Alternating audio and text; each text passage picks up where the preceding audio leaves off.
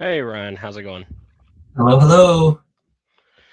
Hey guys, welcome to Echoes in the Mountains. This is my first live stream. I'm sorry we had just a slight delay. I was trying to get things set up correctly. I apologize.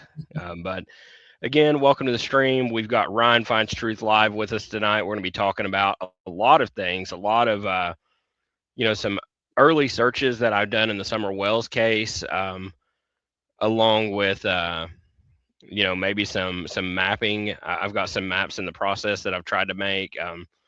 One is still in the process of developing, but I do have one already that we can take a look at.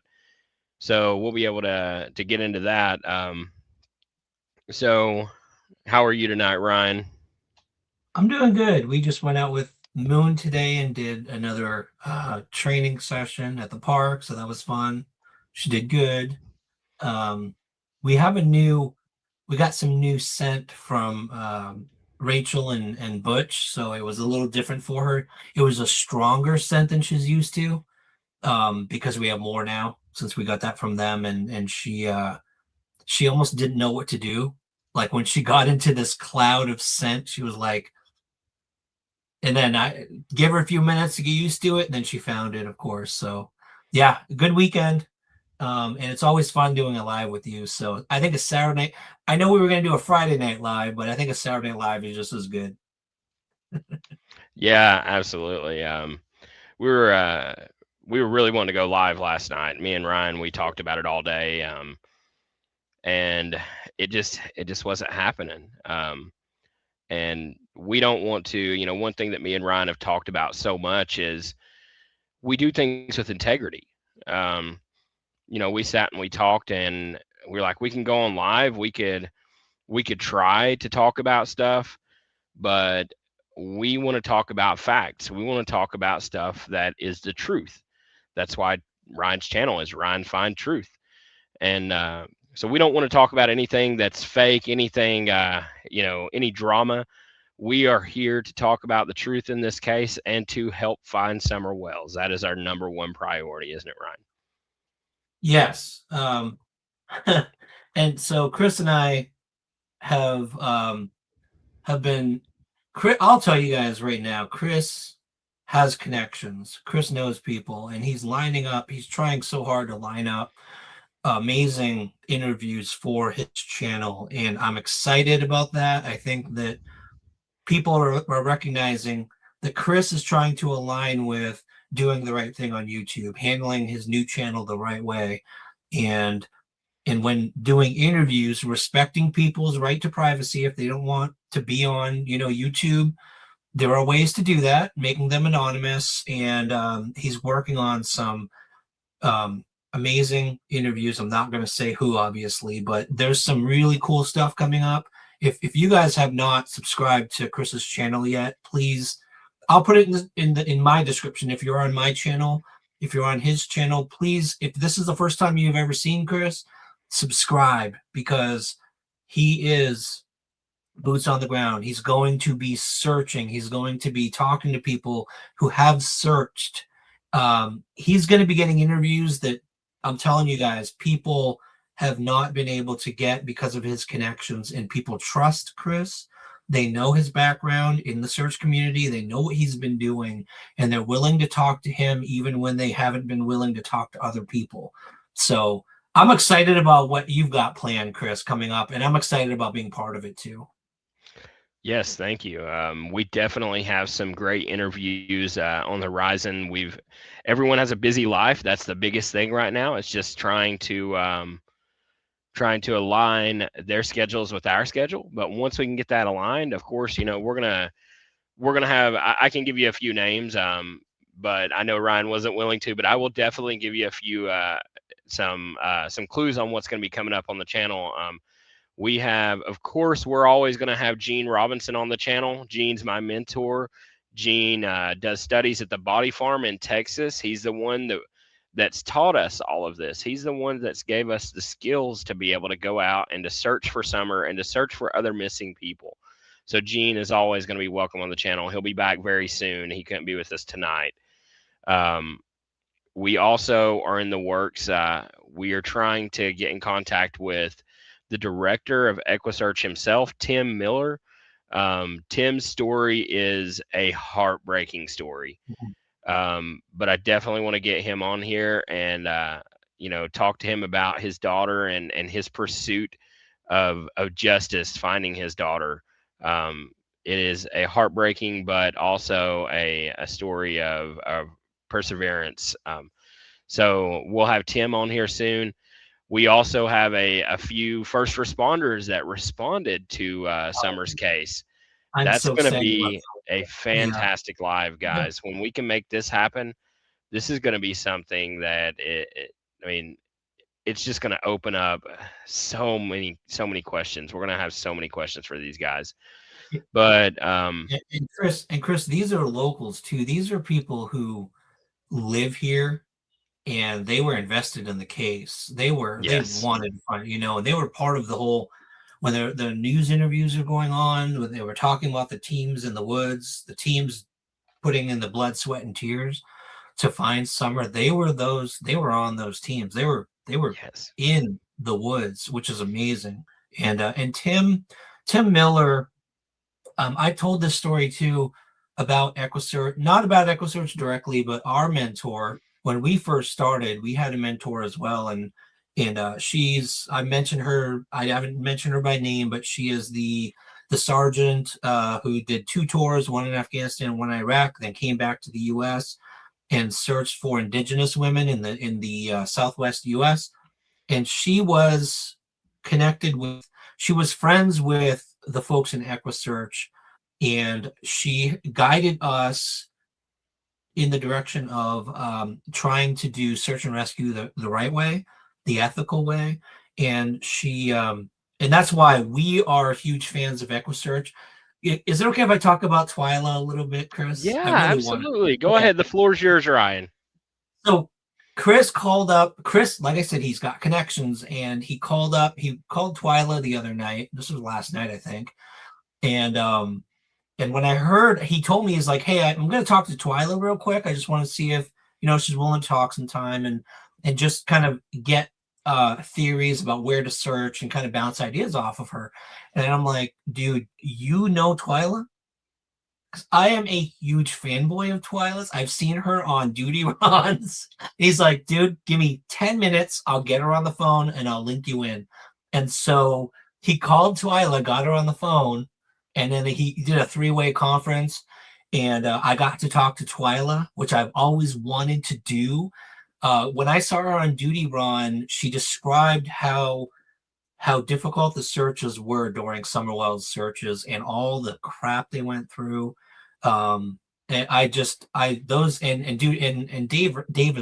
of course, I've always been a fan of Dave's as far as the level of effort they put into the searches for Summer. So I just want to share that it was the coolest experience being able to just bounce ideas off Twyla last night and have that conversation with you and her. So thank you, Chris. I appreciate that.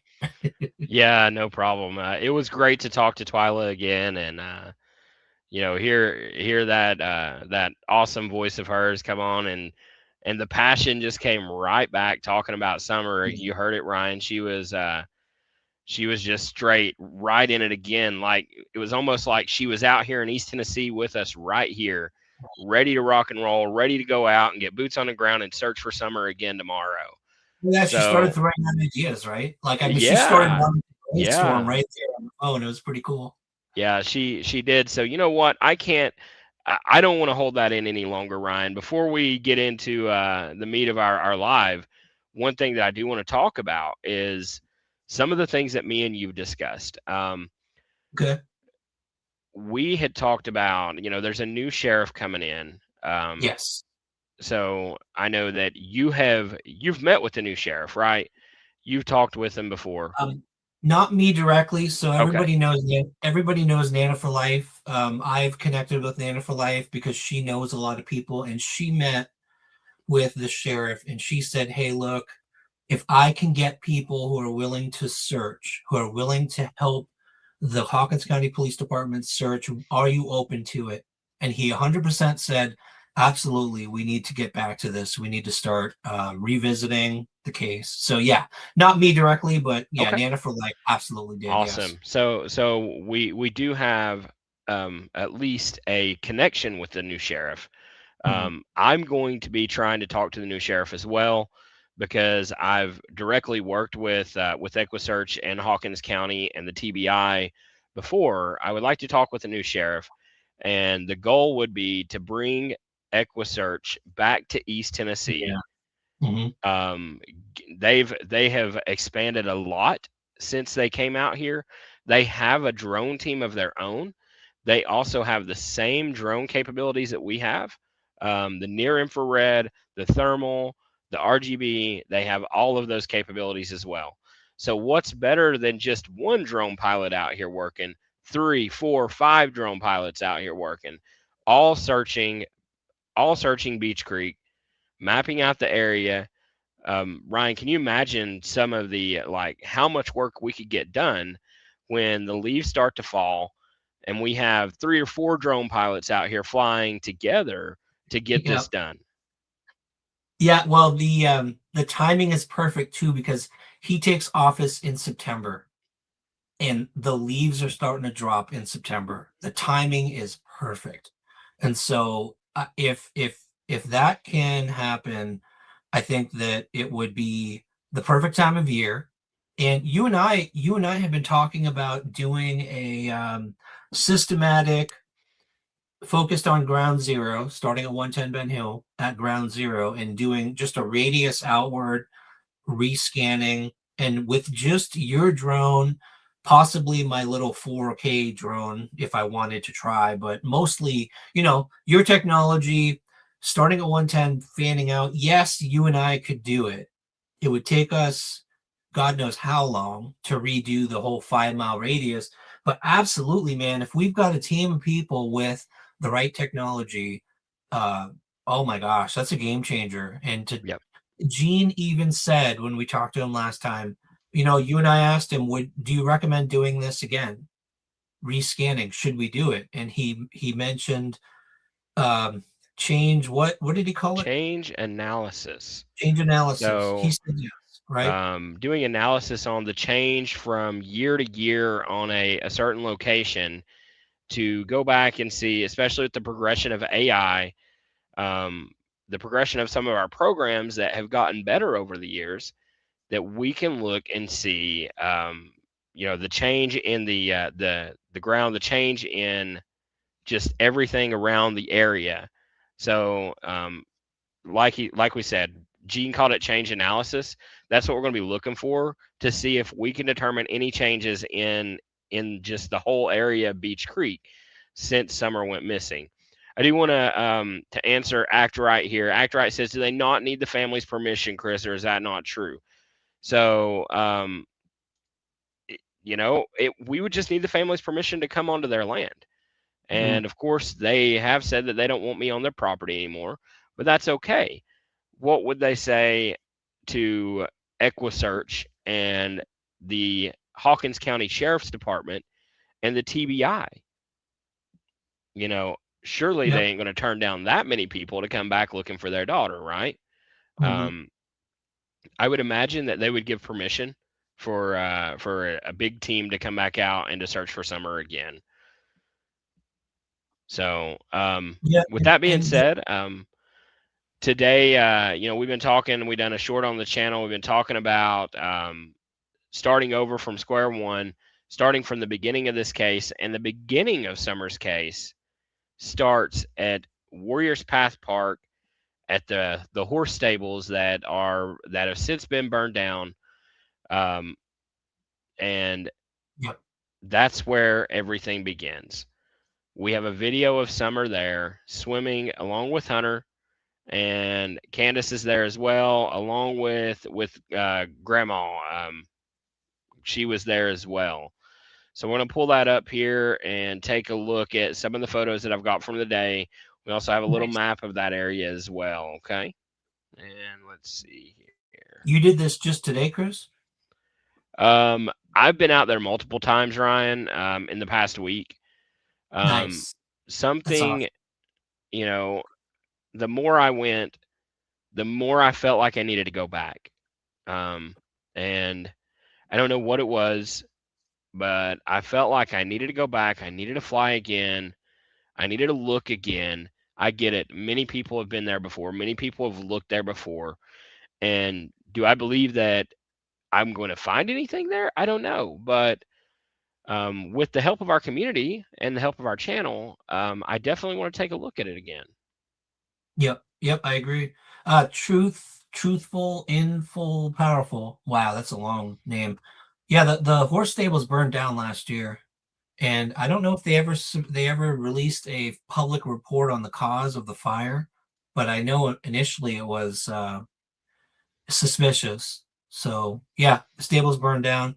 I think that's amazing, Chris. And I get it because when we went out there to the swimming hole, Jen and I initially alone, and then we went back again when we had Nug and Adam come out on the water.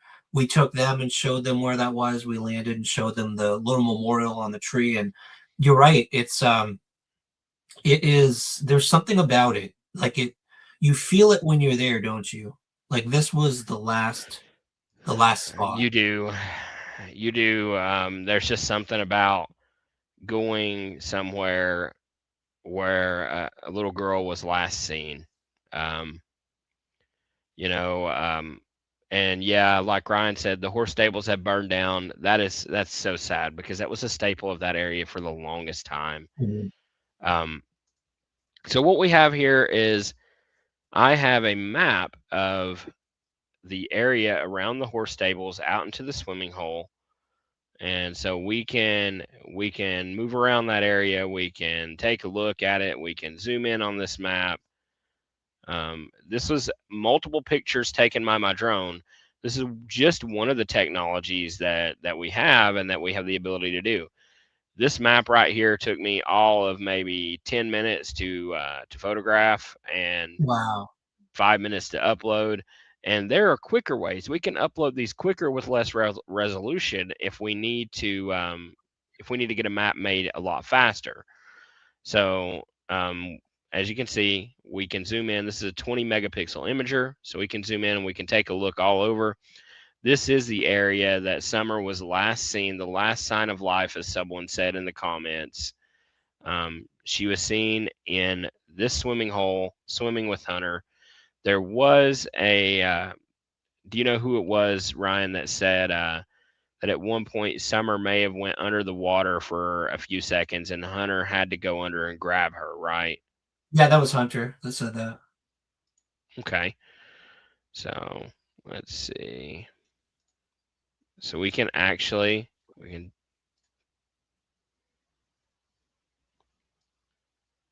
turn this into a 3D map as well. I can kind of show you all where the swimming hole comes out from Warrior's Path. Now I try to keep this map on the smaller side because the more pictures we have, the longer this takes to upload. So we also have a map like this that is in the process of right now of 110 Ben Hill Road. So we can show you, and that's not just 110 Ben Hill, but it's 110 Ben Hill Road back in year one of the investigation for Summer. You've included the video you took, the drone footage you took from 2021. That's what that is? Not right here. No. I'm talking about 110 when we get to Yes. that. Yes, I have. Wow. Oh, dude, that is amazing. That is cool. One thing I noticed too about this, and when we were there too, I noticed this, is the debris in this water is insane. Like that's an entire tree right there. Yep. In Looks the like middle. You it's know what I mean? Like, but yeah, right there. Isn't that insane? that To is. think that people swim in there is just I don't know. It's hard to believe people actually swim in there. So that's the thing, Ryan, is people don't swim in here. This is not a swimming hole. Yeah. This is a fishing hole. There was a fisherman there today that was Yeah. fishing when I was over there looking at it today. The only reason anyone would come down here, and if you look to the left, you can see the trail that kind of comes down along the side of it. The only reason anyone would want to come into this area, Ryan, is if they are trying to stay away from other people. It is secluded. Yeah, you're It right. is a very secluded area. Um, but you know, that's kind of what they were trying to do that day, right? Because we know that there was a Twisted Tea can found in that area as well. Yeah. We know that maybe Hunter may have been drinking that, or Candace may have been drinking that, but we're not 100% sure. That's all just speculation. But this area would be somewhere to go swim that you would want to stay away from others. And Act Right says there's a big old catfish there. There's also a big old carp there. Yeah. That is why people fish that area. We talked to a guy earlier who caught a huge carp already today. Um, but Can I say hi this real quick? is, Can I say yeah, hi real quick? Nikki Stevenson, thanks for being here. I'm excited to see a lot of familiar faces showing up in chat. So it's nice to see a lot of people we have here. Again, everyone, if you have not subscribed to Chris's, please do. There's a lot of amazing stuff coming up. Chris has some big plans, and he's going to be moving very quickly on searches. And like he said earlier, in September, we're going to try to work with the sheriff and see if we can collaborate on getting as many resources in here as possible, which hasn't been possible up until now with the current Hawkins County, you know, administration. I'll say. I think September is going to be a game changer, and Chris is heading the spearhead of this campaign to get resources backing here if possible and looking for Summers. So I think it's amazing, Chris. I am so excited for the plans you've got, and I hope people are following along as we do it. yeah. Thank you so much. We have a lot of plans to get resources back out into the East Tennessee community, because it does seem like we don't have many people out doing work for Summer anymore, Yep. and that's a sad thing. We we need to put as many people back on her case as possible. If we're looking at the stables here, you can kind of see that you got a stairwell that goes up here, and this is kind of where the stables used to once sit. And as you see, they are no longer there. They have been burnt to the ground. When you were out there today, Chris, I thought they rebuilt. Did you see a building there yet, or are they still working on it? There was one building that Okay. they had been. Let's see here. So let's share my whole screen here. So You are right, though, Chris, that area is absolutely in that on that day. Given and I'll be honest with everyone, the activities that were taking place included bringing alcohol. Nobody is going to question that she was giving alcohol to a minor. Everyone knows that's exactly what happened. And so, yes, the seclusion of the place allowed at least that to take place. There were also stories of other people, other kids, other than Hunter being there. And I don't know. This is rumor. I have not seen actual proof that other kids Hunter's age were there, but there was stuff going on that probably, I think you're absolutely right. I think the reason that location was selected was because that it was secluded and they could yep, they could do whatever they wanted on that day. absolutely. So here you go, Ryan. This is a picture of the new building that has built so far. Oh, nice. I would have to go in. I've got video of it, but it's not fully uploaded yet. But if you take a look, we can kind of go through and Good look. You can question, see Kenny. the images here. I'll check. The horse stables were burned down. One thing that I do want to talk about while you check that, Ryan, Yep. is when we go back to, let's see here. Oh, dude, it was Whoa, June that is 14th, 2024. June, the fact that was the month that the stables burned was very weird. You know what I mean? June 14th, right. 2024 is this WJHL news article. I'll link it in the chat, but that's just the timing was so messed up. It was so weird. So when we look here, Ryan, you can you can see out in this this photo right here. This is a kind of a closer look at the fishing hole that they wanted to call a swimming hole. And you see the tree that goes out through here.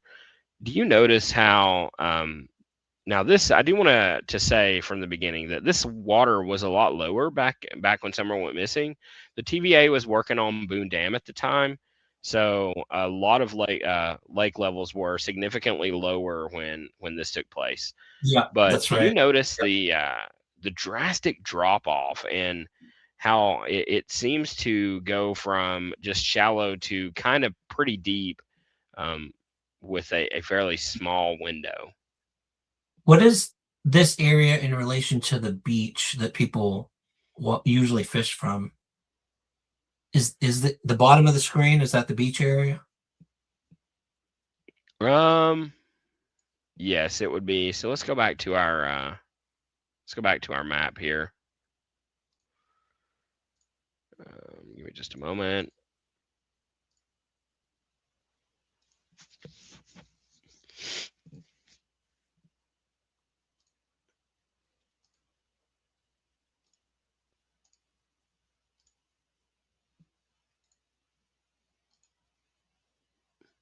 Okay, there we go. Act Right Bitches says it burned way late in the morning, so it was actually the 15th. June 15th. That's crazy. Man. Tennessee Twister. I'm going to pull that comment up real quick. Yeah. My fish finder showed quick changes in depth. So that's kind of what I'm seeing as well. So when we go and we take a look here, we're going to look at drone deploy. We're going to go back to, let's see, our projects, and we're going to take a look back at the stables. Okay.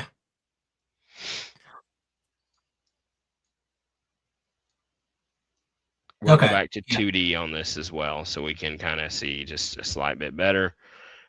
This is the fishing hole. Over here would be the beach. This is the beach area that people would swim from.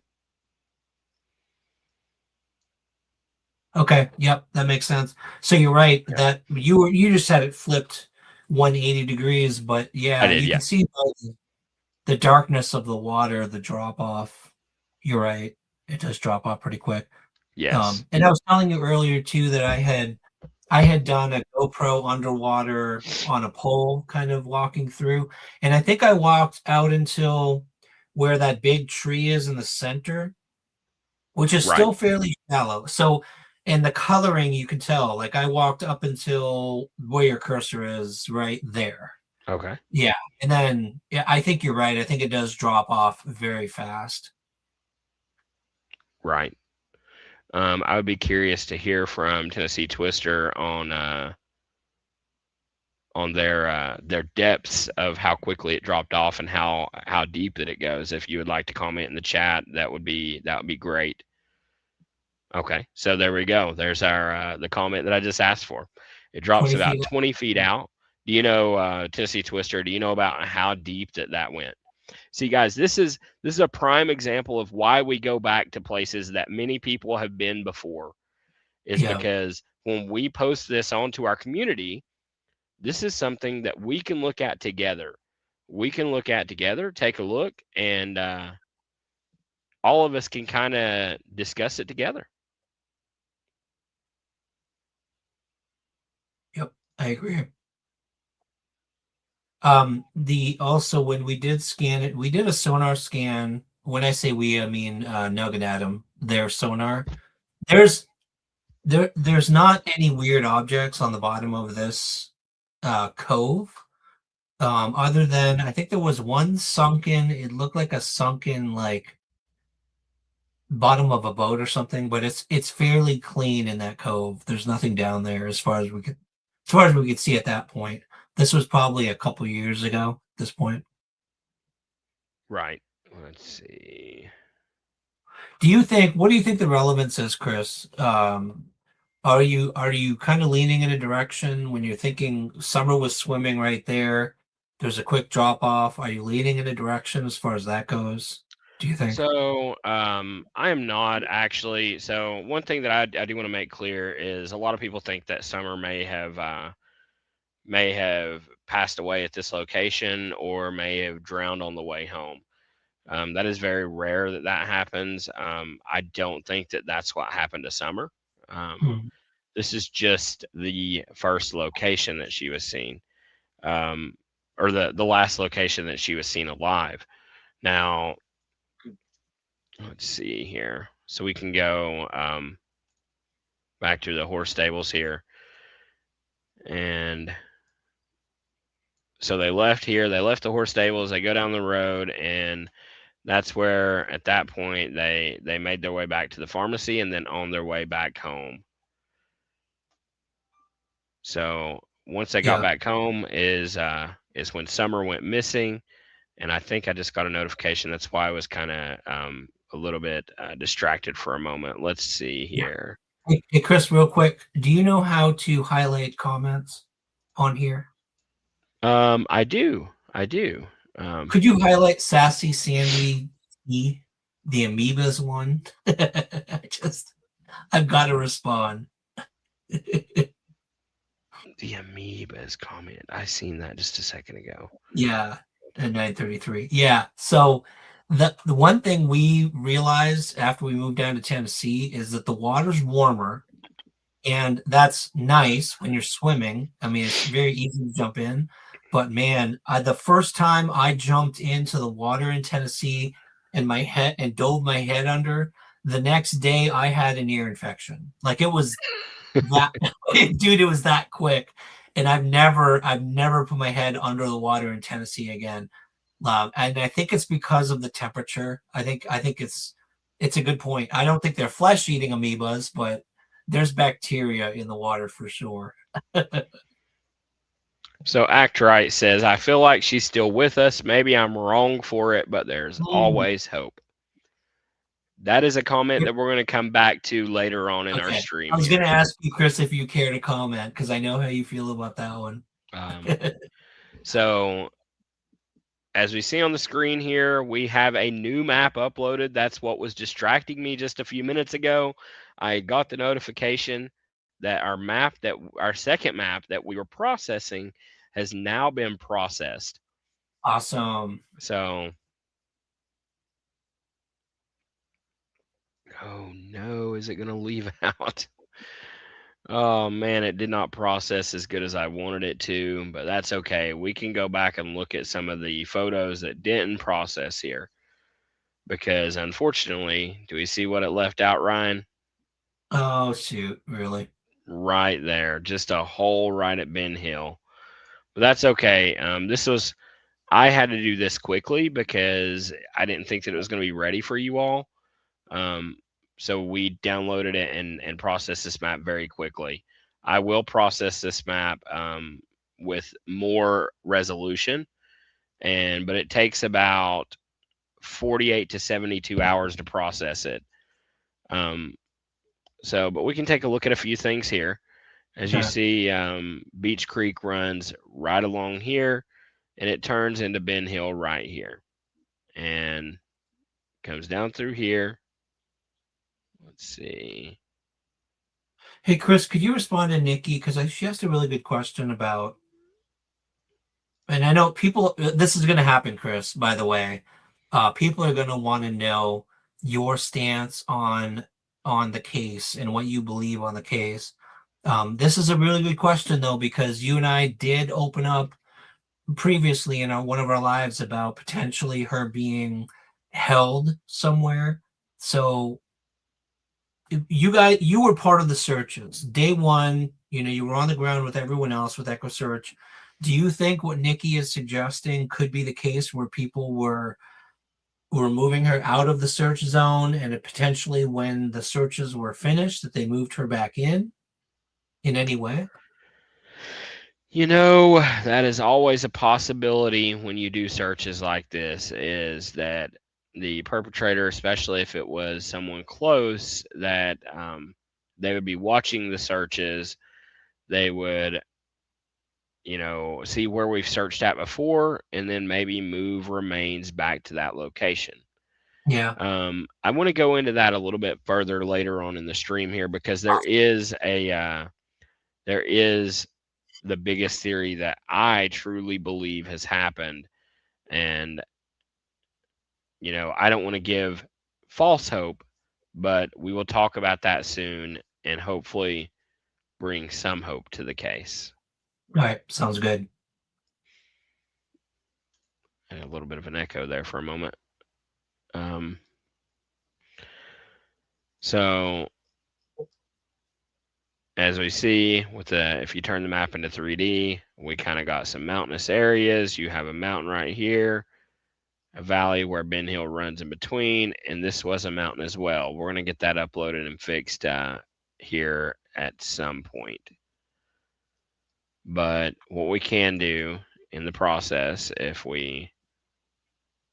go in. Now, just to be clear, this is 2021 footage, right? Yes, what we are going to be looking at right now is footage that was taken during my searches, my early searches with the private investigators of CNC Investigations. We're going to be looking at footage that I took in 2021. This is year one of the Summer Wells investigation. Just to make it clear to everyone, because this is something this is never before seen. This is 2021 images that Chris took during the actual searches. So keep that in mind as Chris is going through this. That's huge. We have not seen this before. So we appreciate all of us. I'm sure the whole community appreciates you, Chris, being willing to actually share this and talk through it with everyone and kind of share your thoughts on it. Yeah, and Ryan, we can actually go back even further.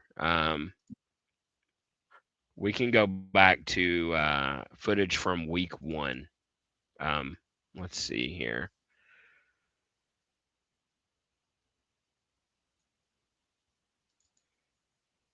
So let's pull up Google Earth here so I can show everyone what we're looking at.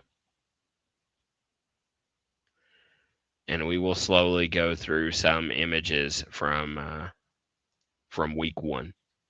Awesome.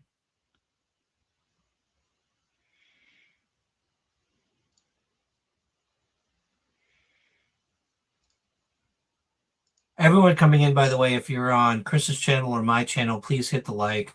It does help with the algorithm, getting more people in here. We've got a lot scheduled, planned to discuss tonight. So just appreciate your support by hitting the like button.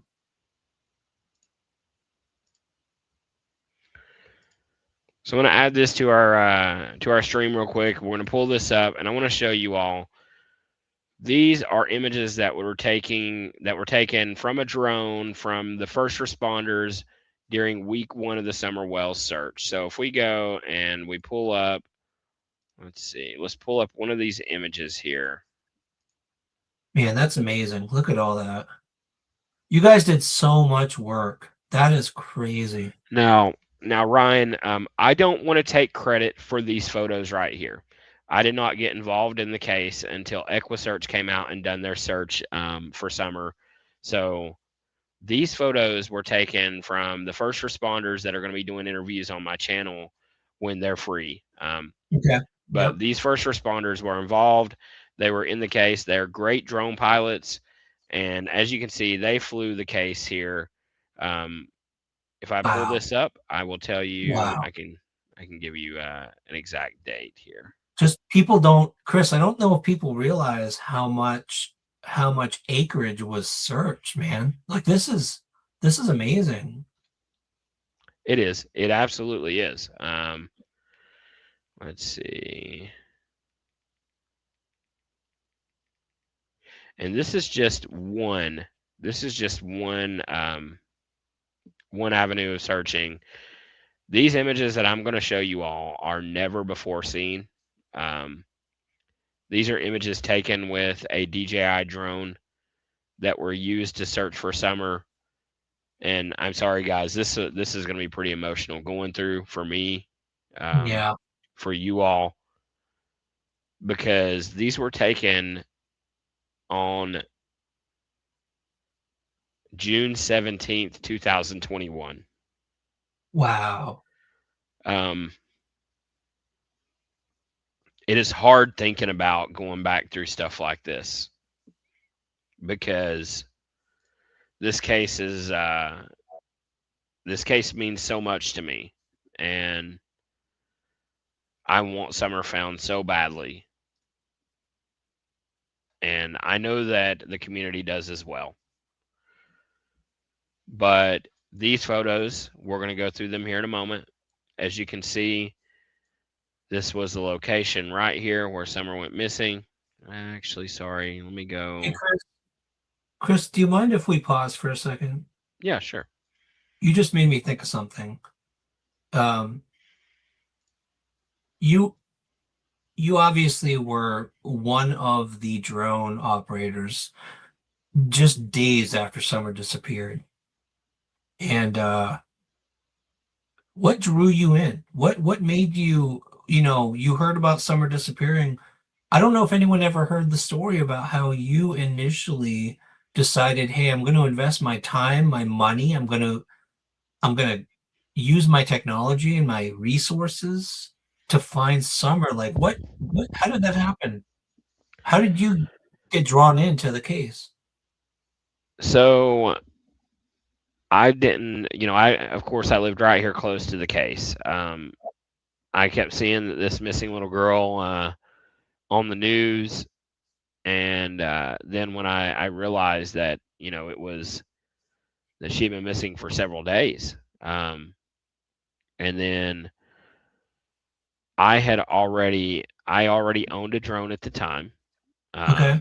I loved piloting drones. It was a hobby of mine, and when I realized everything that they were doing out here in Beech Creek to try to find Summer, and then EquiSearch was started to get involved, and they were talking about trying to bring in drones. And at the time, I was like, well, you know what? I own a drone.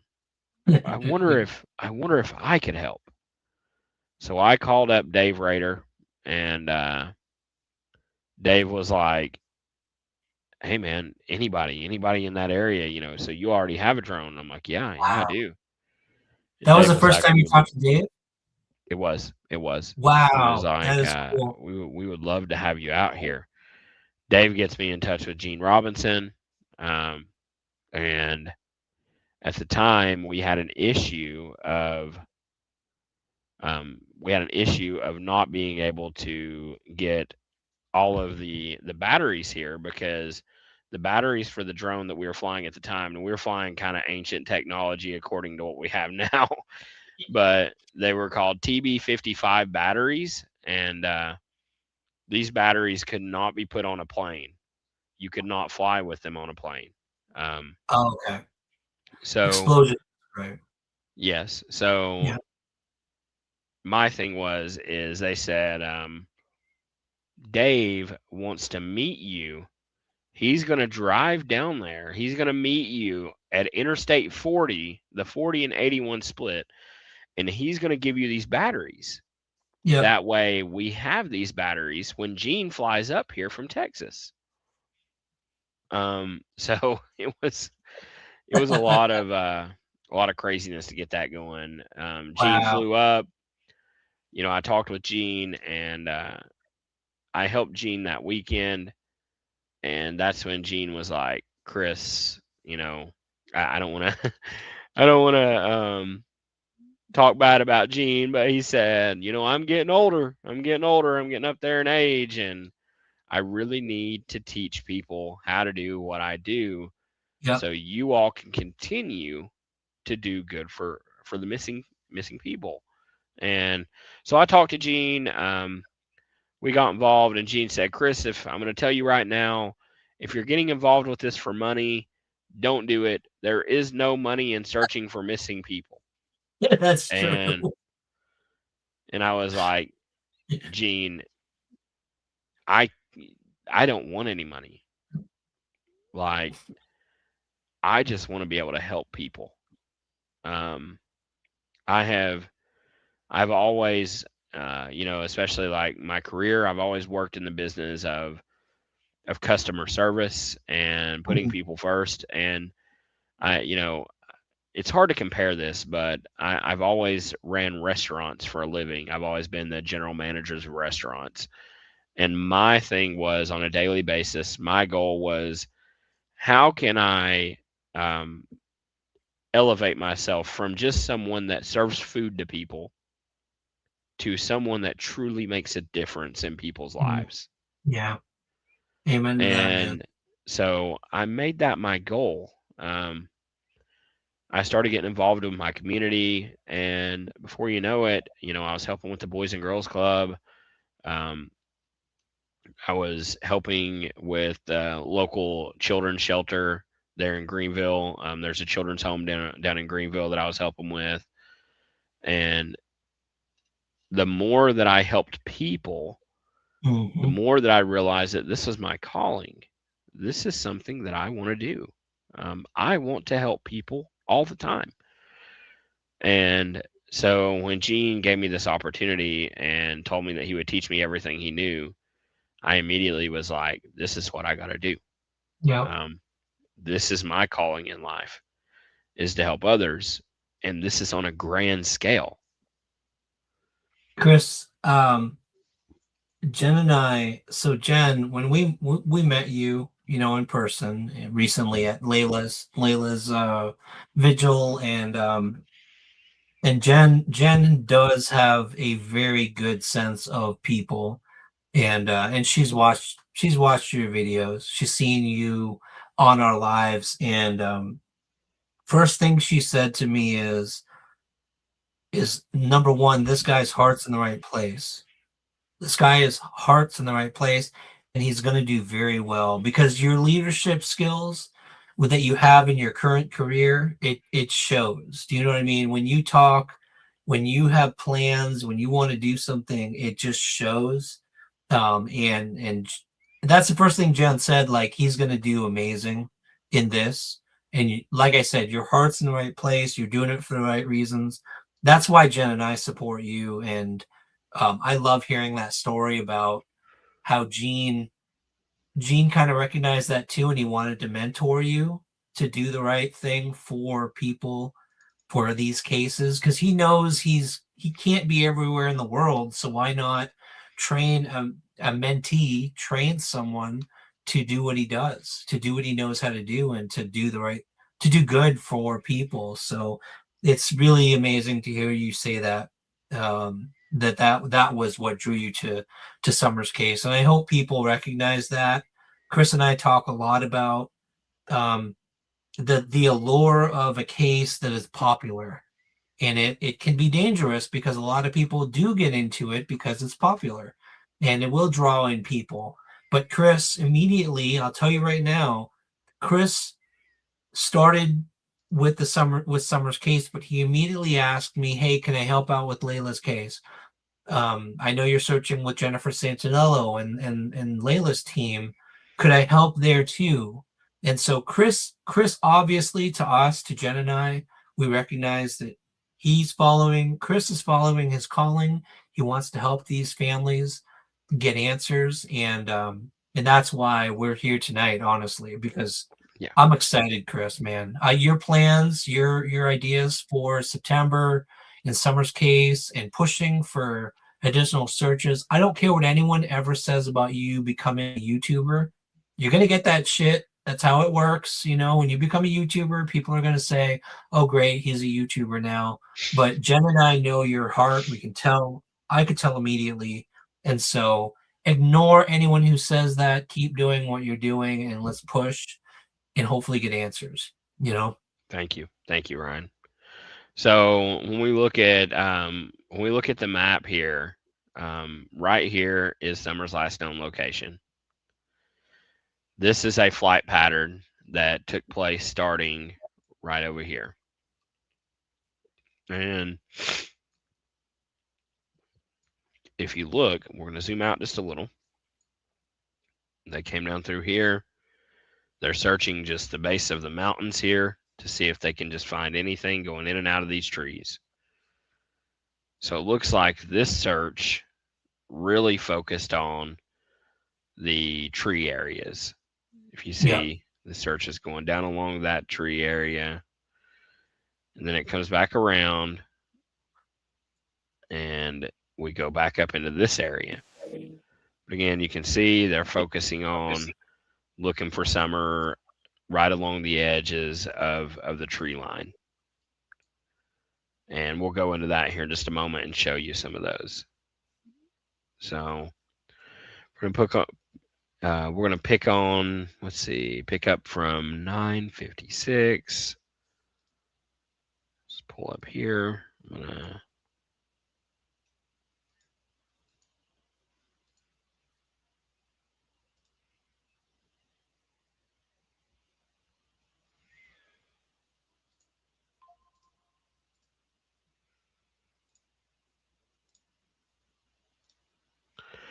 So now what we are looking at, let's see. I didn't mean to turn that off. We're going to go.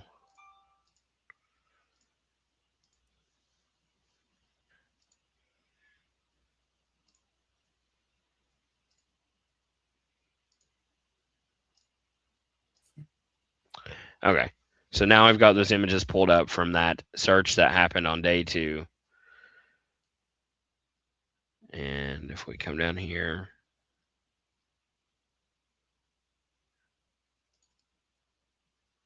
and we look, this is what the area looked like on day 2 of searching for summer whales.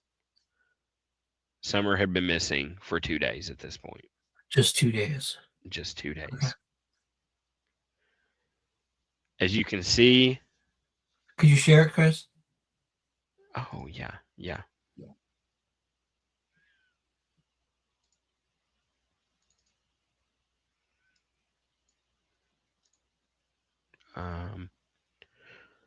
Need to. I'm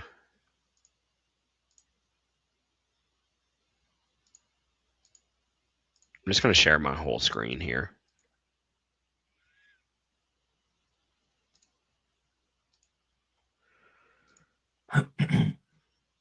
It does take some getting used to running live. I apologize, guys.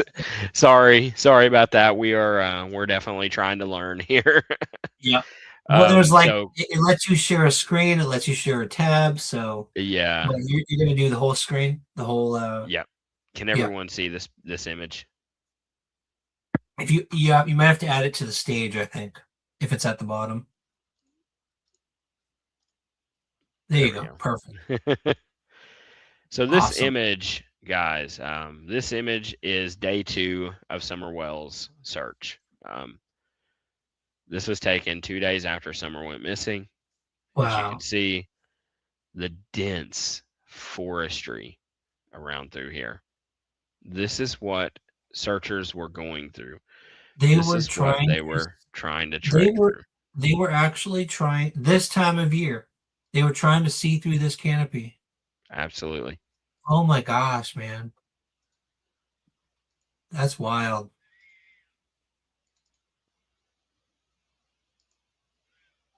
So thick. Holy cow. Yep. So as you can see, searchers were. Sorry, Chris, real quick. Did they call you guys back in the fall? Because I know Ronnie Lawson did a fall search. Were you guys involved in that? We were not. At that point, I was working with CNC Investigations to search on a weekly basis. So you guys were searching in the fall? Absolutely. Okay. Got it. I will get into those images in just a moment. Awesome. So as you can see, as they were searching, so you can imagine a drone flying along here. Immediately you see something down here that's of interest.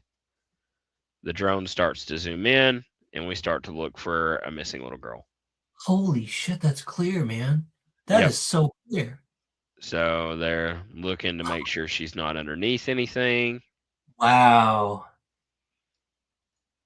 We're looking through to make sure she's not hidden on any of these that's amazing. platform at all.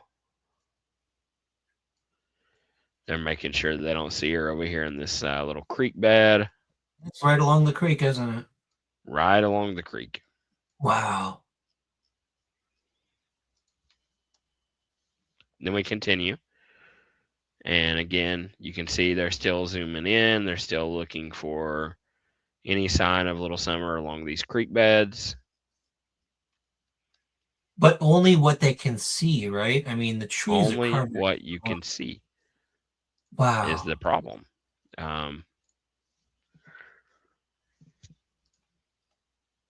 It is only what you can see. And as you can see, there's another creek bed here that they're looking through. But it only goes so far, guys. You know, there's still trees here. Even in this field, the creek bed, there's trees that we're trying to look through. But as we said, they were searching along these tree lines, and that's kind of where that search was going.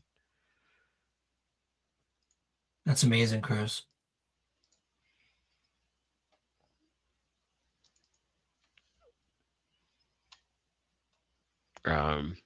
This would be a house that was still kind of under construction. They were doing construction over here. So we're trying to look. Holy crap, man. Are we looking in the backs of cars? Yes, sir. Are you able to look through your footage and find specific areas? Like, you know, where the footprints were found behind Gorley's. So, you know, I mean, you know the geography better than anybody. Behind Gorley's is where those footprints were found. Along the edge of Gorley's Split the Gap area, that big area behind his house. Right there. And heading to Fields Road. Is there any footage of that area? Yeah, right there, man. That right there. Not early on, unfortunately. There was not any drone searches of that area early on. Really? This is really? I would think that would be a highlight, like a. Do you know why?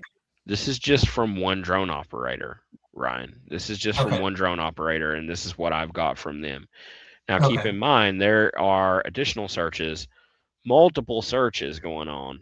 So I only have access to some images from these drone operators. I don't have access to all of them. So just because there's not a search that happened on that area from this drone operator doesn't mean that another drone operator couldn't have been performing that same search that we're talking about. Right. Yeah, there were a number of them, right? Yes, sir. Let's see. So let's go. Let's take a look at the other. We've got here. What do we got? Oh man, Chris, can I tell you something real quick? So the area you do have covered. Could you? Yeah, right there. Could you keep that up? So there's a road. Oh, I wish I remembered it. One character, I'm going to call him in the case, is Chad Arnold. Chad Arnold supposedly saw Candace at like 4:30. The time changes at Fred Hill's property. Chad Arnold lives in just down Beech Creek in one of the areas that your pins actually cover. So did you guys drone private properties from the air along Beech Creek? They droned everything. Every picture here they drone. Yes, sir. So where would you say that property is? So if you go toward, follow Beech Creek, if you turn right from Ben Hill, follow Beech Creek up until, oh man, someone please help me. I'm sure someone out there knows. I'm going to have to search a little, but that's going to be up this way, Ryan, and I don't see any images up this way. It's right about that area right there. And your pins are just about where his property is. Let's see. Another realm says it's beside the wells. So it's like a U-shaped driveway, and there's trailers. Sorry, man. I'm sorry. This is like I just thought of this. So someone just said 300 block. 3 what block? 3,900. If Another Realm is correct, 3,900 Beach Creek. 41. 4170.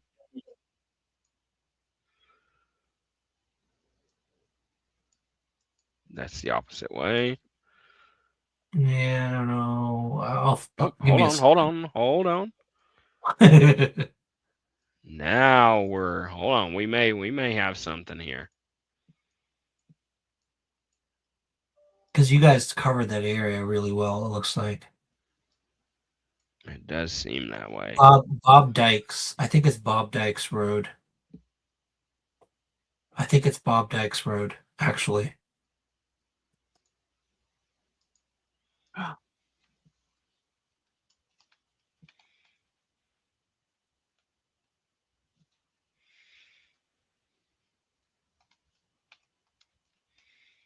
So Kiki True Crime, Candace went fishing in a lot of areas. just so you know. She goes all over the place. There's no specific place that she went fishing. Bob Dykes Road. Yeah, that I believe that is the area. Did you guys cover that during the drone searches? We did not, unfortunately. Okay. Okay. Let's see here.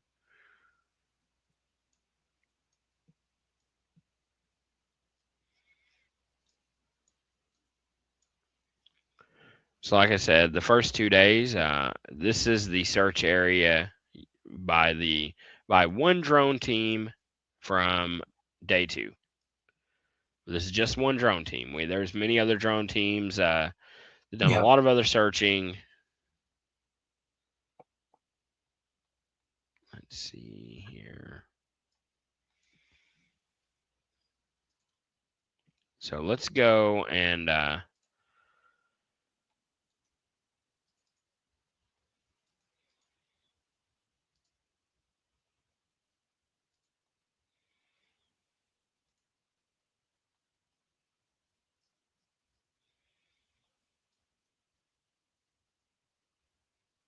Dude, we should just do this like every night. Just like research live. Why not, right? it's not a bad idea, right? Yeah, why not? People can follow if they want. I'm looking up the background on Chad. I'm trying to find the exact address. Make sure we're correct. Okay. But yeah.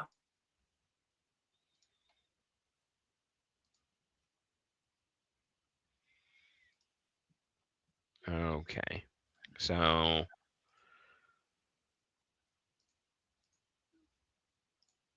I'm going to unshare my screen for just a moment, just to protect any sensitive information that I may have. So Kiki, we didn't say our computers aren't glitching. We're just not showing it. What was the question? Kiki said, "At least y'all's computers aren't glitching like mine." Oh yeah.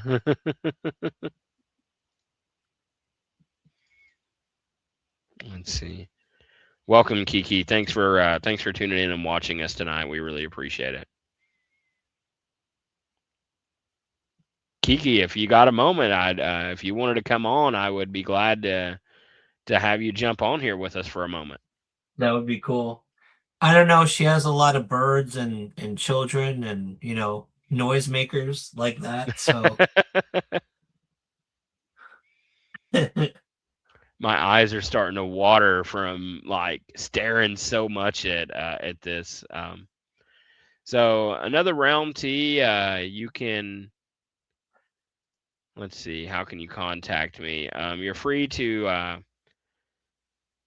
What would be a good way to contact me? Well, if she goes through me, I can kind of forward her to your email. Okay. If you want to protect your email, I can do that. Okay. How do I get a link to Kiki to jump in here? Oh, send it to my Messenger. Are we on Messenger, Chris? I'm Facebook not sure. Messenger? I don't know if I have Messenger on here. Can I just email you the link, Ryan? Yeah, that works. and I'll send it to Kiki. The next images that we're going to show, guys, don't leave us yet. The next images we're going to show are going to be from my searches with the private investigators, with CNC Investigations. We're going to show the images and the flight plans for my searches that we done early on. And the good thing about those searches, guys, is those searches are with the trees down in the fall of 2021. Are you serious? Oh, Yes, man. sir. Another realm wants to know, is CNC still working the case? And you and I, Chris, haven't talked about that, actually. We've talked about their opinion of you, but we haven't talked about whether they're active. Are you willing to share that? Yeah, let's talk about that, Ryan. I would love to continue working with CNC Investigations, but it does seem like CNC has decided not to work with me anymore.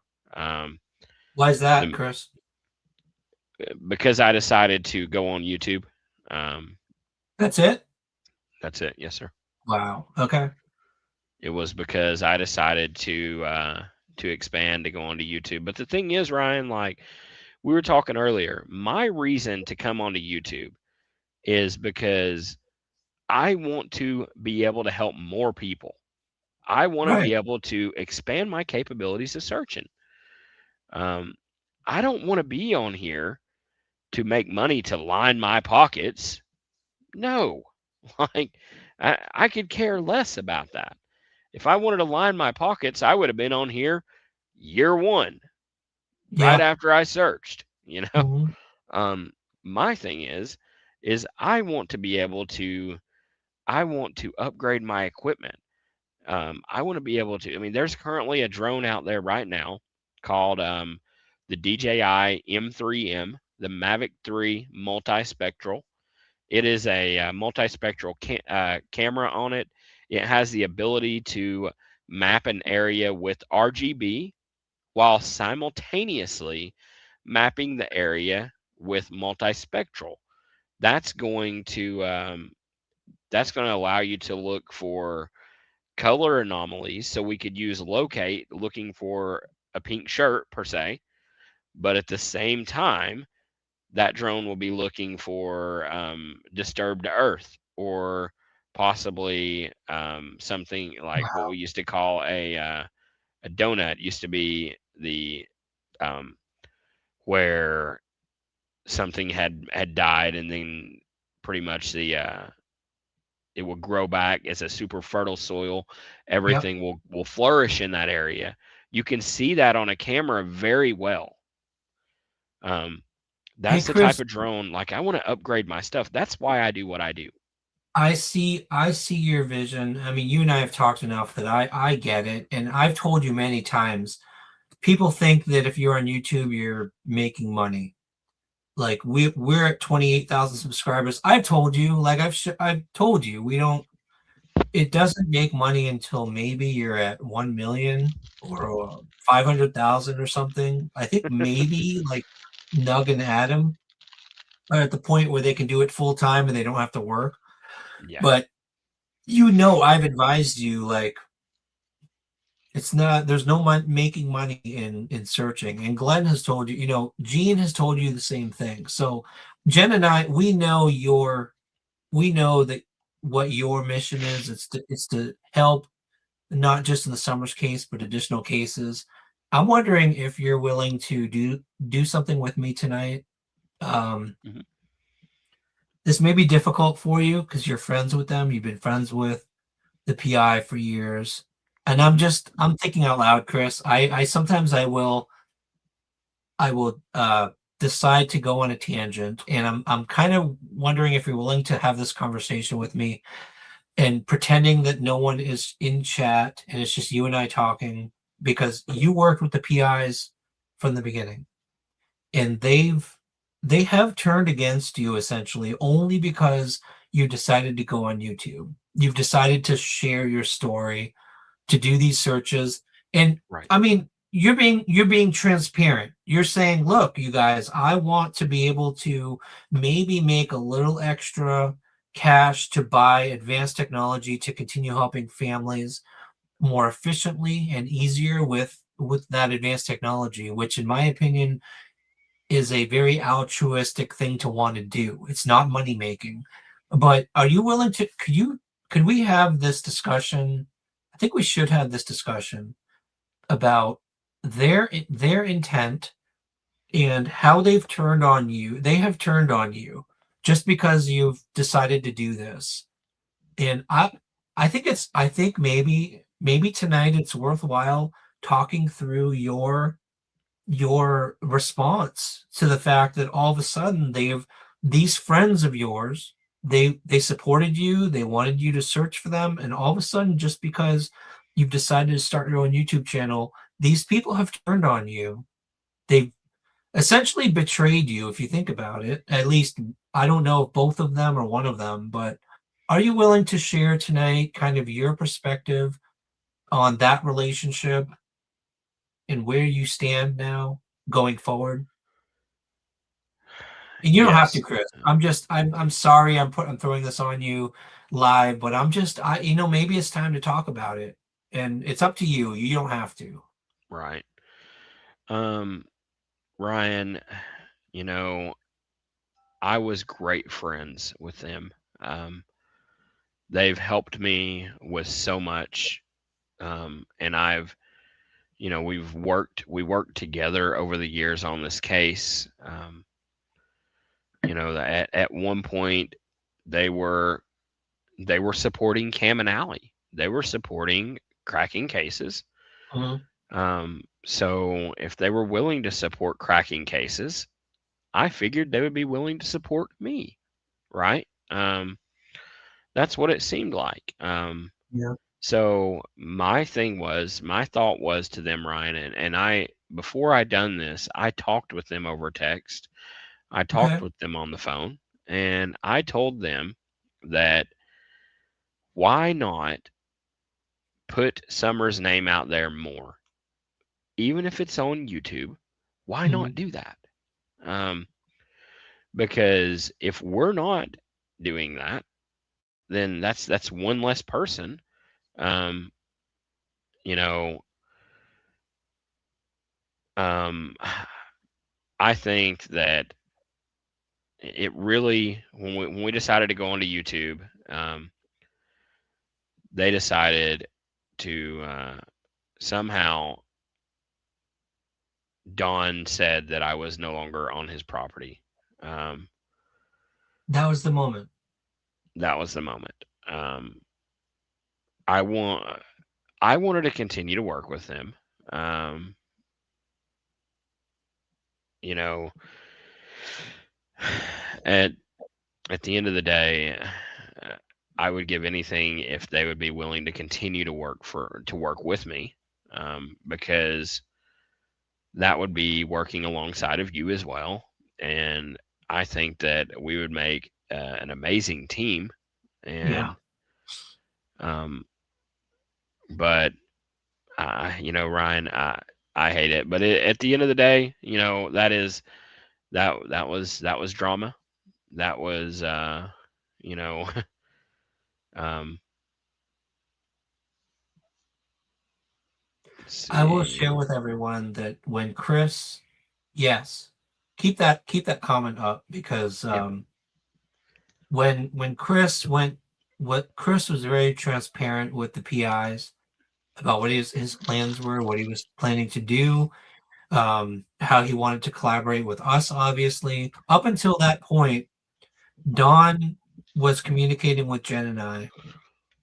I mean, we were having text conversations all the time, and we had a phone call where Don literally said to us that Don and Candace appreciate the fact that we have never said that they're guilty or innocent, even though sometimes we explore the guilty scenarios.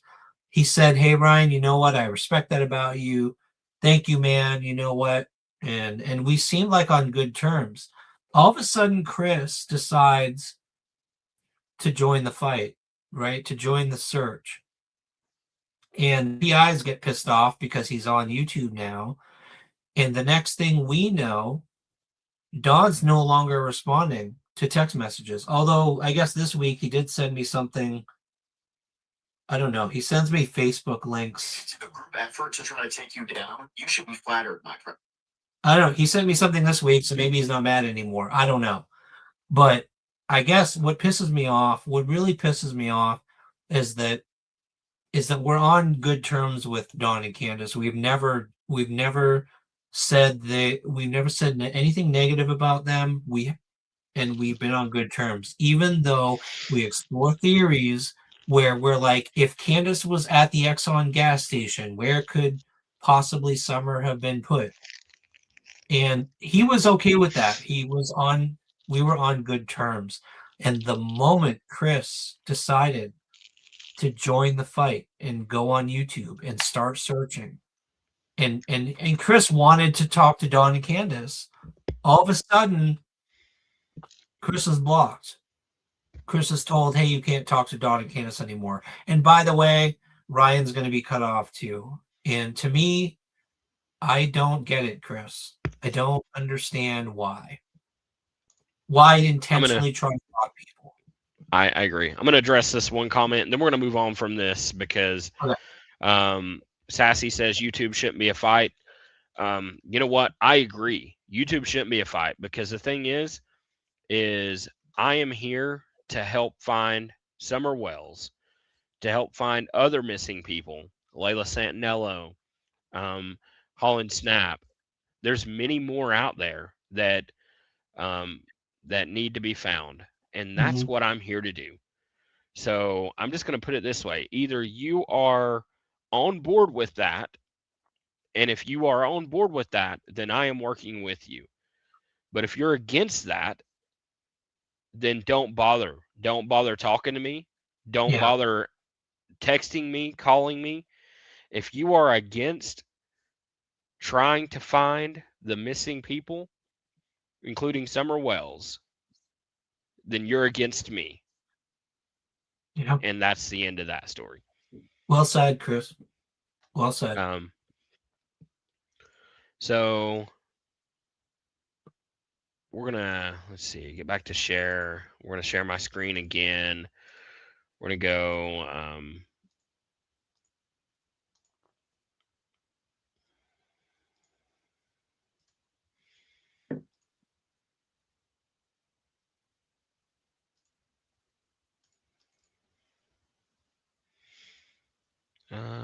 let's see.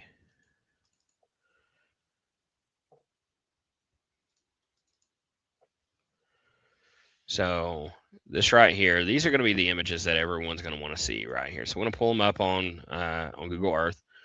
So you can see as Google Earth Pro flies us over to the location. Add it to the stage, Chris. Go ahead.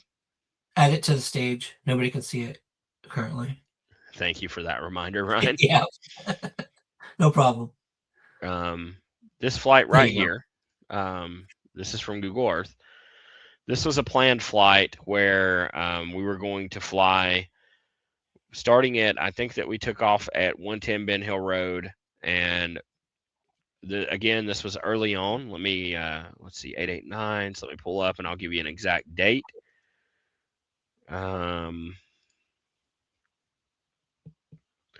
This mission was flown on December 12th, 2021.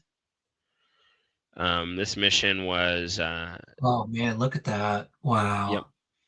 So this mission's going to cover, let's see, Chris, that is everything from Beach Creek to Gorley's property.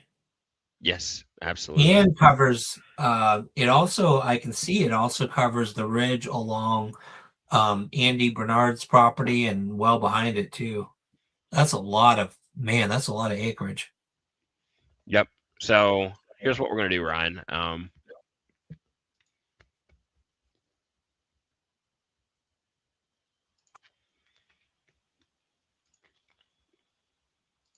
We are going to measure out exactly how much property this mission covered.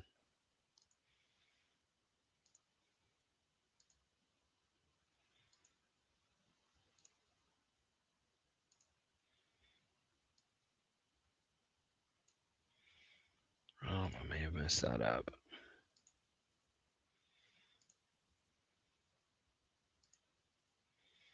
Hey, Chris, I'll be right back, okay? Yep, go ahead. I'll have this measured out when you get back.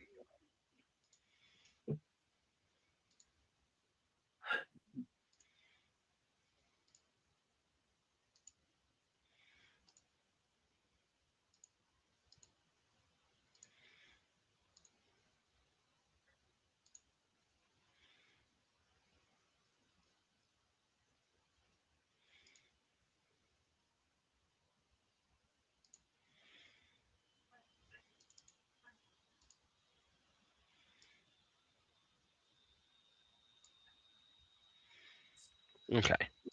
So, oh goodness.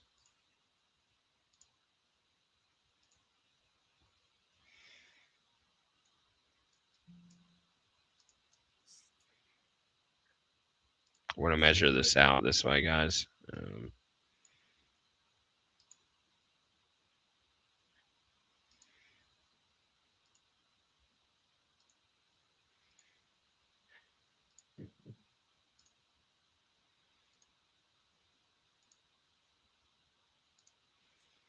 Okay, so what we have here is this mission was 153 acres of land. The perimeter is 2.58 miles. So again, 153 acres. So we'll leave that on here.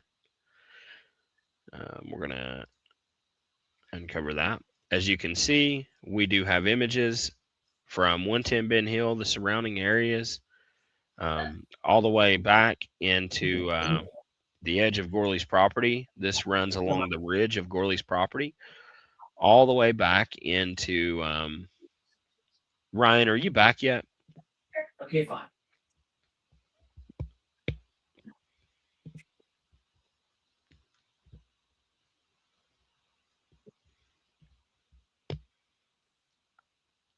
Let's see. I'll have to, I'm going to come back to StreamYard. What we're going to do is we are going to share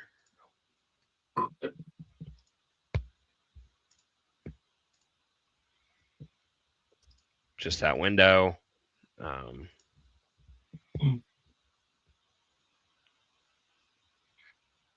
Chris, do you know where the gap is? Split in the gap. Are we talking about, when you all say split in the gap, are we talking about splitting the gap from Gorley's down through here? Most people, yes. Lately, people have talked about splitting the gap being our new theory where you saw the truck. Right. That's kind of another gap. So, but before you and I talked about that whole theory, when we talked about splitting the gap, it was what Andy Bernard said. It was going behind Gorley's and going over to Bell Road. Right. Can you tell me now, as a reminder, guys, my me not knowing some of these locations is not me being ignorant to the case. It's just the fact that I have been so heavily focused on the search aspects.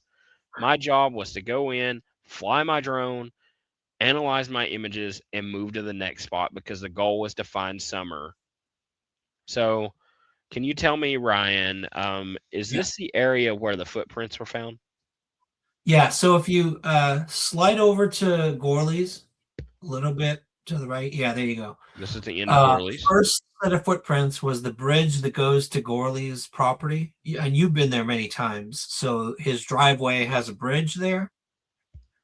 You recall that? There you go. Yeah. That bridge was the first, right where the creek crosses his driveway, was one. Okay. I'm not including Fred's. I don't take Fred as a credible witness. I mean, you're your own person, so if you want to take into account the footprints that were allegedly, according to Fred, was on his property, fine. But in my opinion, I focus on Gorley's property. Michelle After Dark has covered this many times. It's the bridge, and then you've got you see the ridge Man, your line of pins covers one of the footprints was up on the ridge. Yeah, right around there. Right down the ridge of Gorley's. Yeah. So that was one of them was on that ridge, and your drone pins cover where one of those footprints were found. And then there's another one. I wish we get credible exact location. I have the property, the name of the woman. It's a woman's property. If anyone remembers, I'm sure there's someone in chat who knows the name of that first property that's on the ridge over here. It's a woman's name. Michelle After Dark has covered it a million times. I apologize for not being able to remember. I'd have to So look here's it what up. we're going to do, Ryan. We are going to go. Where your cursor is, Chris, is roughly where it was. Mary Sexton. Misdemeanors got it. Mary Sexton's property, which is roughly where your cursor is where that first footprint was. It was right on the top of the ridge. So it's your last. Yeah, it's one of those last pins. Pretty much covers that area. Okay, so we're going to look at the images from 9/14 to 9/23. Yes.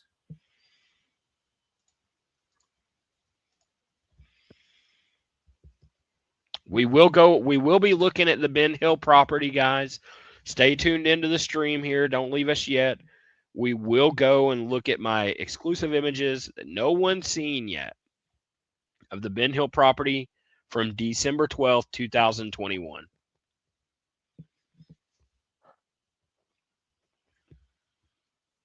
So the other Rock and Robin side bottom I thought was the one that's closer to Beach Creek. Or maybe that's Phillips. Either way, it's in the area that the last row of yellow pins is.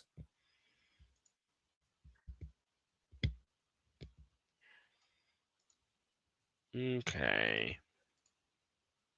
It's almost like, Chris, it's almost like someone walked almost like around the edge of Gorley's property so that he wouldn't see them. It seemed like they were walking along that ridge. And then eventually the path, the other footprints, the path of it went toward Fields Road, but it also went toward Beach Creek. It was the weirdest thing ever. I don't understand why they went back toward Beach Creek. Let's see.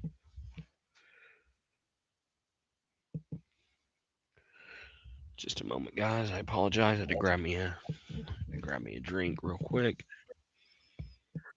Real Rock and Robin says Mary is the sister of Mr. Goad that owned 110 Ben Hill before Claudia Trent, then Dawn. And I heard there was some kind of conflict for a while. We're looking at 9/16. Let me share my whole screen so everybody can kind of see where we're going here, okay?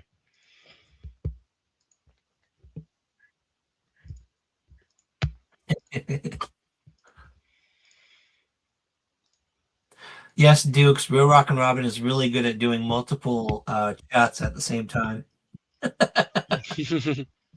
So actually, here we are. If you want to, I know you mentioned earlier when we were on the phone, you could use some moderators. Mm-hmm. Do you want some moderators tonight? Yeah, I'm just not sure how to do it. The 3 buttons, if you go to your chat, not in StreamYard, but on YouTube, if you open up your channel, go to our live tonight, I would highly recommend Real Rock and Robin. Hit the 3 dots on the right, just add them as a moderator. And also Dukes has been a very good moderator for us as well, if Dukes is interested. Kiki probably would be a good moderator since she's been collaborating with us. But it's up to you, whoever you want. Kiki, are you going to come on? Are you going to come on our stream for the big reveal in just a moment as we look through these images where the footprints were found? I'll send her the link. I haven't sent it yet. I apologize.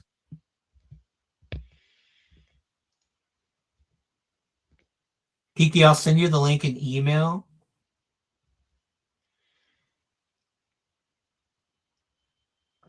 Kiki's been actually, we might want to also talk about Knoxville, Chris, a little later with Kiki. Okay. Yep. When I click on the Real Rock and Robin, I click on the 3 dots. It says report or block. Really? Hold on a Yeah. second. I thought you could add her as a moderator. Hold on. Try it in StreamYard then, maybe. That's kind of weird. I've already done that. So in your YouTube live, you don't see add as moderator? No, I don't. Well, that's weird. Here, let's not worry about that, Ryan. We'll figure that out. Yeah. Because we're getting into some. Actually, there's channel settings, Chris. You can add them later, so we can work on that.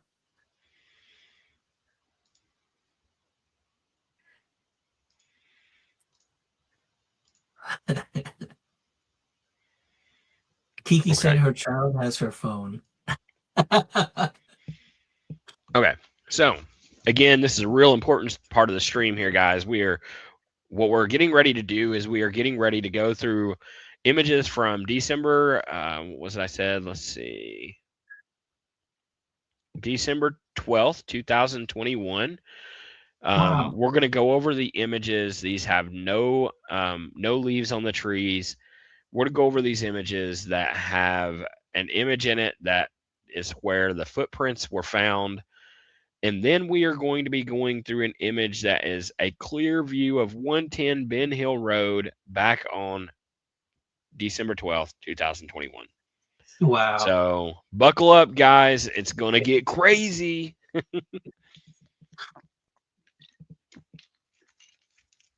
So we're going to be going back and forth.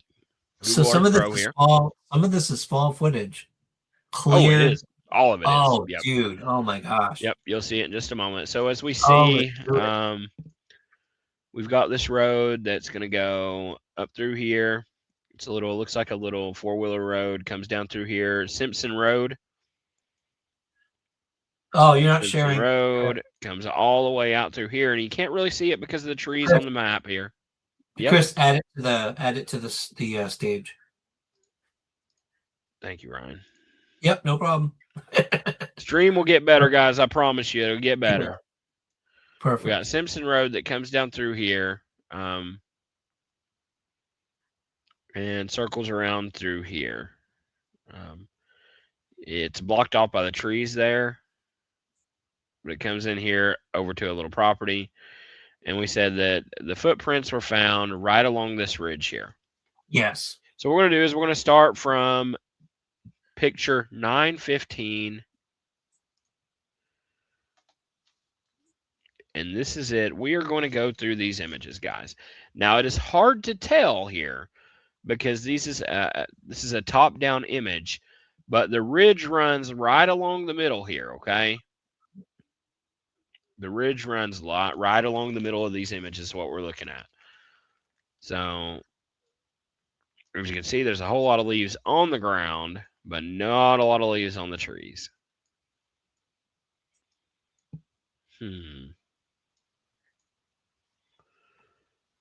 That's odd. Hey, Kathy Gordon, good to see you. Thanks for joining tonight. Isn't it thick, Chris? Like so you've got a very clear image of the ground. Mm-hmm. It's isolated as hell, man. Oh, yeah. Yeah. Like, who the hell is going to be walking through this shit?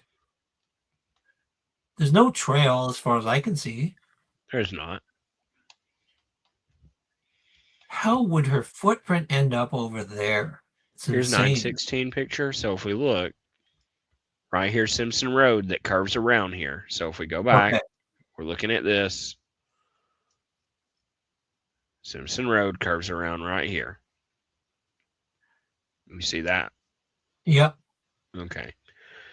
So let's go back to the pictures. Again, 915 is the picture that we're on. All right, so we're on 916 now. And there's Simpson Road that curves around.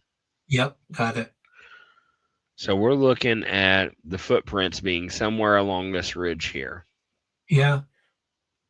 You wouldn't call that a cliff, would you, Chris? That's more of a gradual, steep. Yeah, this is not a cliff. This is a very steep hill for sure. Down to the road. As you can see, we've got a better view of Simpson Road right there. Yes, Sassy. That ridge to the side over there is where her footprint was found. I think, although you're on Simpson Road. Relative to that, it's actually to the right of Simpson Road where Gorley's is, and a footprint was found. So it would be on the right side of Simpson Loop. Sorry, not Simpson Loop, Simpson Road. Okay. They're different. Here's Simpson. This So right it's to the here right. is Yeah. the ridge between Simpson and Gorley's. Yeah. So where are you saying? Where your cursor is, right there. That image, those two images you have right there, yes. That would be interesting. Could you click on the OJ? Yeah.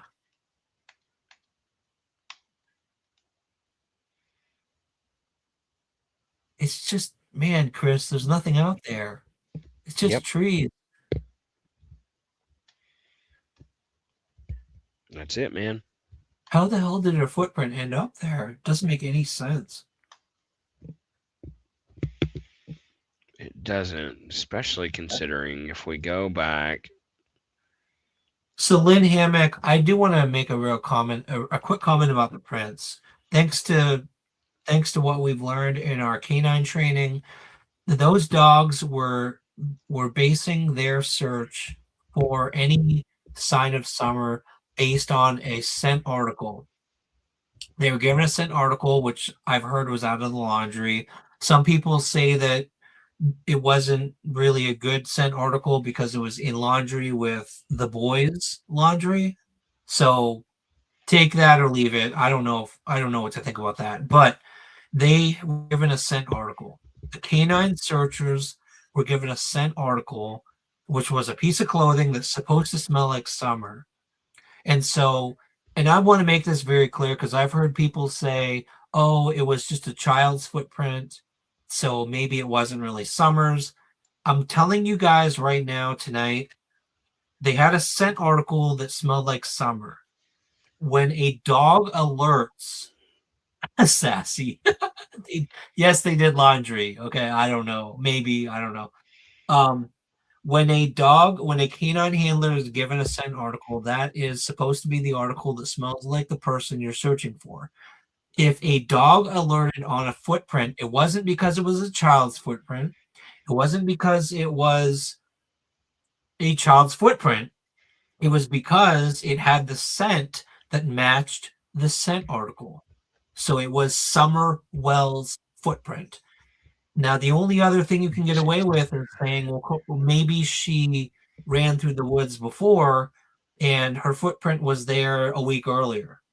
Yes, that could be the case.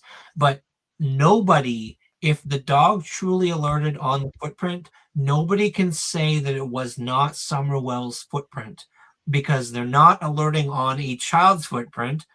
They're alerting on Summer Wells' scent, not the footprint, but the scent. And that's what they alerted on. And I hear people say constantly they doubt the footprints. Sorry, but if they had a good scent article, then that footprint was alerted on because it was a scent, not because it was a child's footprint. I just wanted to clarify.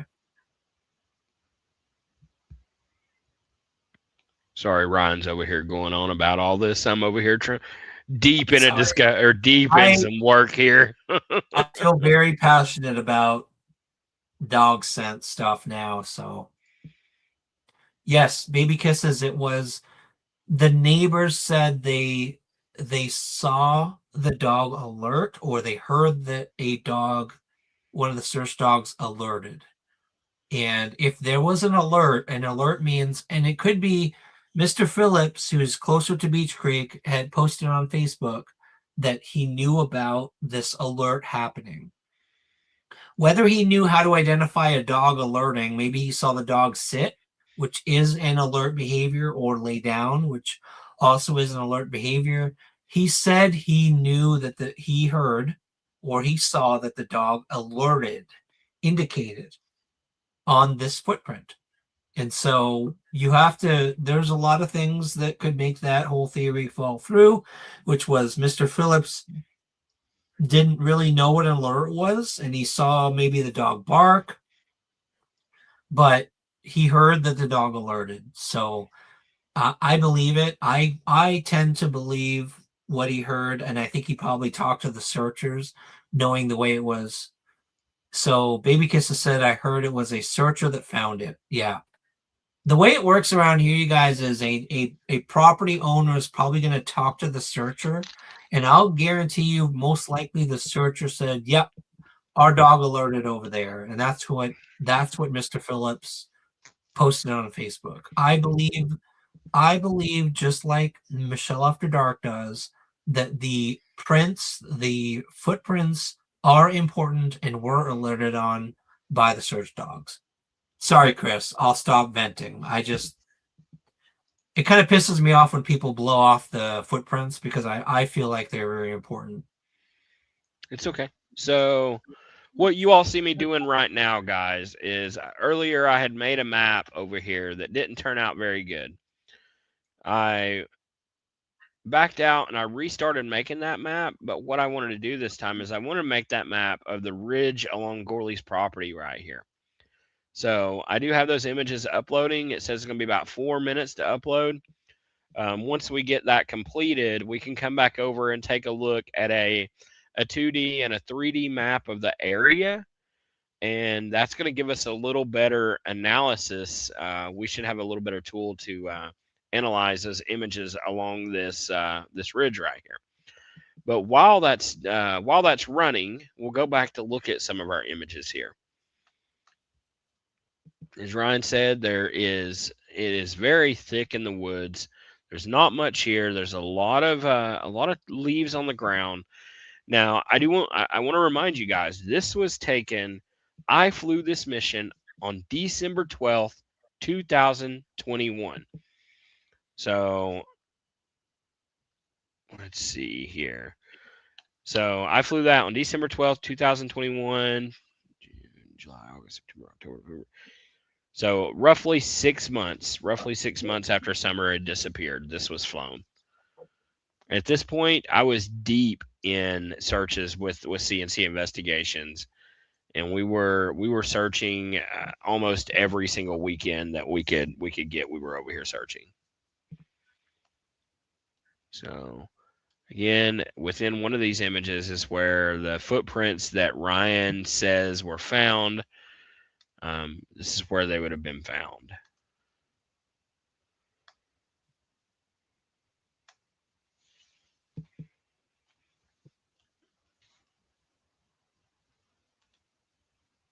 Oh, look at this. Do we know whose property this is?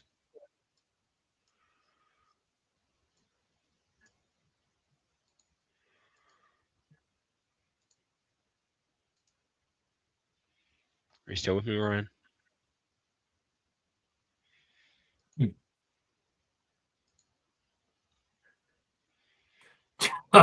Dude, that's so clear. What is that property? I don't know. Do we know whose property this is, Ryan? I don't know. I don't know where you are currently. Man, that's so clear. Actually, we can. You know what?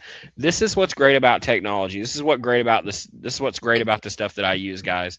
So we say, whose property is this? So you want me to tell you how we find out? DJI 926, Google Earth, and we look for DJI 926.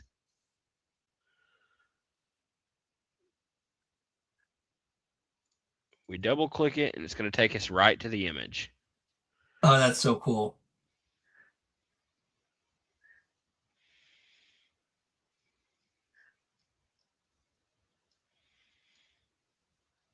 Looks like we are looking at the 4138 Beach Creek Road. Oh, interesting. Can you pull that up for me, Ryan? 4138 Beach Creek Road. 4138, that's what that is? Yes.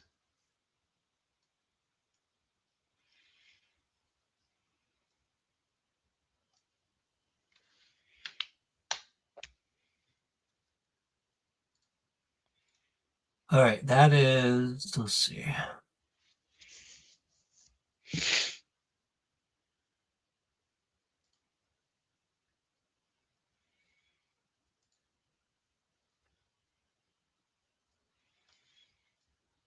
There's a whole lot of trash here.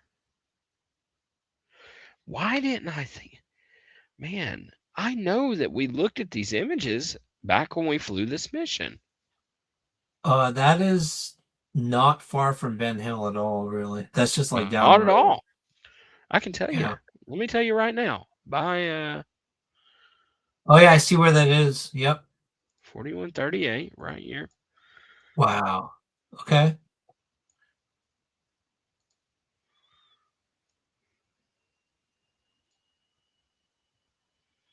Chris, what is that red truck? What kind of? Can we take another look at that? Yep. That is a Like, quarter mile down the road, sir. I hate that there's a red truck there. I really do. In 2021, but yeah, Running Bear. I agree. I mean, all those areas I'm sure were searched. But what are the odds there's a damn red truck there? Like, what the hell? Of course, there's red trucks everywhere out there.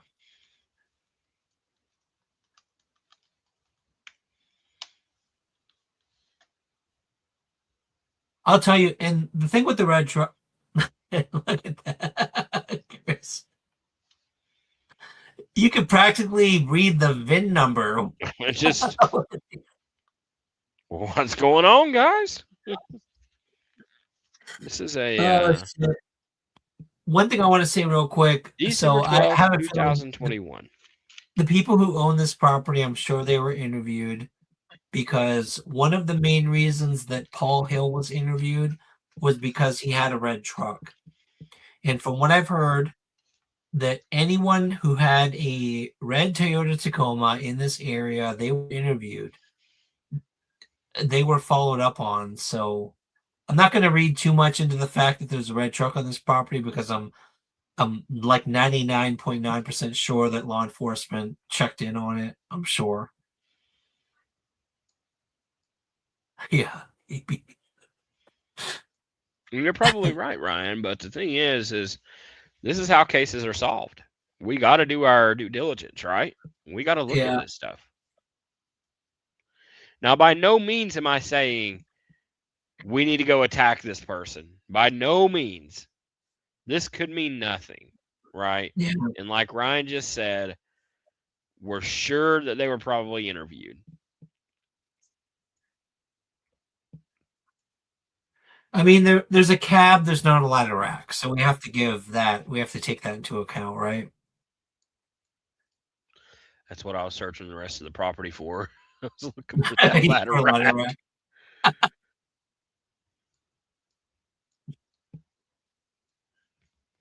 Wow. I mean, that's Anyways. It does. I'll be honest, it does look like a Toyota. Honestly. I don't know. That's anyway hard for me to unsee. Let's go back here. Let's take a look and see how close we are to our drone deploy mission being done. Hey, thank you guys all for being here tonight. Chris and I we were planning on doing like research sessions on our own, and we decided to kind of do this live, think through the areas and look through the footage and everything. We figured why not include you all in this conversation. So a lot of this stuff we're seeing, I mean, Chris you put this literally like minutes ago, right, Chris? You processed it. Yeah. Yeah. We're all seeing this together, real time. Yeah, well, I mean, the map that I just uploaded, everyone, like, we're all seeing it in real time. It's actually processing right now. Let's see. I've got to pull my email up for it. So yeah, eye surveillance. I agree with you. I don't think it was the suspicious truck. Personally, just because there's no ladder racks, there's a red, camper on it, kind of deal, and there's red trucks throughout this area. Again, Paul Hill had a red truck. He was interviewed. I know for a fact he was interviewed and grilled. So I think they followed up on every red truck they found in the area. Right. But that's interesting, Chris. I mean, it was on your footage. That's wild. It was. So I am going to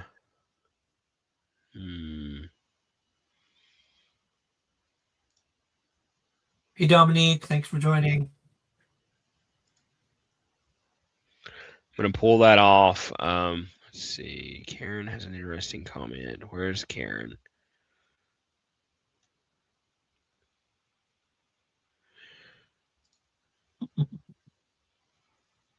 Real Rock and Robin, I was looking for a replacement for the Jeep, and I literally avoided Toyota Tacomas because of this case. I have to admit. Which is kind of sad, but can you imagine? Oh yeah, now Ryan owns a red Toyota Tacoma. Marlene Crawford said Candace had called her and her brother, and her brother went over there, and then apparently Candace met the brother Crawford at the end of Fred's driveway, and that they had a red truck. Yeah, I don't know.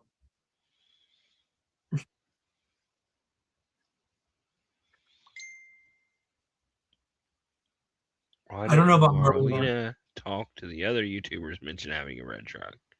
Marlena allegedly. Looking at. So Chris, take into account that Marlena allegedly was paid for interviews with other YouTubers. And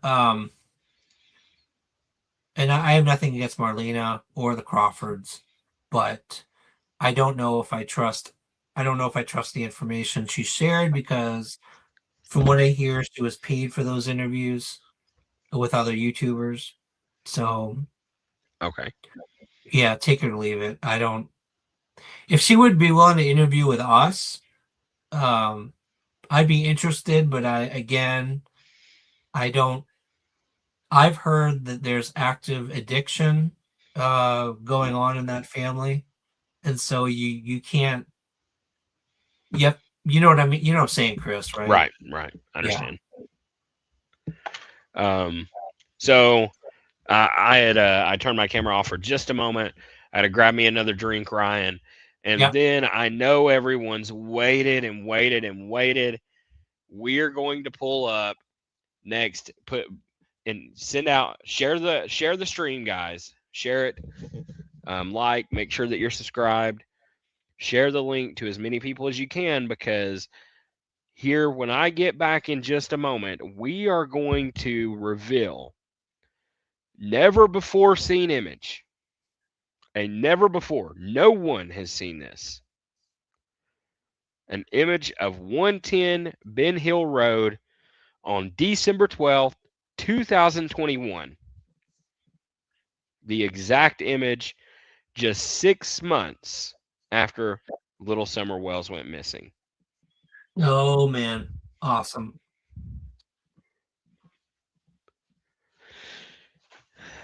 I've just talked so much, I'm thirsting to death. Go for it. Go ahead and get a drink. Again, guys, make sure that you're sharing the stream. Make sure that you're liking, you're subscribing, all that. I really could use all of the support, as much support as possible. But we are getting ready to drop never before seen image of 110 Ben Hill. I know that that's what everybody's been waiting for. And then we will have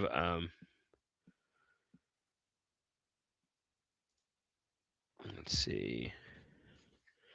Kiki, there's a 90s song that's like, she only drinks coffee at midnight. That woman is not right. What are you doing drinking coffee, man? Come on now. Wait, Kiki said she's drinking coffee? She's drinking coffee. I don't know about that, Kiki. I don't know about coffee right now. I can I'd be up all night. I'd be up all night. Kiki, I did email you the link. Please feel free to join us if you feel like it. Yeah, Kiki, I would be glad to have you on here right now as we get ready to go over some bombshell images that no one's ever seen. You feel free to jump on here. I know that you said your kid had your phone, but if your kid doesn't have your phone anymore, feel free to jump on. Kiki's cracking me up. Okay, What'd she you has say? 5 kids. I get it. Caffeine is a necessity if you have 5 kids. That makes sense. That's fair. Wow, I have 2. Man, I could not imagine 5. So if you have to go away for a little bit, Chris, get a drink, that's okay. Oh, I'm here. I'm back. We're going to turn okay. the camera back on in just a second.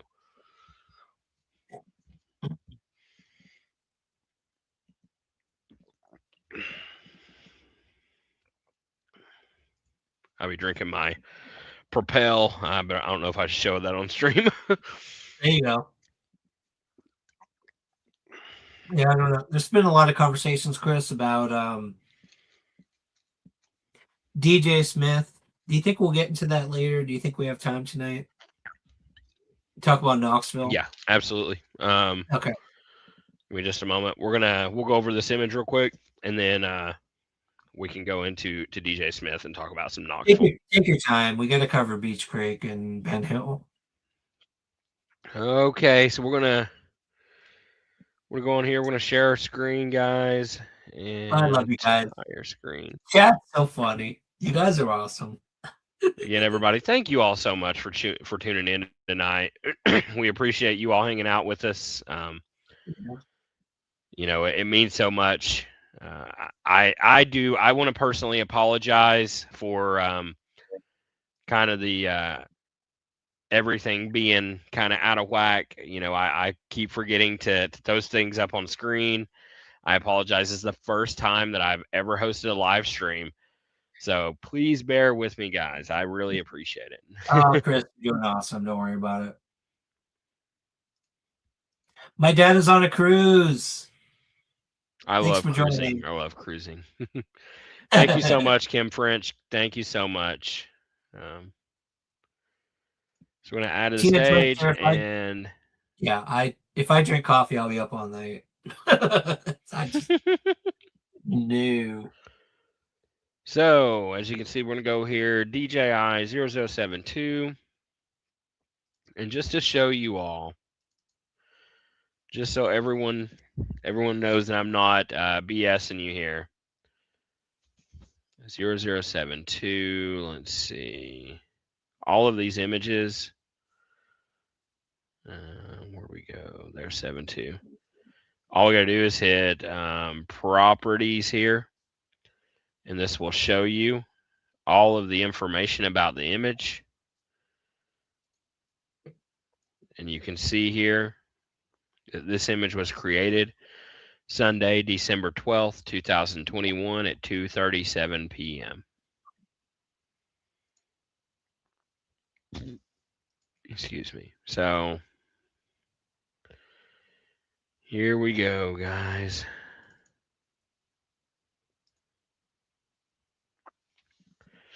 So as you can see, this is the entrance to 110 Ben Hill Road.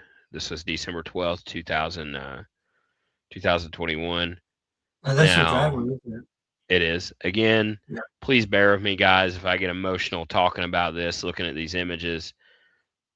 Looking at this is, it's really so touchy, a touchy subject, and images that no one's ever seen before but my own eyes.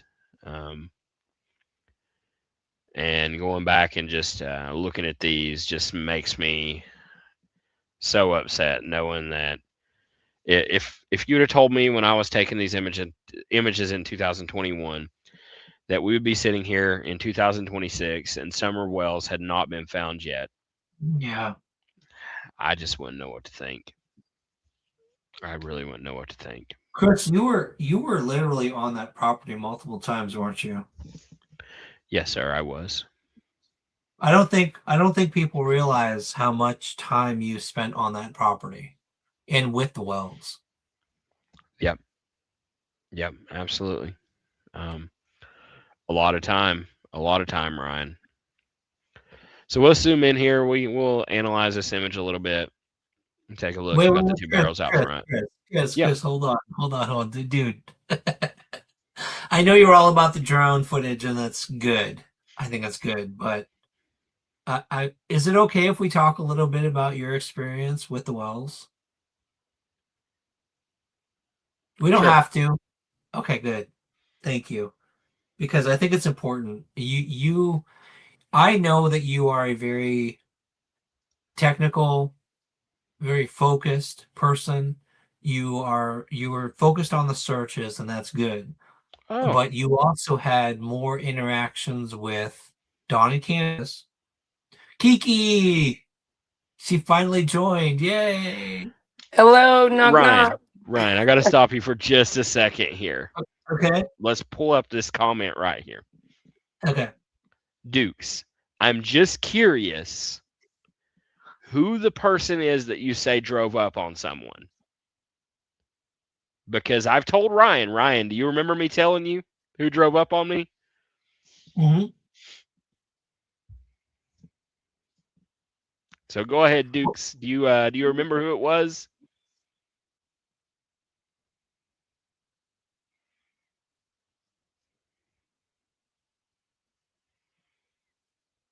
Kiki, the chat's going wild. Thank y'all. Thank y'all. Thank you. Just for me. Thanks for joining, Kiki. So Dukes, Thanks yes, I am the drone guy that someone drove up on way back in the day. Look at Laura Jean. Laura Jean in the chat. Oh my goodness, great job, Laura Jean. Ziggy. What? Ziggy was the person that drove up on me. Wow, what memory. Oh my Chris. goodness. Chris, you never told me that. I thought I did. Ziggy drove up on you? Duke says, I remember you. What the hell? Are you serious? It absolutely was me, guys. I was I'll tell you about the story. I was sitting, this is back before before the Redmond's property. The Redmond's property was completely blocked off now, but it wasn't blocked off back then. Okay. And so you could get up on their property. I'm sitting there and I am standing up in the back of a truck, which is one of the PI's trucks. I was standing up in the back of the truck and I was just trying to get as much like I'm like this with my controller, trying to get as much like I'm trying to man, sorry, this has got me all out of whack. I was trying to get as much signal as possible, guys. I'm Okay. standing up like this, I'm trying to get signal, and then all of a sudden somebody pulls up and I turn around and I look and I'm like, who is this? Who is this person? And oh, Dukes, man, look, chat, you all have such great memory. My goodness. Oh, they're So OGs. They're here from day one. yes. So I'm standing there and Chris, one of the PIs, he's like, hey, don't say anything. Don't tell them who you are. Just keep flying. And I'm like, okay, I got you. I'm scared to death. I'm like, who is this person? They get out and Ziggy's with her daughter. I still remember this to the day. Ziggy walks out with her daughter and she's like, so who are you? And I'm like, this is it. I'm caught. This is the day. So I'm standing there and I just keep flying. I'm like, hi, how are you? I just keep flying. And the PI, he don't really say anything back to Ziggy. Ziggy and her daughter, they walk around for just a second and they're just, they're kind of probing, they're asking questions and stuff. The landowners kind of answering the questions or whatever. And then finally Ziggy gets in her car with her daughter and they leave. And the PI was like, oh, that was Ziggy from YouTube, blah, blah, blah. And, some choice words about YouTubers. And Yeah. this and that. But I guess Ziggy goes on stream that night and says that I was Sherfy Jr. Now, I don't really know who Sherfy Jr. is. Can you enlighten me, Ryan? Who's Sherfy? I can't. See, Oh, goodness. She did. You can go back and look this up, Ryan. I'm sure it's still up. She said that she had killing me. met He thought you were Sherfy? T. Oh, my goodness. T-Talk. I got to put it up. You're killing me. Oh, shit. She thought you were Surfy. 100%. 100%. Ask Dukes. Dukes knows. Dukes knows. He's an S. Oh, my goodness. Yeah. Oh, man. I'm not Sherfy Jr., guys. You could have had an arranged marriage, Chris.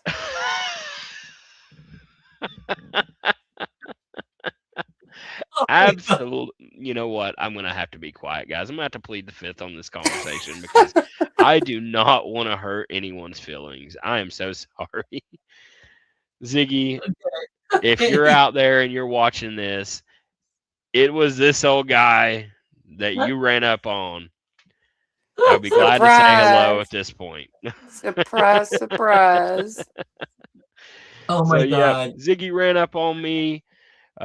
Kiki, welcome to the stream. Thanks for joining us tonight. It's been a fun night so far.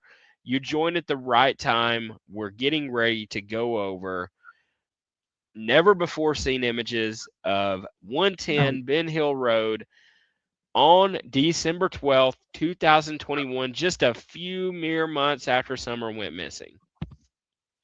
Well, thank you for having me, guys. I can't see Yeah. chat right now, but I appreciate everybody.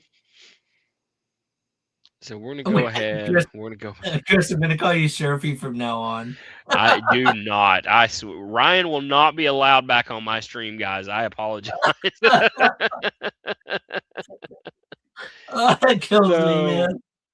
anytime we went up this driveway, guys, it was very hard to get up through here. You almost had to have a 4-wheel drive to get up 110 Ben Hill. There's a lot of divots and excuse me, a lot of like really deep holes through here.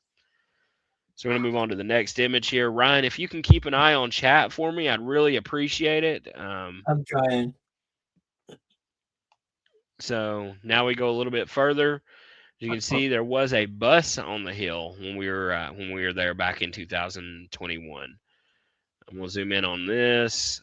You can see there was a looks like a red van on the property.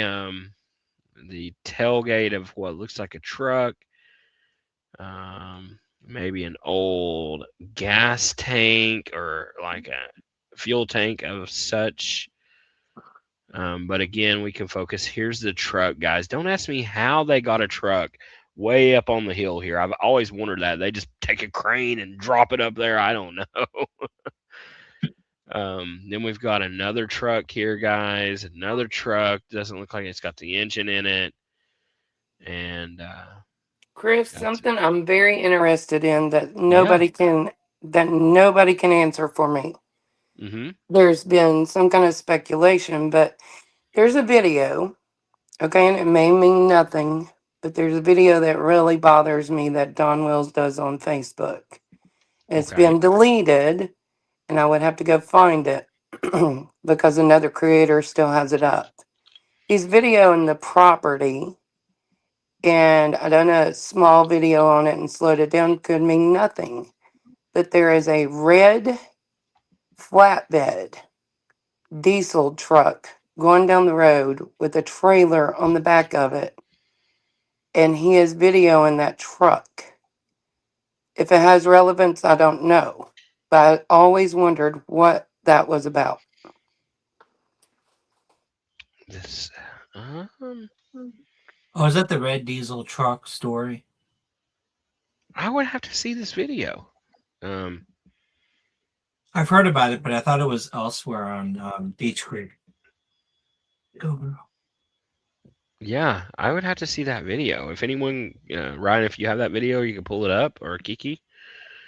I don't know how to pull it up because I'm on my phone, but I Okay. do have a short on my page, and I slowed it down because it's him filming the property. There's a woman sitting under the tree with a little girl under the swing, whoever that was there. And then he goes to the edge of the property very quietly. You can hear the dogs in the background. And he videos this truck going by. So I wonder whose You truck. know what? I've We're gonna heard go. certain things, Yeah, but we'll go look at that. Once we get over these images here, we'll go look at that before we talk about Knoxville. yeah, So, sorry. My yeah, eyeball was just going there. My absolutely, ADHD didn't want to forget that. for sure. Thank We're you. gonna move on. You're welcome. We're gonna move on to the next image that we have here. Now this right here shows you a little bit closer. We do have. We can zoom in here. We've got the actual house. We've got a canoe back here. We've got the back door. This is, oh man, this is so. This is the back door that. This is the back door that Summer would have had to come out when she was last seen, or not even seen, but when she. Yeah. This is the last place that she would have been. Yeah, that's the back door. So. That's the canoe, Chris. The red canoe. Yep, that is the red canoe. This is December 2021, right? Yep, December 12th, 2021. Okay. That canoe disappeared at some point. Did it? Yeah, it did for some reason. Well, I don't know. We've got images of the property recently. We can go back and look at it here in just a minute, but we'll continue to go over these. Okay. So again, right around through here is kind of where the property starts to take a. You can't see it because it's top view, but it starts to go steep downhill. Yep. So again, I'm kind of marking it here with my hand right here. The other side, the property starts steeply going downhill. This is Grandis's little camper.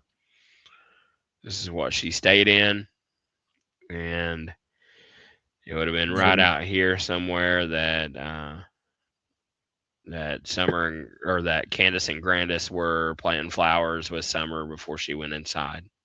Mm-hmm. Now,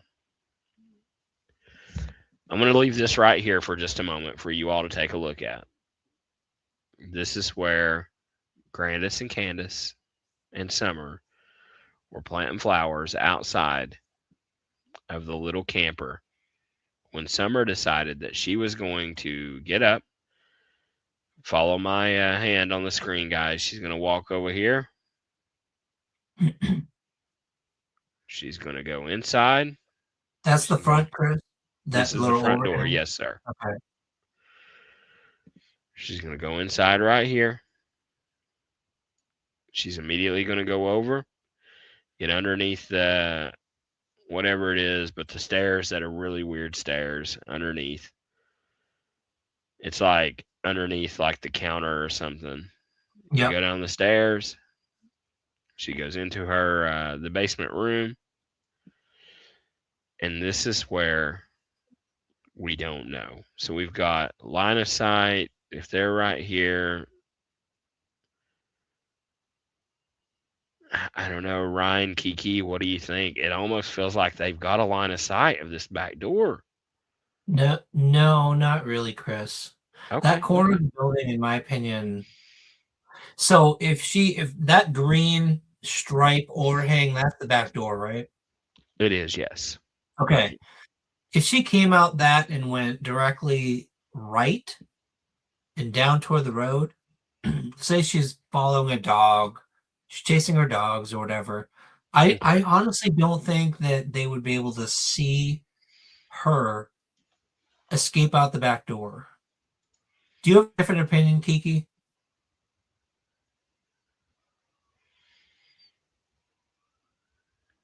Kiki, You're are you muted. still I here? honestly Okay. don't think. Sorry, to run outside. I honestly do not think that they would be able to see her. And what confuses me is it looks like almost it would have been easier to go down to the back, but Candace kept that locked, right? Allegedly, it was locked. That's what she said. You would have been able to probably see somebody come up the hill if there was somebody that was coming after her, I would think. Yeah. I'll be honest with you guys. Where I've landed personally is that she went down, she went out the back door and went down to the road. Whether she was chasing a dog or for some other reason, I'll be honest, this point I believe she went down to the road and she followed the path, Chris. If you go back to that property and you show where the bus was, I think it's out the back door behind the bus and the what Don called the dog trail that they followed down to Ben Hill Road. I really believe that she, for some reason, went down to Beach Creek, Ben Hill Road, and there was a crime of opportunity of some kind that happened at the base of the driveway. I think she was following dogs. I think she was with her dogs or petting a dog of some kind, and something happened at the base of that driveway. And it can happen if you, and the thing is, Chris, if you time it, the time it would take a child her age to go from that back door, get out the back door, go down to the road, it the math, the timing makes sense. She could have done that in less than 5 minutes. And something happened at the road. Yeah, little ones can get gone very quickly. I don't know what happened at the road, but something happened at that road. At the base of the driveway. That's where it happened, in my So opinion. you're saying that she comes from right here. Correct me if I'm wrong. Can you all see the screen? Yeah, I can't see her cursor though. Okay. Can you see the line that I'm making? Yep. Yes. All right. So she comes down here. Are you saying that she comes here and then goes around? Not to the driveway. In my opinion, it wasn't the driveway. It was down behind the bus. You see where that bus is right there to the right? Uh-huh. Behind the bus, there was a trail.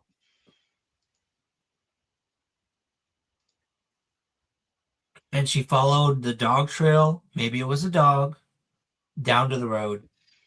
Because it hit the road, it hit Ben Hill. If you go behind the bus, go straight the direction you're going, Chris. Yeah, that way. She hits the road, goes up to the driveway because that's where the dogs went. They hit the road, they Okay. walked up the road, and at the driveway is where her scent ended. Right there, where your cursor is. Okay.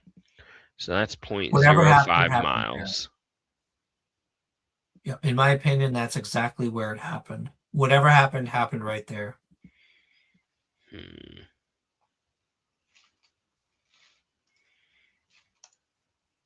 Which should be right here. Maybe somebody drove along and she was down there petting a dog. Maybe it was timed. Maybe it was planned. Maybe they knew they were going to be there and she would be outside. I don't know how. But if we only take the evidence into account, her scent, where you are with your cursor right now, with your image, at the base of that driveway right there, something happened right there, Chris. Something happened right there. She was taken from that spot right there.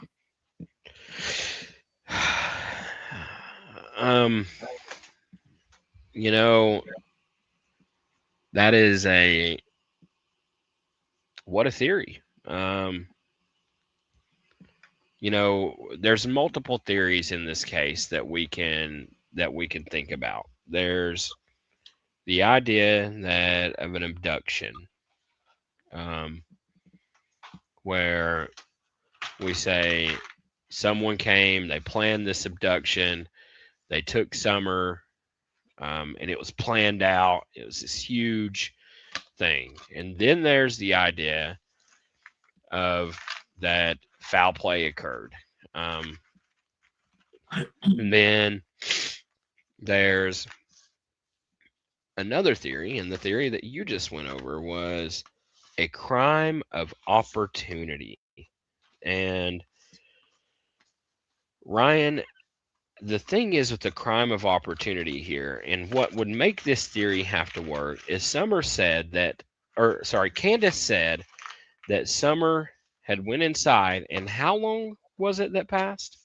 She said 5 minutes. 5 minutes. Yeah. So are we saying that Candace was looking for Summer and Summer still hadn't been kidnapped yet? That she went and started to look for Summer and that the crime of opportunity had not occurred? Is that what you would say? I don't, however, the amount of time she spent adjusting the brace of Grandis there was a 5 minute window. And if you do an analysis of what can happen in 5 minutes, let's say Summer went down to the basement, immediately was like, you know what? I don't want to be down here. I'm going to go play on the swing. Okay. She goes outside and her dog is outside and runs down the dog trail, and she follows the dog. The 5 minute window is enough for her to get to the base of the driveway and for something to happen. And that's it.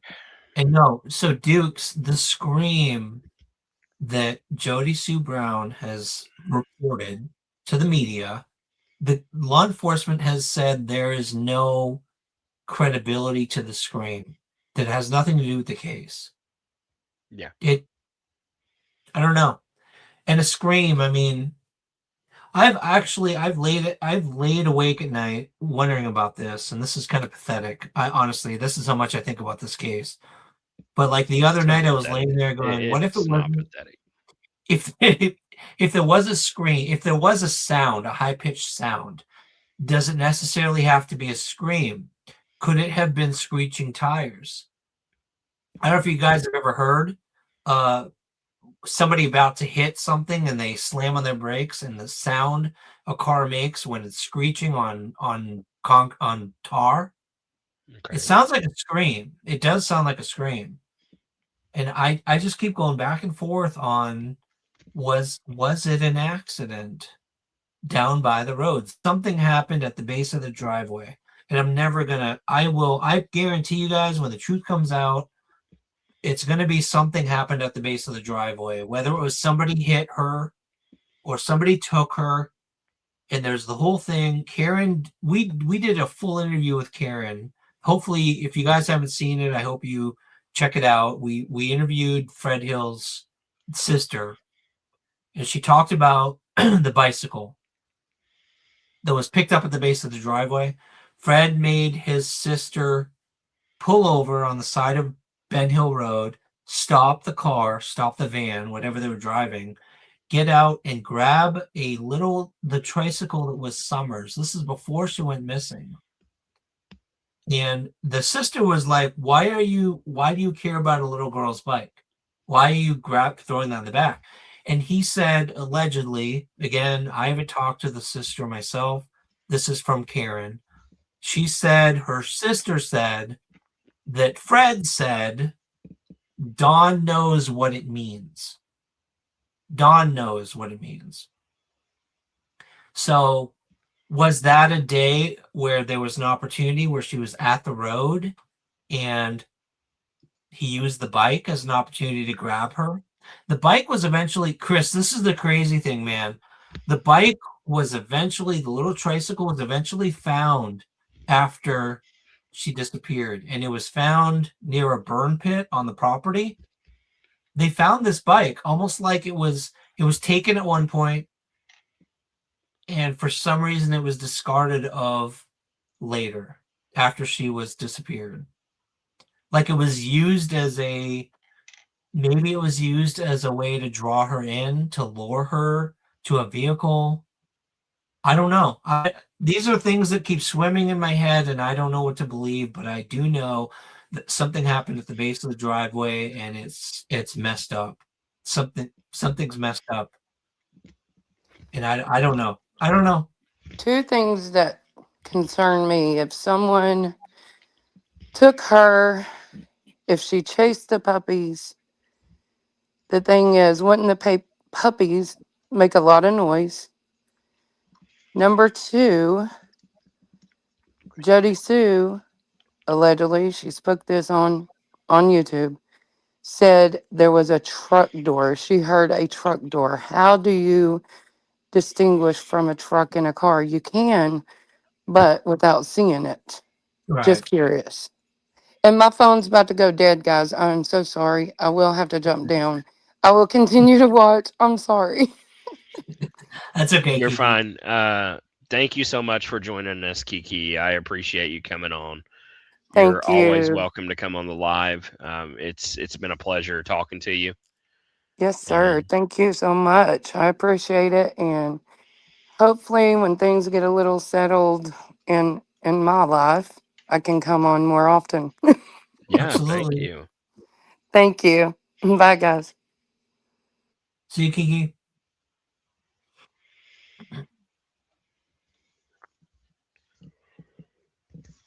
I'm looking at a lot of comments in chat about the tree company and Yeah.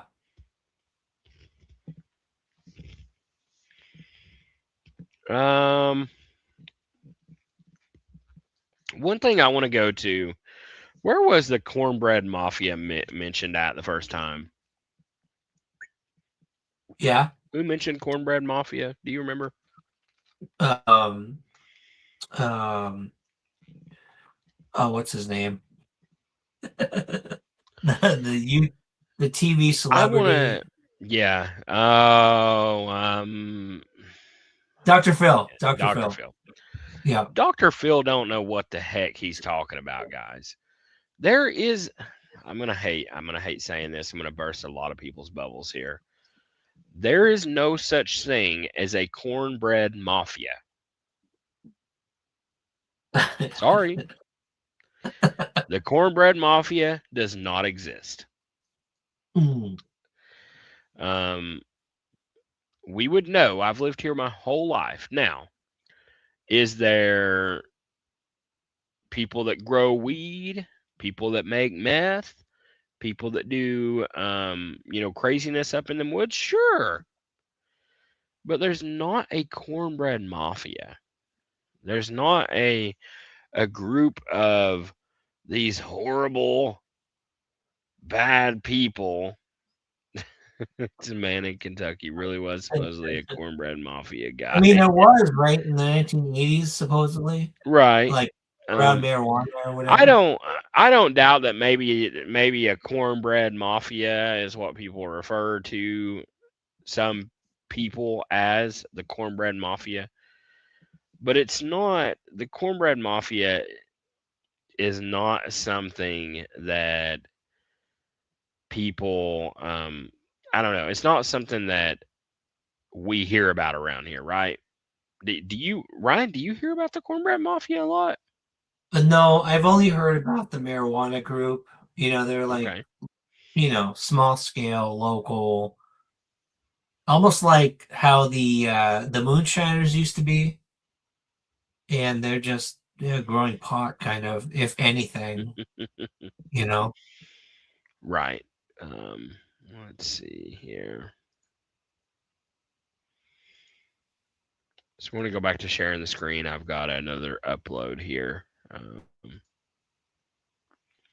Real time, Ryan. This just shows you in real time what we can do. Let's do it.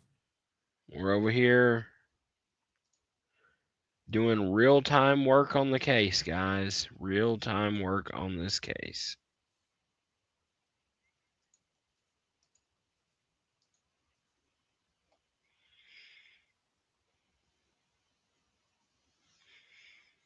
Let's see. Let me go to my email real quick. I need to see when this one.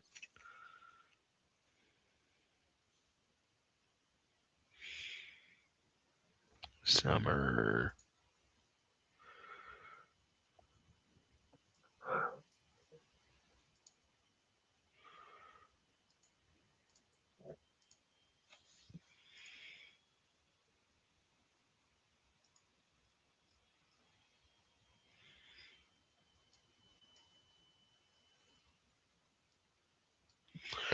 For some reason, this is not wanting to. It's not wanting to add my pictures right here of Ben Hill. It's kind of weird that it's literally the Ben Hill area that's a whole. Pretty much.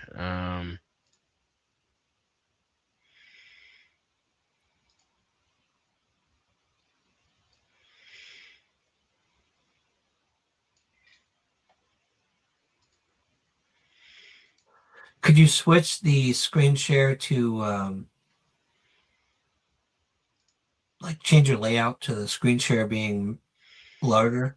Are you able to do that? What do I need to do? How do I do that now? So you see the icons where you've got, there you go. Yeah, those different icons. So you've got yep, There we go. there you go. Perfect. That works.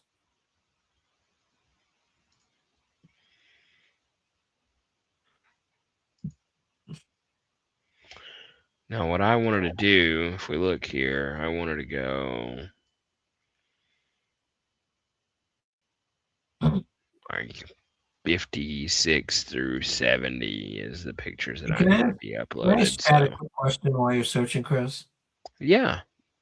Because I'm curious, Kathy Gordon, I know you're in chat. Jen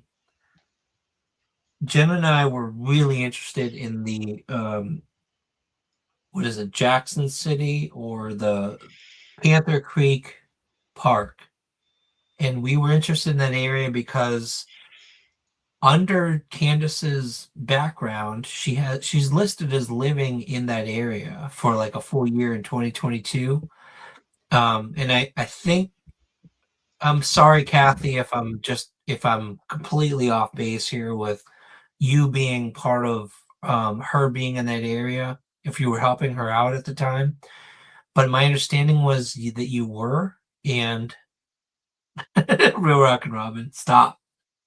Um, Kathy, do you know if that area could be important, or do you think it's worth looking into based on what you know about Candace and what was going on in 2022, the year after Summer disappeared?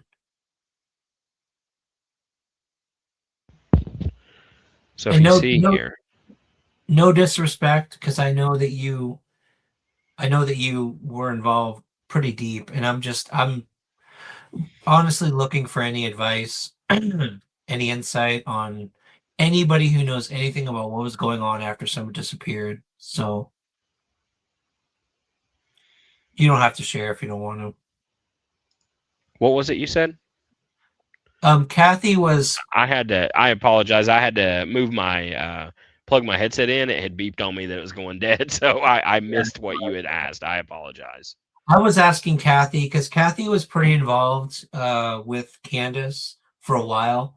Okay. And she was kind of connected with the whole Ziggy stuff going on, but uh, it sounds like Kathy left, unfortunately. Shoot. Okay. What was it she had asked? I was asking about the Panther Creek area and the Jackson City, I think it's called, where Candace stayed at a different location in 2022 for almost a full year. She wasn't on Ben Hill. She was in a different location. And I'll talk to Kathy later. Maybe she'll be willing to talk a little bit about that. Okay.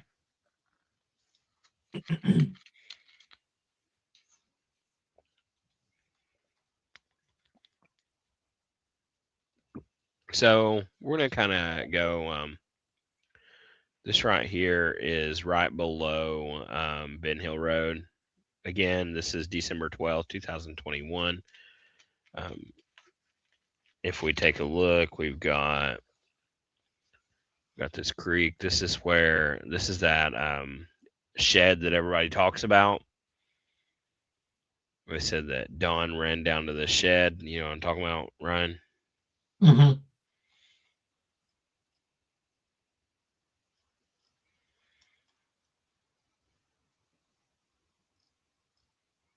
There's the creek. There is the creek.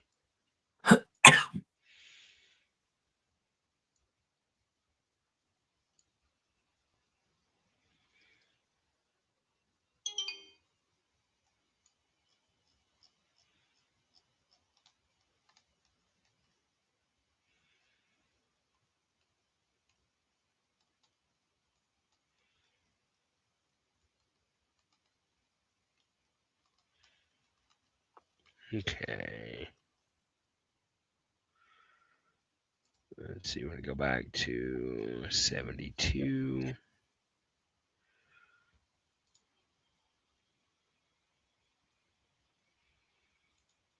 Zero 72.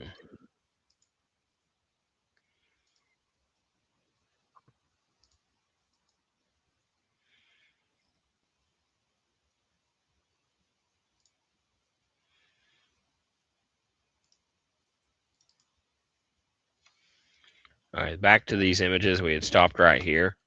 Yep. We'll move on a little bit. So this is on the other side of, if you look at the very bottom of the image, you've got the camper where Grandis was, and then you've got a huge drop off right behind it. Very, very steep drop off right here.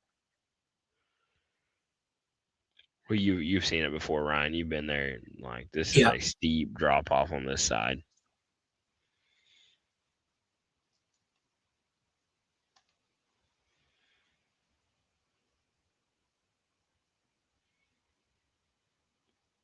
Then this is where you go. That,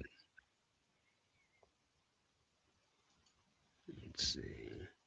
That's by Beach Creek, right? That's that. Yeah, that steep area. Yeah, this is the very bottom of the hill right there.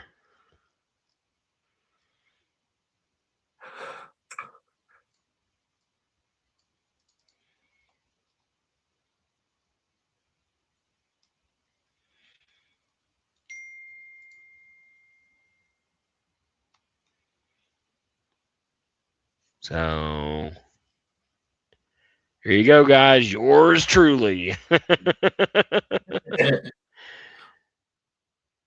There I am, in the back of the truck that we was talking about earlier that Ziggy saw me in. Where to go? I'm just trying to go over everything that way. If anybody, there is the entrance to the front door.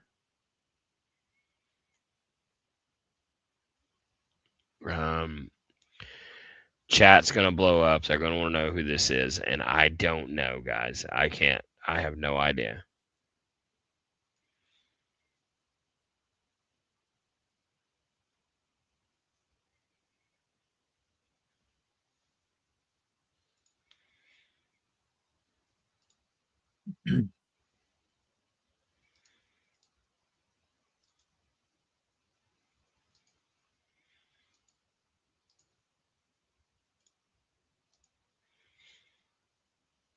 Okay, so we'll continue. Are you watching chat, Ryan? I am. Okay, thank you, sir. Now, as we go right here, on the top end, we're going to get into another image that's closer to that. This is known as, I guess, the Doomsday Prepper Shed that everyone's talked about. This is what it was back in December 12th, 2021.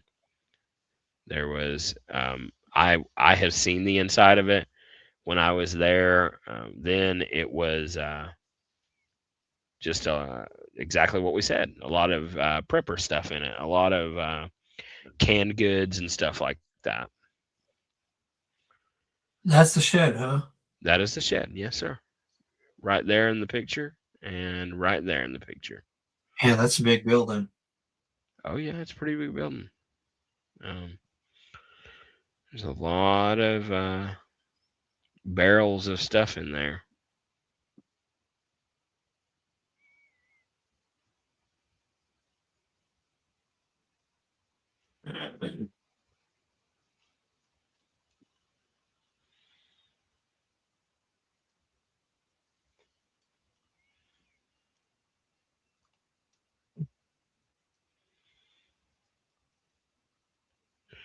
This is down the driveway, as you can see there.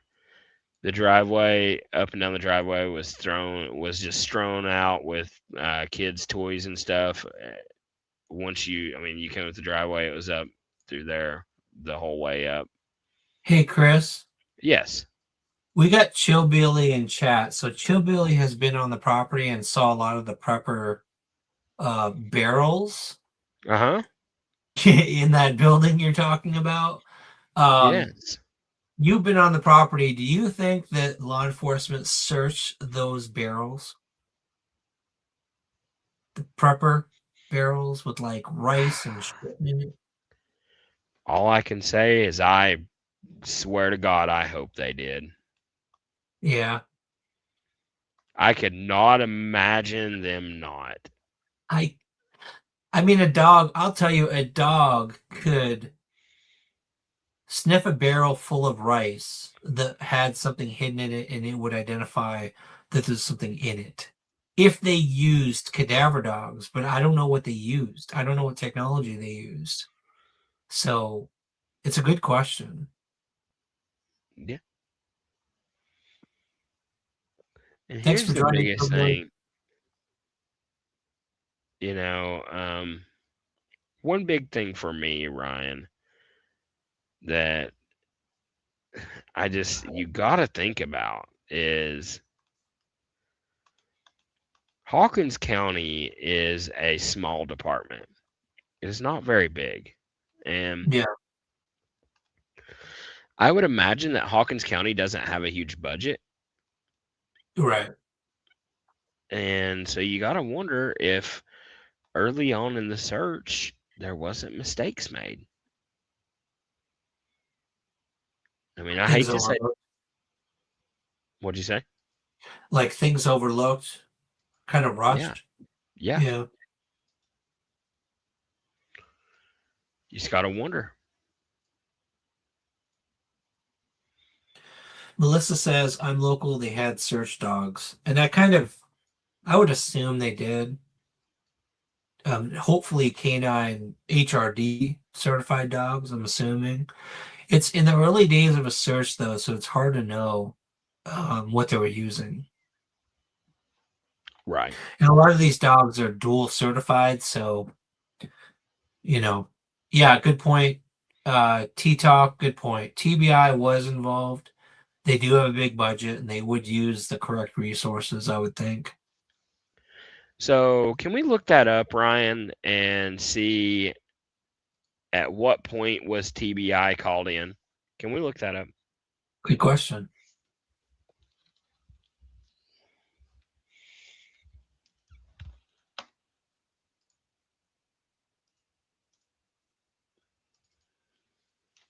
Tennessee Bureau of Investigation was brought into the Seminoles case on June 15th, the very same day the 5-year-old was reported missing from her family's home. That is great. That is good to know. So I will take back my comment. I apologize. That is not. I was not trying to insinuate that the TBI isn't good at their jobs or anything. I was just worried with Hawkins County being such a small department that maybe, something could have been missed. Right. Give me just a moment, guys, and we're going to get into some recent pictures.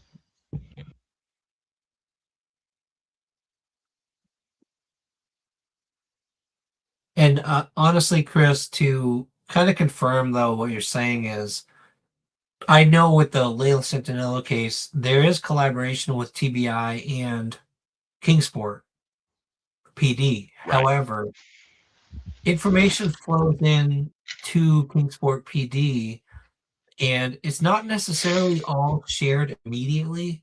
Like, information sharing is not seamless, and it's not immediate. Sometimes it's like a monthly meeting. Right. You know what I mean? That is true. Yep. Chat. So, it doesn't mean everything that Hawkins County came across was fully conveyed to TBI in the early days. So, well, I would hope so. I would hope so too. Surely that the Hawkins County didn't leave anything or keep anything from the TBI early on in the search, because that would be horrible. And it may not even be intentional. Sometimes they may just assume that something isn't important.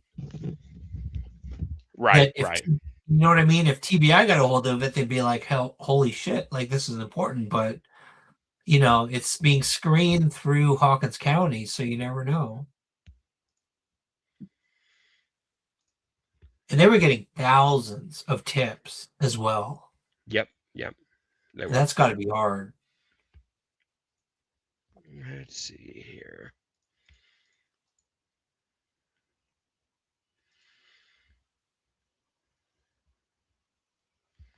Ellie says, due to a particular conversation I had with Hawkins County deputy, TBI was sharing with Hawkins County Sheriff's Office, but it wasn't reciprocated.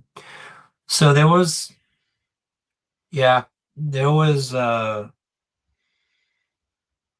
it wasn't a perfect scenario from day one.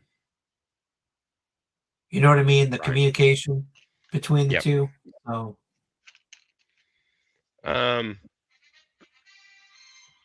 So that's my thoughts, Ryan. Is there a possibility that, man, I hate saying this again. I hate repeating myself. I'm sorry. Is there a possibility that early on in the case because Hawkins County would have been the responding department. You wouldn't get the 911 call and TBI comes immediately. Right. So the question is did Hawkins County and whoever got on scene first, the incident commander, did he make the correct decisions? Because, and I don't want to call into anybody, people make mistakes, guys. I don't want to call into question anybody's ability to do their job correctly.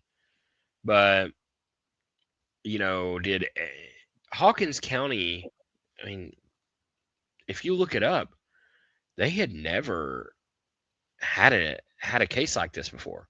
Yeah. Like they had never had a missing little girl that they were trying to find immediately. Missing little girl is like, oh wait, never mind. She was found in her bedroom, or found outside on her swing. They had never had a case come along where it was there's a missing little girl and we don't know where she's at all. Well, you know what, Chris? It's interesting because there was one. Okay. It was a Simpson. Hold on, let me get the actual case. Hawkins County.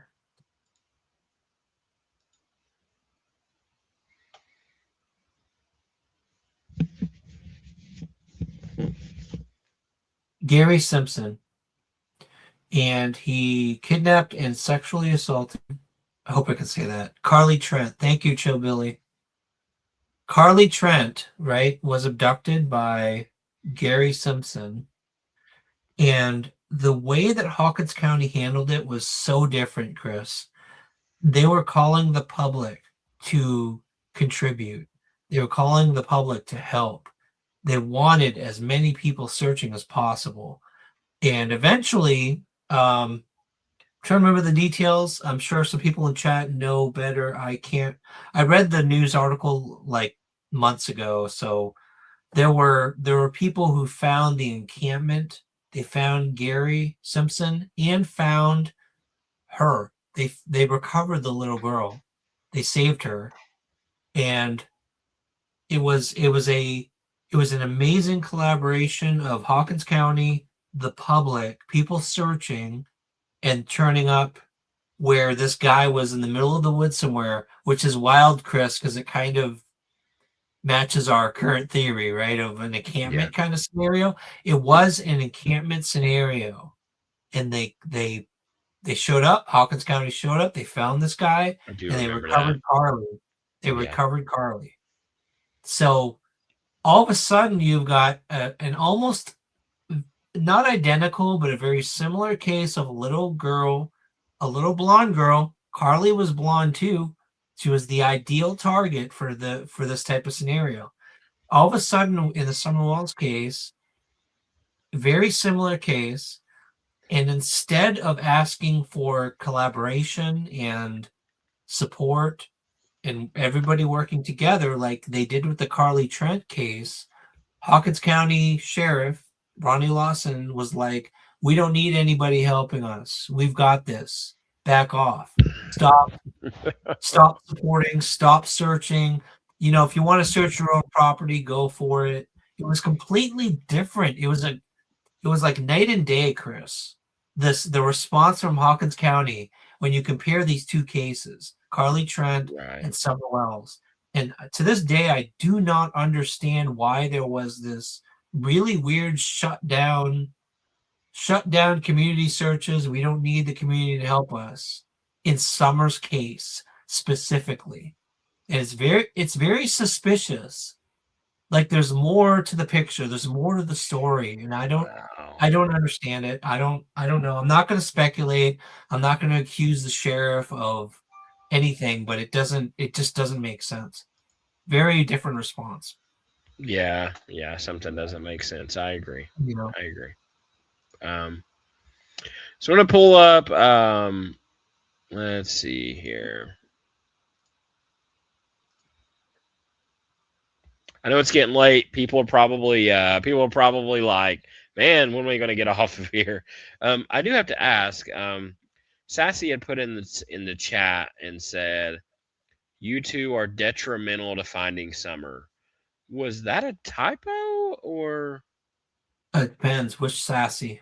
I can tell you if you tell me which Sassy. There we go. But then, I mean, she hit the. I'm sure that was a typo. Okay. I think she might have meant instrumental. I'm just guessing. Okay.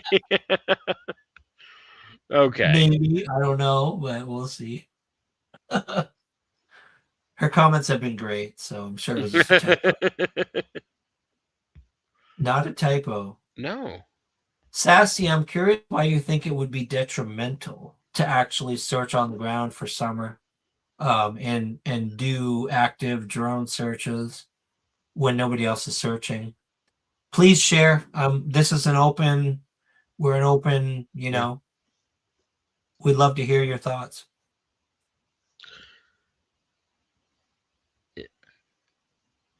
Okay. I'm curious why anybody would think it would be better not to search for Summer at all. So period. Is that what you meant to put, Sassy? What you commented here? Okay. Yeah, that's what I thought. Just based on her comments earlier, yeah. Yeah. It's okay, no problem. It's fine. It is. I was just curious, but thank you so much.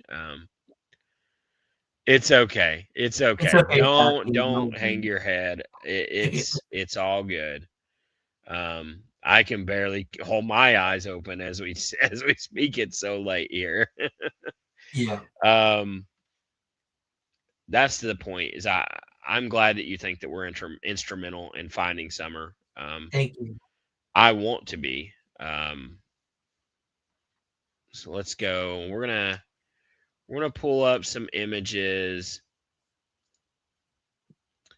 And by the way, guys, I'm gonna work on some maps this week. I'm gonna work on processing them when we're not on live stream, and I'm able to process hardcore with all of my CPU's power.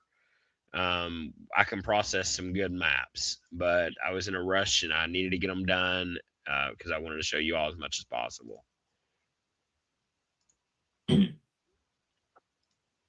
I will add to Chris and I have been talking a lot about Kiki's research into DJ Smith and locations in Knoxville.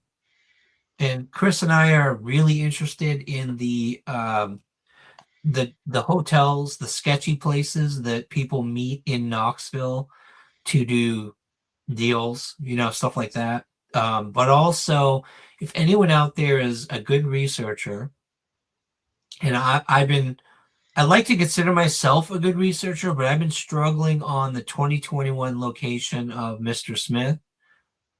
Oh, thank you. Thank you, Joyce. Appreciate that comment. Thank you so much. Thank you.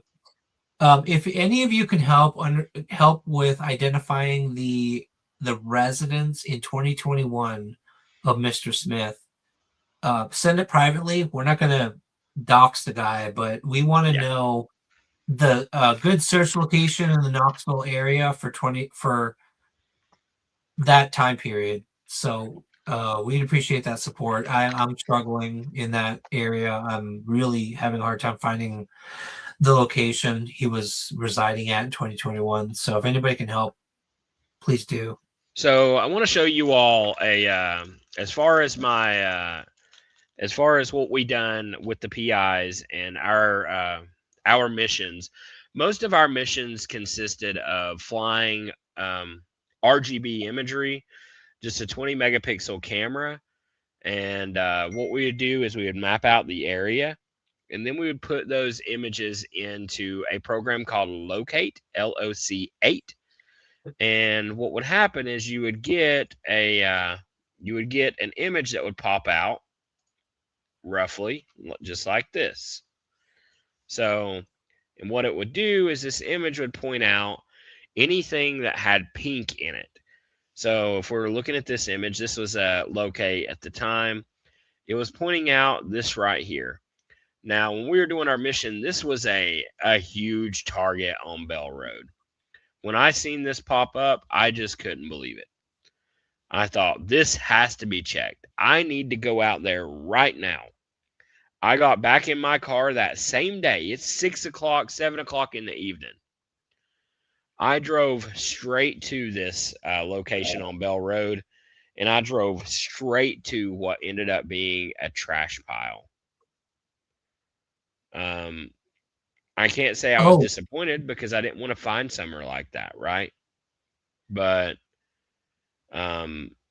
what's this location? This was on Bell Road.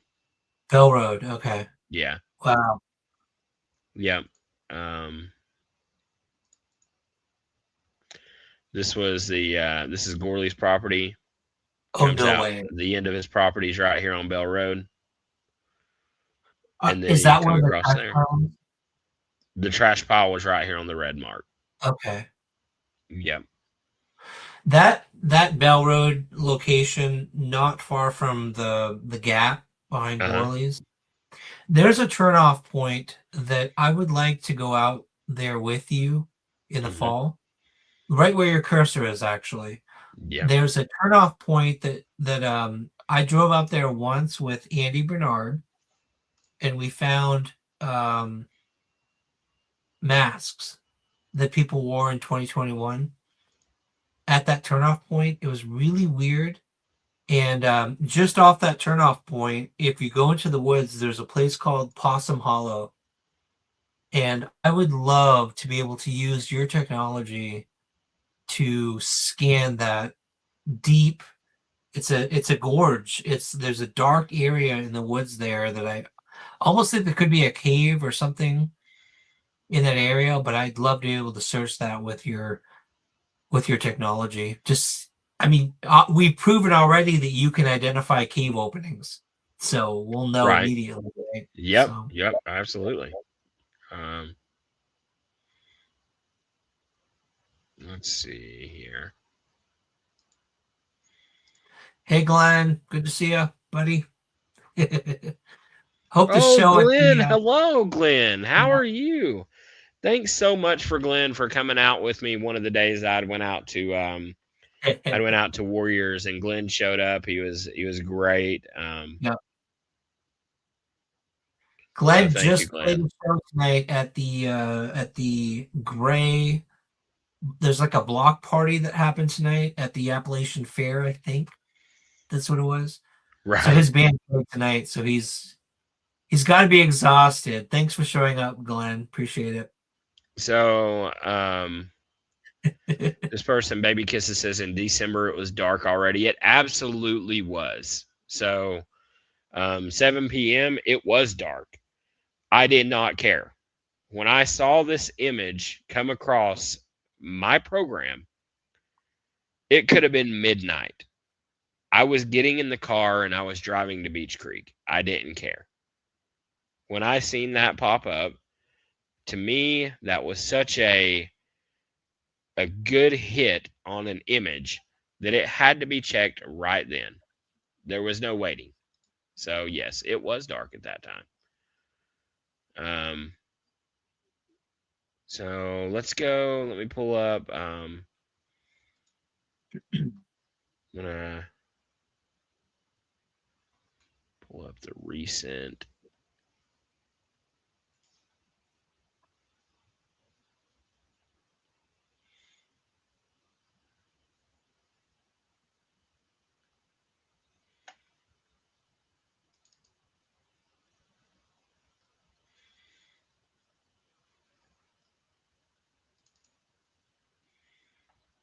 Hash Brown asked Chris, what is all the equipment you use to see or pick up? So basically, what's the technology that you use? Yeah, so I use a plethora of things. I've got a Mavic 2 Pro that I use for RGB imaging, but it's also converted for near infrared. So sorry, I was looking at the chat as well. I also use a Mavic 2 Enterprise Advanced. The Enterprise Advanced is my thermal camera along with a zoom camera. It has a really good zoom on it.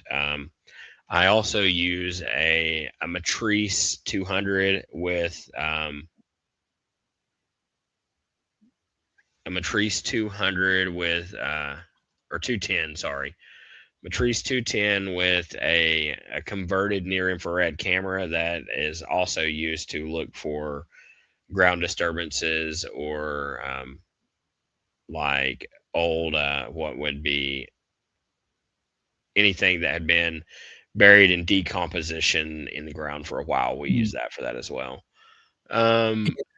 And Hash Brown Was too. just thinking bones would be hard to find or hard to see, I'd imagine. Can you see bones? Absolutely. I'm able to, we have most of our imagers are able to zoom in pretty far, can zoom close to the ground, even if we are mapping an area out at 200 feet in the air. That is what's so amazing about the technology. We've just got so much stuff that we can use. But like I said, there's more stuff, and I'll get into that. There's some upgraded equipment that I really would like to add to our arsenal. I'll talk about that kind of near the end here, but we are going to, let's see.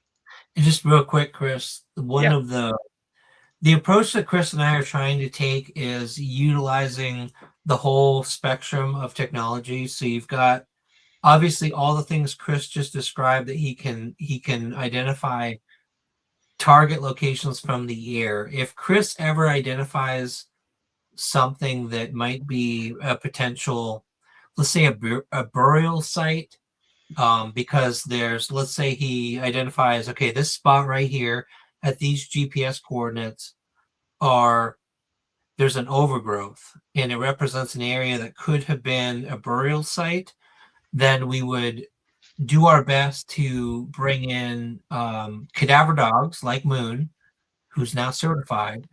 And so if Chris can get GPS coordinates of a site that is a potential burial site, we would bring in Moon and go into the area on foot, boots on the ground, get a secondary confirmation. So Chris is going to be the primary confirmation that there could be a location that needs to be searched.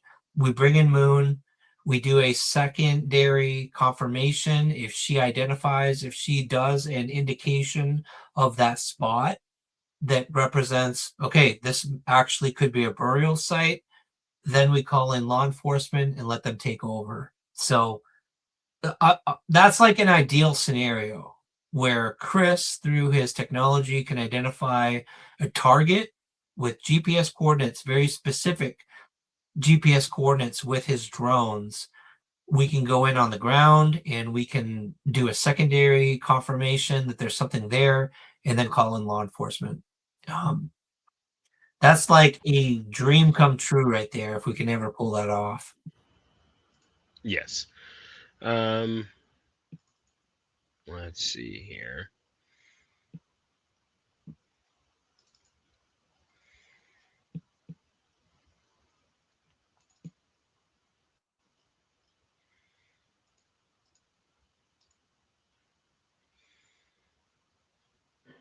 So I'm gonna pull up. I'm gonna share the screen here.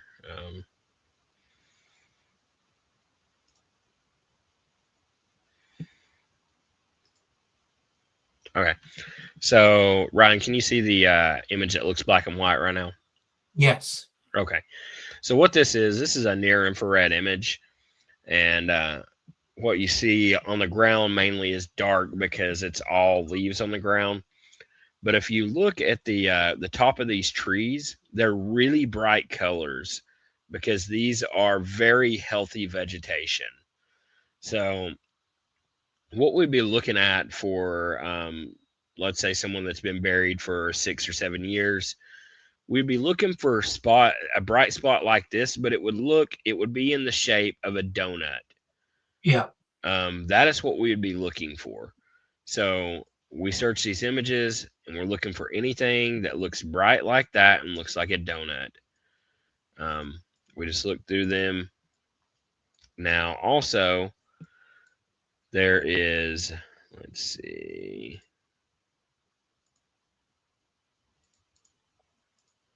Give me just a moment and I'll pull up another image where I can show what would look like if we found disturbed earth.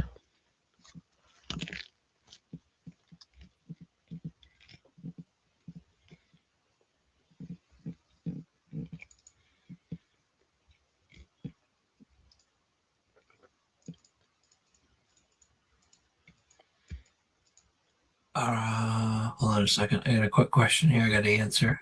Mm-hmm. So Lynn Hammock, Ryan, is it too late for HRD dogs to pick her scent up?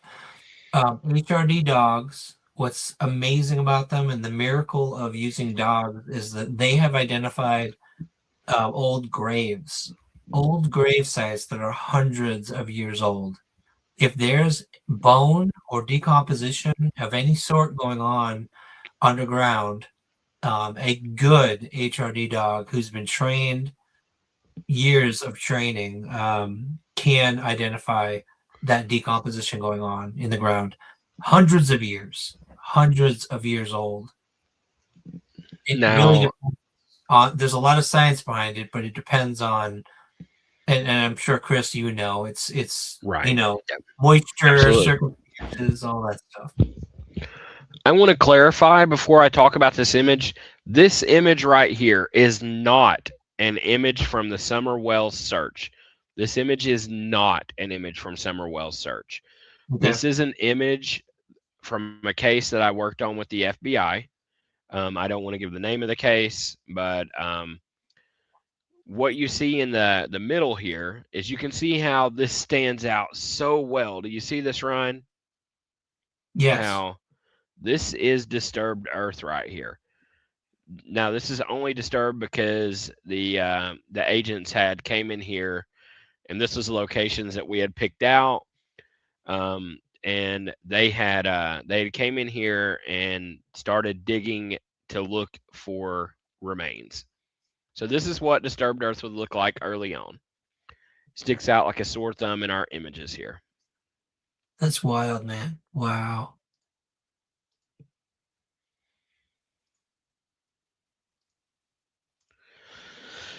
Let's see. So the next images that I'm going to pull up, guys, I'm going to pull up. These are from my most recent search with the private investigators. Hey, Chris, a lot of people believe like Janet G7K Yeah. makes a good point. Summer was traffic. Let's say the scenario Summer was traffic, and she is alive Hmm. and in a location, God knows where. Do you think that this type of searching, this type of approach could identify her potentially in that scenario? Are you talking about the searching that we're doing right now? Well, I'm kind of hinting at it because you and I kind of, you know what I mean? We've been talking about the trafficking scenario, but locally and Yes. locally being hidden. So that scenario, um, So yeah, but there's I also will. the scenario where could be further out. So what do you think? Yeah. So here's something that I want to announce to everybody. Me and Ryan have talked about, and I'm not sure if this is what you were getting at or not, Ryan, but Yeah. um, we are going to. I'm going to go ahead and announce it now. We are going to start a campaign. Um, this campaign is going to be.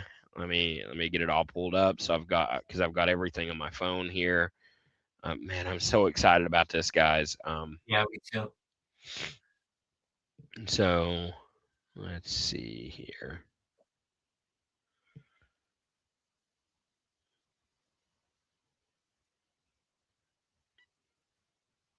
Anyways, this campaign is going to be called "No Place Without Her Face." Summer around the world. So I'm going to post that here.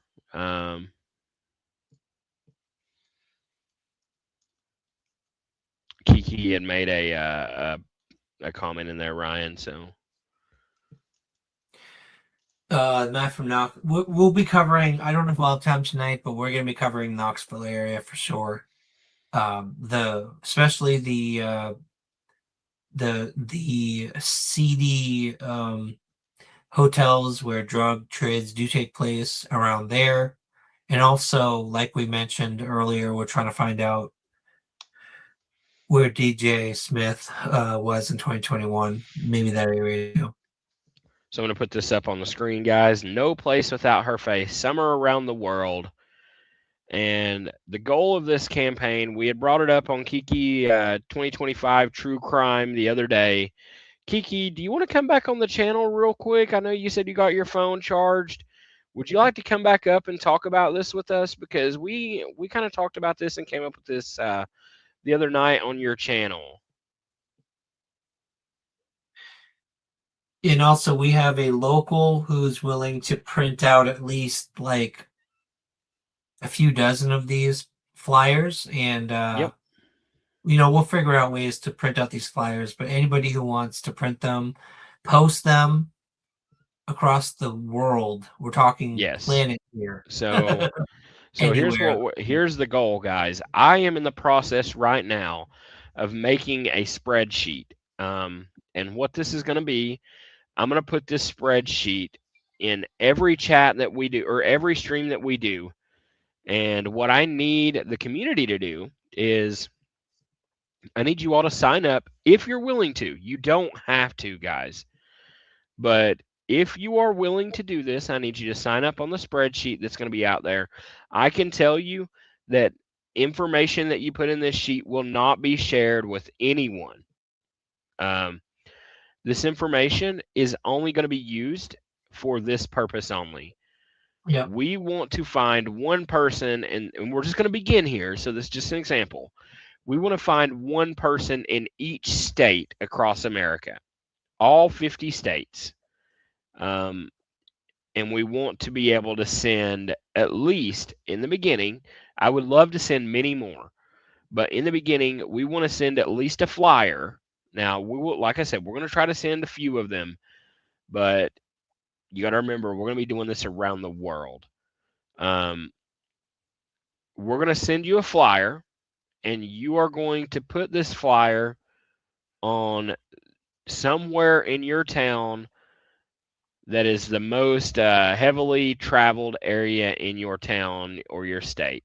Now, I would love to be able to get this to the point to where we're doing it in multiple places across the state, but we also are going to put these flyers in around the world. So Yep. we need people. If you are in Mexico, please sign up, guys. Please. If you are in Canada, please sign up. Any country around the world. This is going to be the hard part is we need to identify people around the whole world that is willing to post one of these flyers in your city around the world or post it on social media. That is perfectly fine too. Um, the goal for this is just in case Summer was kidnapped and has been trafficked to another area in the world, how are we ever going to find her? Yep. Chris and I, How? and the conversation too that sparked this, you guys, was you all know Nana for Life has been very active in the Beach Creek community, hanging flyers. Every single weekend, she would go out, drive out there. She would spend hundreds of dollars printing flyers. And Chris and I were talking about this whole theory about what if someone from the Falls Branch side was involved potentially. So now you've got not the Beach Creek side that needs these flyers, but potentially Fall Branch. So Chris and I were talking about, and we were going to still do this probably is go out and hang some flyers in the Fall Branch area. But then we started going, well, what if it was trafficking? What if it was a drug debt and a sale that sent her somewhere halfway across the world, God knows where? Why don't we do what Nana has started, not just in Beach Creek, but across the whole world? Why not? Why not get her face out there? Because there could be a little blonde girl, God knows where. I mean, Switzerland, where nobody hears about her case and nobody knows about her case. But why not put her face out there, and someone out there potentially could see this flyer and be like, I have seen her in the grocery store. I've seen her in the school. Like, she is a girl here who has morphed into some family's world who took her through trafficking. And to me, this was like, this is the way to go. This is make it worldwide. Why not? Let's make it worldwide. I love it. I love it, Chris. I told you from the moment you had the idea, this is brilliant, and it's low cost, and we could pay for it. And I just want to give Nana for Life credit for starting it in Beach Creek, but I think it is a brilliant idea to spread it across the entire world. And it's not that much. It's not going to cost that much for us to do it. Yep. Absolutely. I am super excited about this, guys.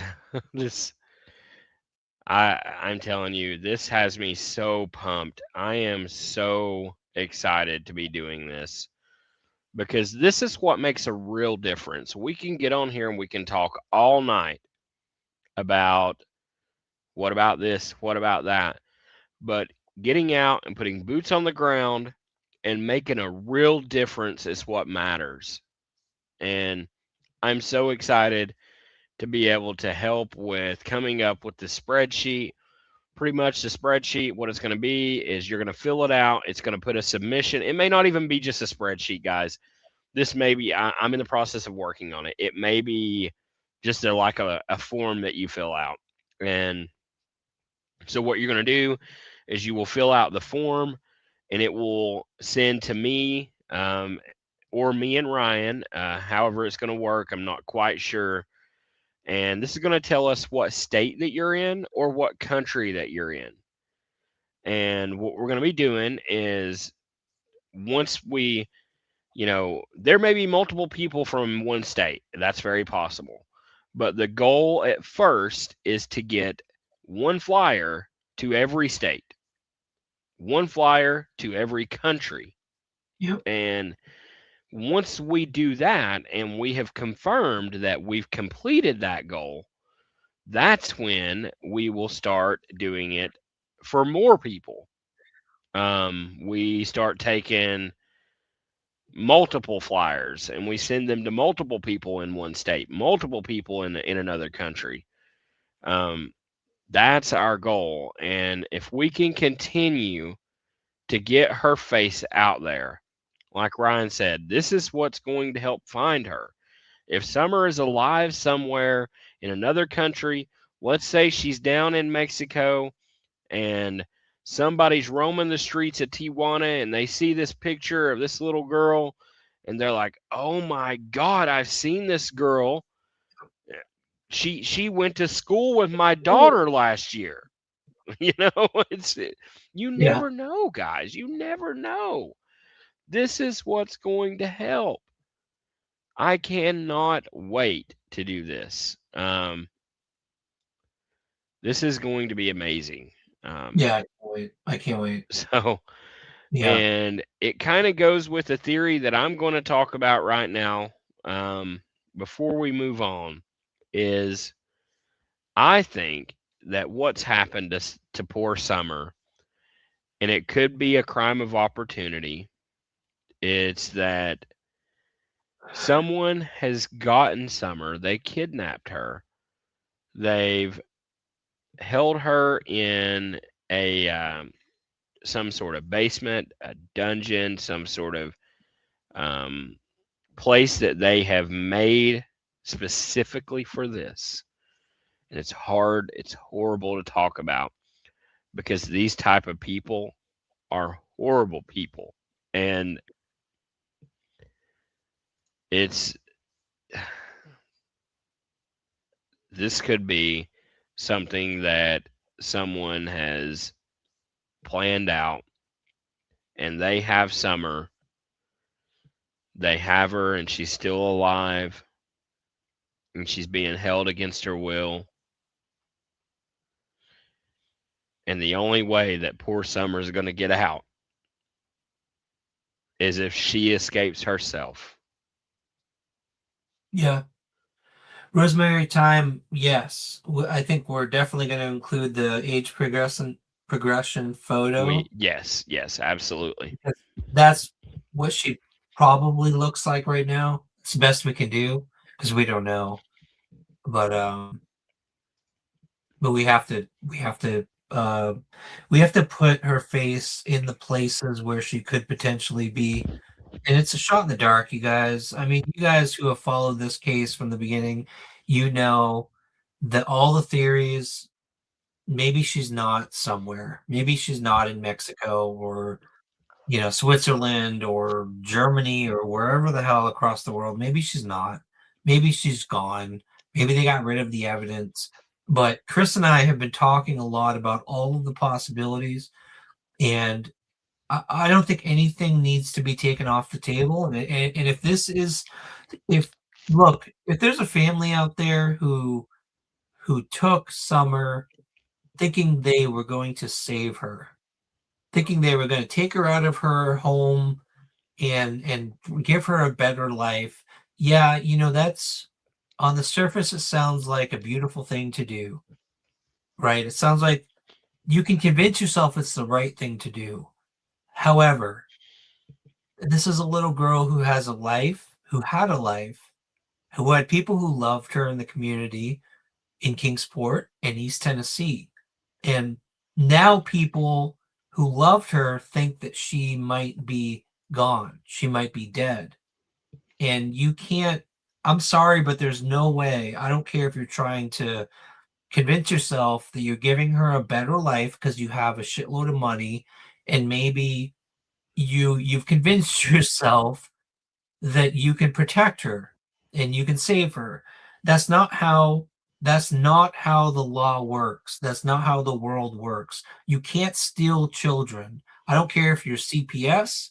I don't care if you're I don't care if you're the US government. Stealing children is not okay.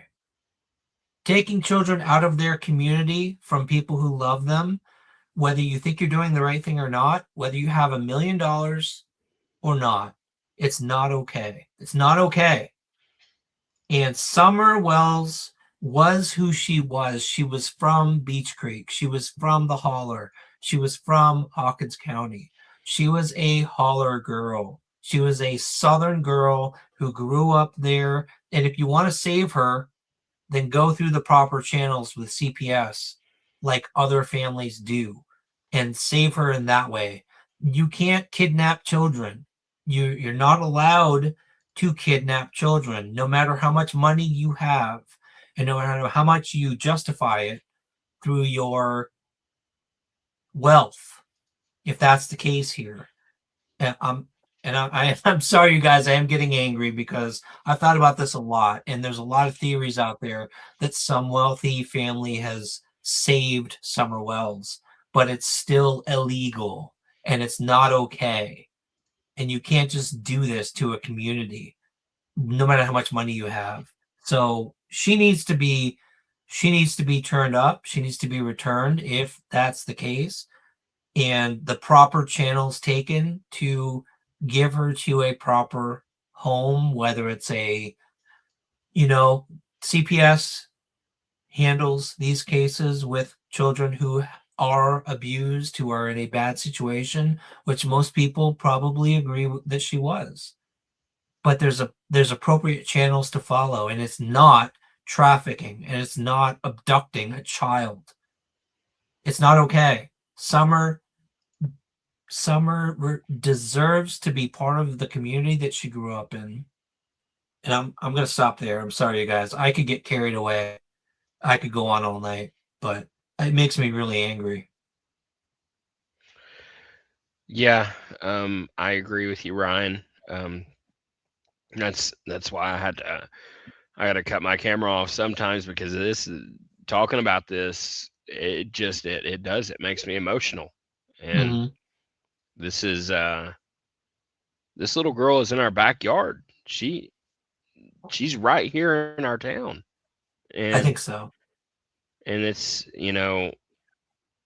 I'm saying, like, that's where she was, and it's so sad to think that she's been gone this long and that no one has found her. No one knows where she is. And that's just, it truly, truly breaks my heart thinking about it. Yeah. Yep. I do have some more images, guys. A couple. I'm pulling them up here. These are going to be of my recent search that we've done. Give me just a moment to pull these up. And Chris, one thing while you're looking those up, if you don't go mind, ahead. I would love to invite you, and I've told my audience, and they're still expecting it. And Ron knows what I'm talking about. There is a well-known law enforcement in a town over from me. It's not in the Beach Creek area or anything, but he's been super busy. We've been going back and forth on inbox calls and everything. But I wanted to talk to him, ask him questions about Summer Wells, ask him questions, about Sebastian Rogers, different things, and then also ask him what is the percentage of the trafficking, the drugs, what is the percentage of per se, like online it says 97% of abductions are normally a family member or a family friend. Okay, someone they've known or came across. I want to actually talk to law enforcement, and he's not just down low on the totem pole. He actually ran for sheriff, and he was second, in that, which I wish he had won, but next year. But he's been busy campaigning, and he knows some well-known in Knoxville also, I'll just say that, and all the way up to the Washington level, if that makes sense, the congressman and things like that. So I would like for you to come up with me and Ryan when we do get that interview It could be in person or on phone call. I'm not sure. He sounded like he'd want to do it more in person. And I'd like to know what the next steps on these cases for us as YouTubers, not law enforcement. What would they suggest that we do next to help and not hinder the cases? Okay. I would love to be a part of that. I would absolutely love to be a part of that, Kiki. Do you know when you're planning or when this is going to happen? Well, like we talked, what, Ryan, like a month ago, maybe. And then I talked to him last week and he said, I've just been so busy. We may actually, what the funny part was, we may meet in Knoxville area somewhere. Okay. If we have to do it, in person. But I think it would be, good for us to know legally and whatever, what are the next steps that we could take that would actually help out? What could we do? Do other law enforcement, like, do their offices have a flyer of Summer Wells hanging up? Think about that. I know they have the database and such, but do they have flyers around the courthouse? Different things. Can you put them up there? Who can we talk to? How can we solve the problem of the missing children or slow it down in Tennessee, basically? Those are great talking points. That is fantastic. I cannot wait to sit down with who you're talking about and be able to go over some of those because that is that is phenomenal. Chris, Ryan, what are your thoughts, man? That's great. Yeah, no, that would be amazing, Kiki.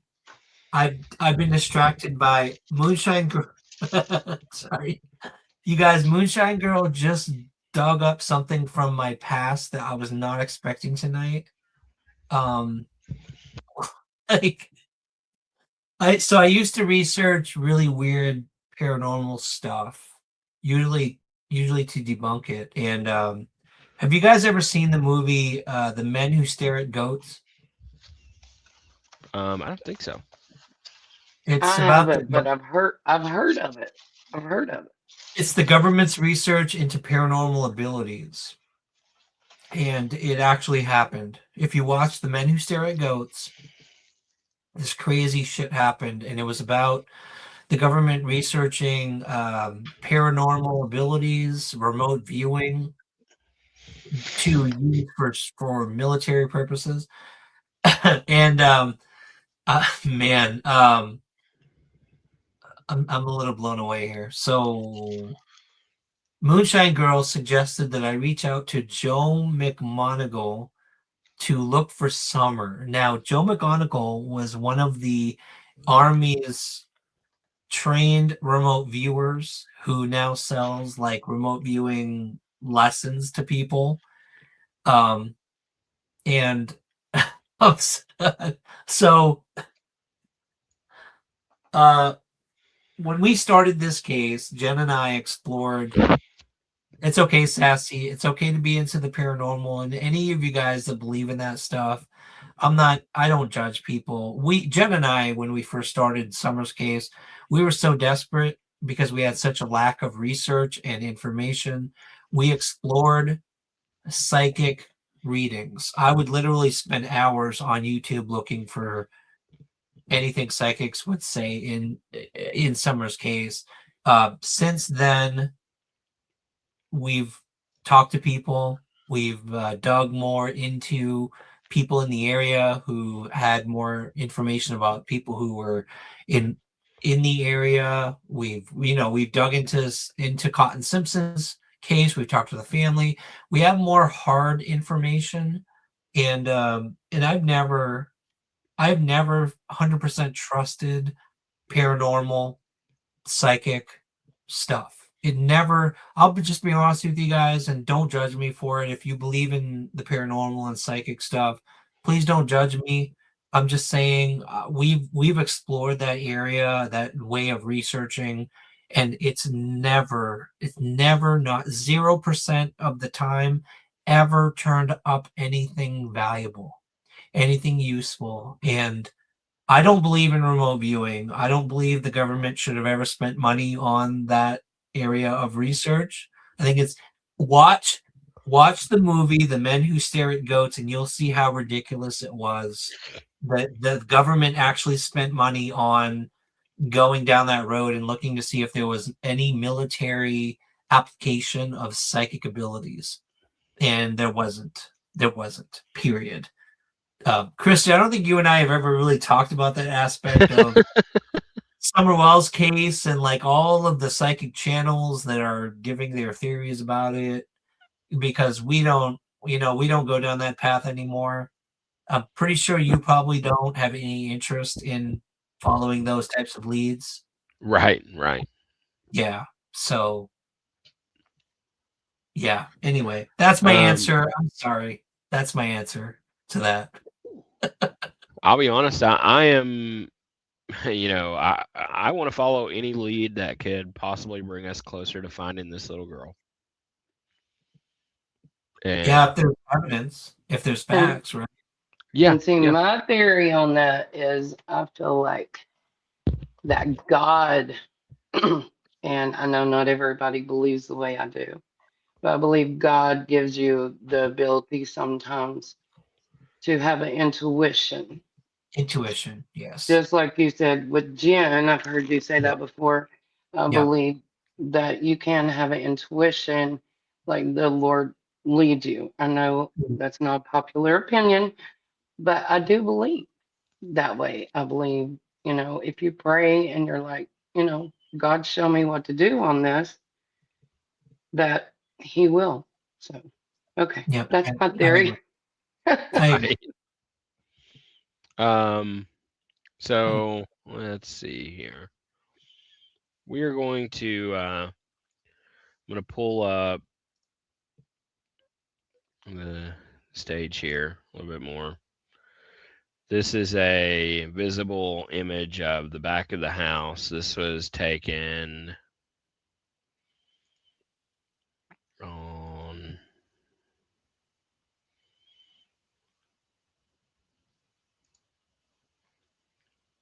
April 14th, 2026. So these are recent. This is the most recent image of the property on Ben Hill, and well, for lack of a better words, probably the last image I'll ever get of it. Hmm.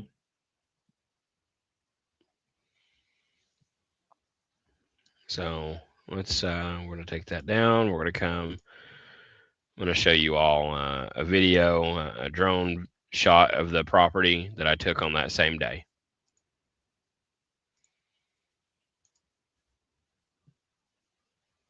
Wow.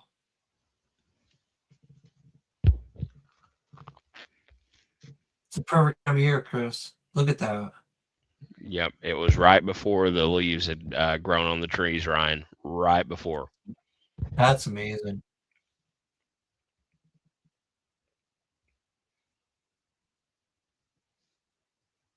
Yeah, there's the bus. Yep. Isn't it weird how there's a bus? Like, does anybody even know where it came from? Honestly, I mean, you just randomly put a bus in your yard. Oh, righty then. Yeah, I'm not really sure. Yeah, I don't know the story behind the bus either.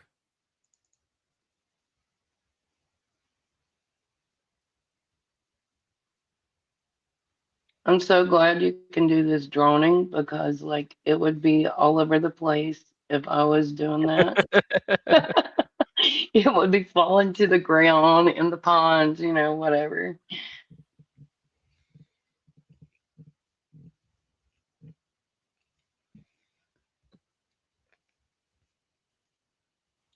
I get a little goofy after I drink my coffee. and I get sleepy afterwards, So apologize for that, but this is awesome. Yeah. Awesome footage. Thank you. Thank you.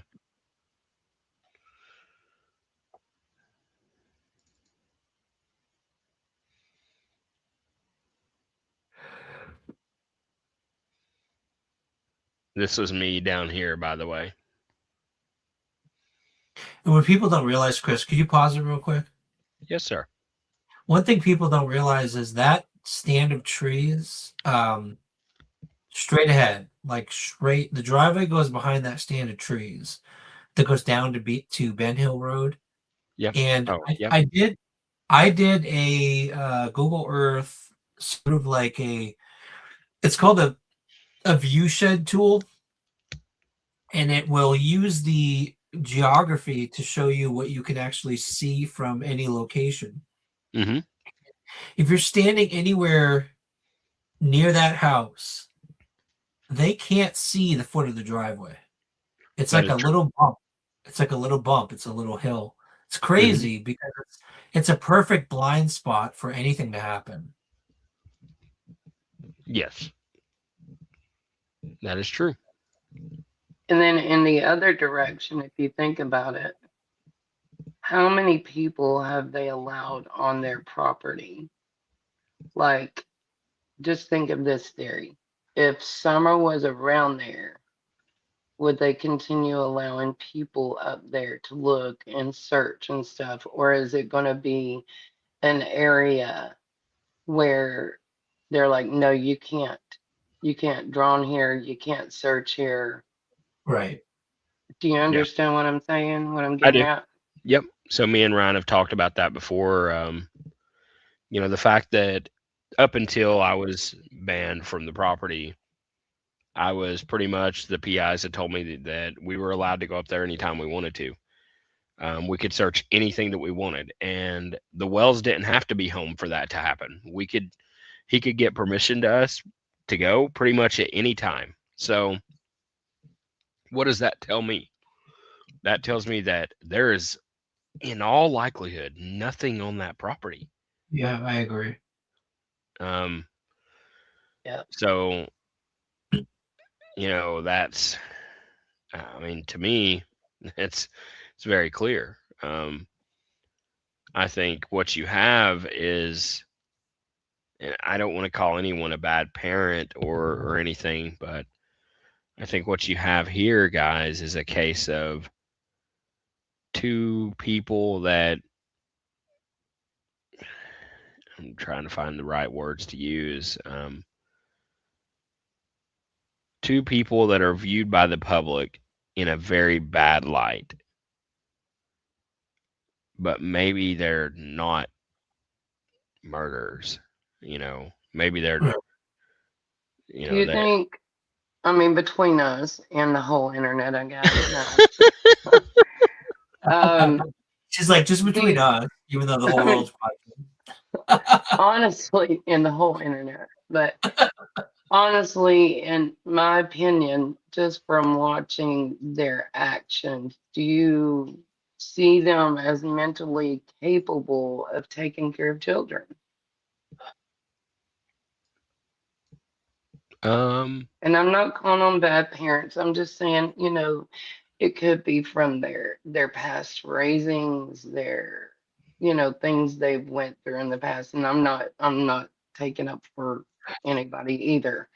I just want to be clear on that, because I think once you have children, you take care of them, period.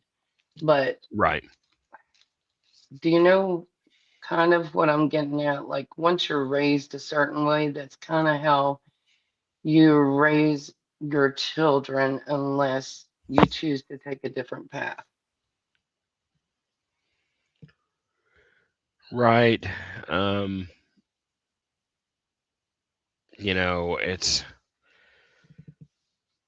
That's a touchy subject, I don't,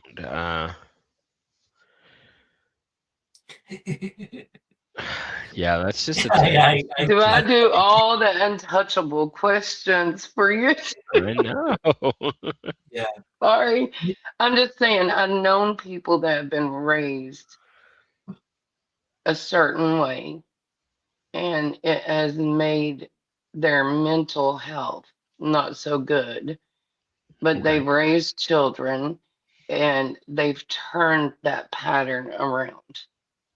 Let's say it Okay. that way. But Right. some may not. But that's not an excuse because you can always change your life. In some way, you can better it. Like, even if you're dirt poor, you can still try to keep a clean home, That clean is true. children, things like that. That is true. You can, and it it's about what you choose. You know, it's about how you choose to raise your kids, and you know, like Hash Brown just said, you either grow up to repeat the pattern or you grow up and do the opposite. You know, I've seen a lot of parents that have grown up and broke that pattern. But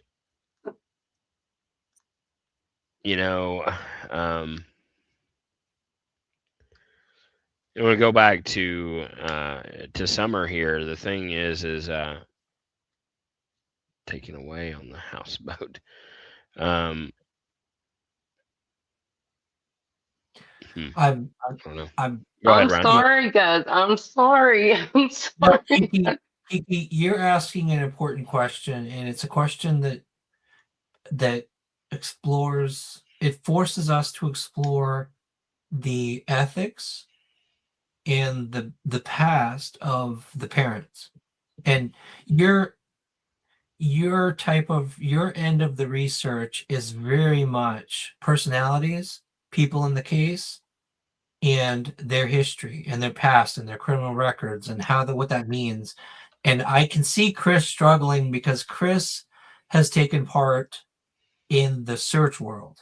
And if you watch like David Rader give an interview on Duty Ron, and if somebody asks him what's his opinion of the parents, you'll notice that he has the same hesitation that Chris has, because the searchers have to be careful. They're focused on, give me the target locations of where the person was last seen, and I will do my best to search the land and look for those locations. And they try to avoid the human aspect of these cases. And Chris, that's why I was quiet for a long time, because I'm watching Chris to see how it's a new world. And on YouTube, you have to start talking about, hey, you know what the parents have a past. Don Wells has a long past, a long criminal record. I mean, we've got it. It's pages long. And there are claims of Candace's past as well. And there's the other things that you have to start thinking about when you're talking about what could have happened. And were the parents' past involved, and the things that they were involved with before, with the drugs, with there's a long history. If you dig into, and Don Wells is probably going to kill me for saying this, but it's a fact. I mean, both Don Wells and Candace have family. Yeah, generational trauma. Hash Brown just nailed it. There's generational trauma on both sides of the family. However, does that matter when we're talking about searching? When Chris and I are sitting down mapping out where Summer Wells could be, does that have to be an issue? Does that have to be an aspect of the case that we have to consider? Like, it's a good question, Kiki, and I don't know what the answer is, and I'm curious, Chris. You know how searchers handle it off YouTube. You know what I mean? When you're Right. in a case, do you think that it is important? Do you think it has any impact on choosing locations to search when you talk about the criminal history, the family history, the generational trauma of these cases? Should we take it into account?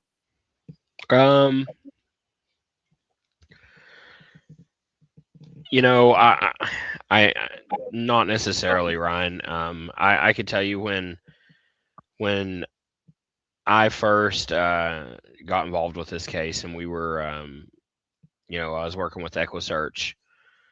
We had after the search was over, they were invited to dinner. The parents were. Don and Candace were invited to dinner.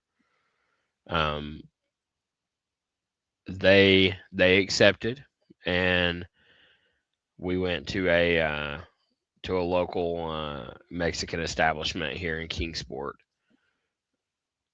I got the opportunity to sit across from them at dinner that night, and it was the first time that I ever had the opportunity to sit across from Don and Candace. And you've got to I couldn't take what happened at that dinner and use it as where should I search next. I just had to keep the facts in mind of what happened in the case, and the likelihood of where Summer was. So I think there's two sides to this, Ryan. There is the investigative journalism side that I'm going to have to get used to. Yeah. Because as a, coming into the YouTube world, my thing is I wanted to stay, keep as much integrity as possible. Keep my channel with squeaky clean, no blemishes. I wanted to I just want to do things with integrity. But there's a line between doing things with integrity and investigative journalism. So, in order to be successful on YouTube, I think that I've got to learn more about investigative journalism and looking into the parents, the past of the parents, how they treated their children, how they treated Summer, and decide on where to go from there. Because what I'm used to in the past is I just pretty much go where I'm told. I search what I'm told to search. I fly it. I analyze the images, and I move on. But if I truly want to be involved, and I truly want to make a difference, I've got to go further than that. I kind of have to be more than the searcher. I almost have to be the investigator. I almost have to be an online detective as well, right? Because if I'm not, then at the end of the day, what am I doing? Yeah, the reason I see that just call me the psychologist of this group, okay? The reason I see it as important, and I'll tell you why. If somebody had, and in your field, okay, I can't do measurements, I can't do droning. There's no way. God help us all if I ever tried that. But anyways, like per se, with his background, with claims of allegedly her being in Knoxville, that's where the background would come in at with you, because you would be like, hey, these places that he may go to, maybe I need to drone, because what would be around the area, and that's that. I didn't mean to put up a hard question. I just get deep in thought, and I'm like, No, so Kiki, the reason your question is good is because every case we've come across, if some family reaches out to us and says, hey, we've got a person missing in Virginia, let's say Gate City, right? And the last known sighting, I would today reach out to Chris and say, hey, do you want to cover this case? And if we did cover the case, you have to ask the family, what were the circumstances? Were they having mental health issues? Do they have the dementia? Like, you have to do investigative journalism. I think that's what Chris was getting at earlier, is like, before he would probably take direction from the PI who would give, they would do that research and say, okay, search the location. Well, now that's on Chris and it's on me, Yeah, if I'm working with Chris. And so these cases, if you're independent and you're also boots on the ground, you're the PI. You're the person who's trying to figure out what are the circumstances, when were they last seen, what was their mental health, what was their mental condition when it happened. And then, Chris and I would take all of that information and look at the maps and be like, okay, they were headed toward a lake. Obviously, we're going to focus on the lake. That, you know what I mean? Like that has to drive your search, and that's what every searcher who's working independently does. In this case, with Summer Wells, it's just so complicated because you've got the Knoxville claims, you've got the Knoxville connections. You could spend weeks, if not months, searching Knoxville areas, which we're considering. With this whole DJ Smith thing, we're considering that. Other people would say, what about the Utah stuff? What about the memorial they set up in Utah? The Utah connections with Dawn Wells. Why not go search in Utah? And there's a strong case to be made that Utah could be a good search location. What about Gatlinburg? Right before she disappeared, they went to Gatlinburg, and potentially someone could have been a predator and could have seen Summer, and she became a target. So maybe Gatlinburg is a good area.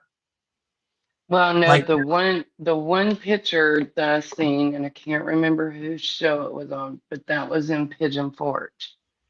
Yeah. And you want to talk about handing out flyers.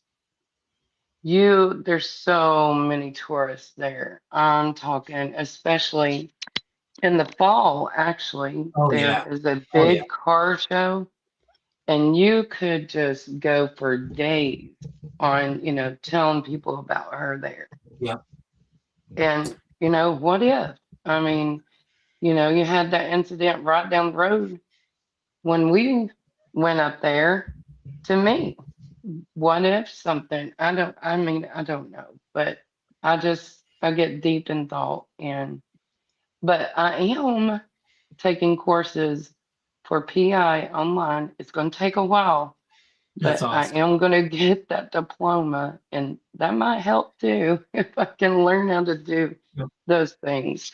So I'll just Very. be the deep thinker. You all do the planning, okay? I love it. That's awesome. I guess my point, though, is with Summer's case, there are other cases that come out that are newer. People disappear. It's almost like, okay, that feels so much easier than Summer's case. Because there aren't all these tentacles of potential. I mean, I went down the rabbit hole once of looking at Don's family. He's got a whole bunch of family who lives in, I think it's Virginia.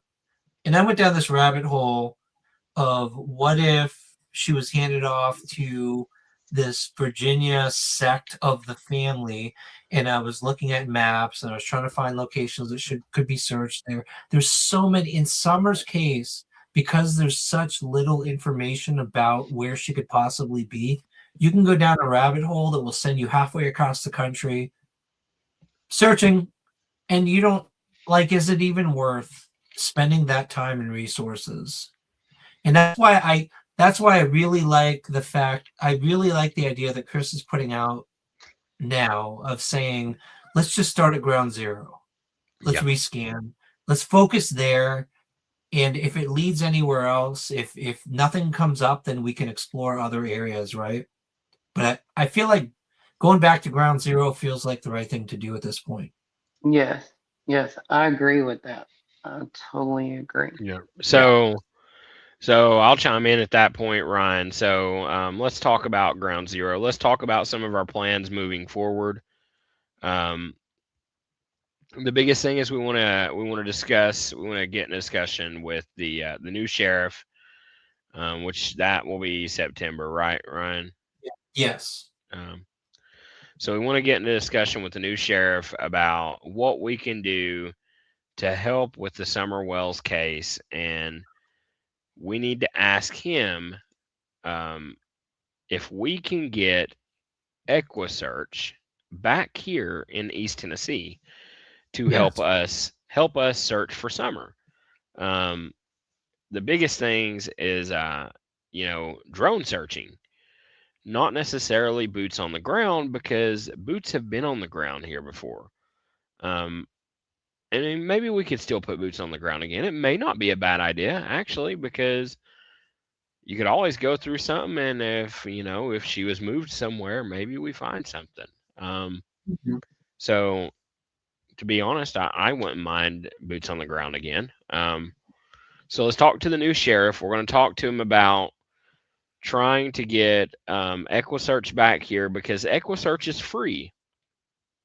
They're not going to charge anything to come here, right? Yeah, it's But huge. also, I mean, we're free. We're not going to charge the sheriff. And the goal is, when this fall, when all of these leaves start to fall, we want to start at ground zero and start mapping an area out again. And we want to map the whole area. So if we take our toolbar, let's take our sidebar. Let's start. Let's see here.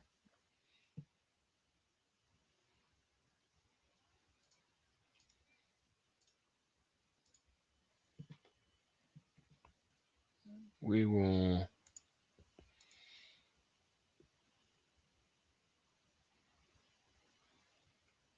Sorry, guys. Give me just a moment.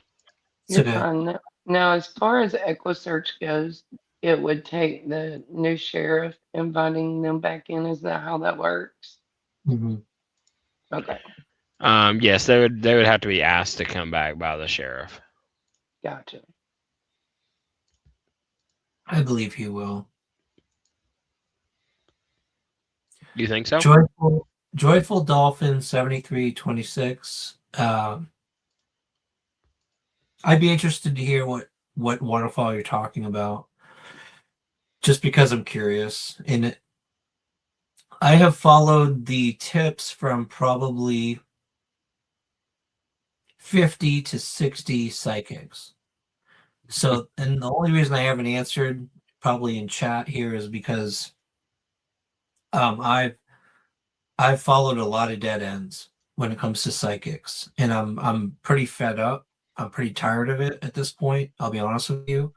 And it's nothing against you. I know that you're saying you're a psychic and you have a tip, and I'm interested in hearing the tip.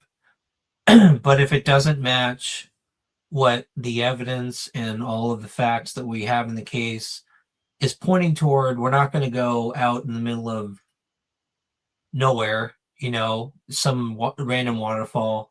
It has to match the evidence and what we're seeing. And no disrespect. That's all. That's the only reason. But I am interested. Please reach out. Please feel free to email. We'll explore it. But I'm not intentionally not responding.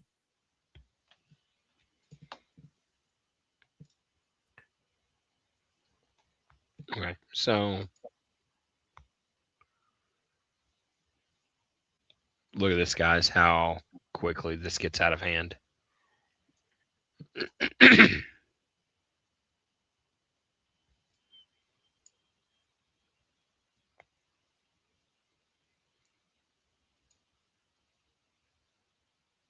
That's just insane.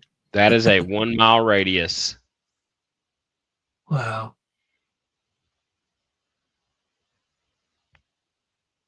And to be honest, in my opinion, that needs to be droned again. Yep. That's a 1 mile radius, Chris, and it doesn't even reach where you saw the truck. Yeah. Yeah, it That's doesn't. wild. There we are, And back down here for the truck sighting, man. Yep. My question is too, how many days did they say that it took to cover that? Is that just over the entire time, or? Yes, 1 mile from Summer's home. That's how much of the mountains and wilderness there is. Just 1 mile. Oh, you're Yeah. saying go out 1 mile. I'm sorry. Yeah, no, Yeah. you're fine. Starting with a 1 mile circumference around the home. So, and that would be it.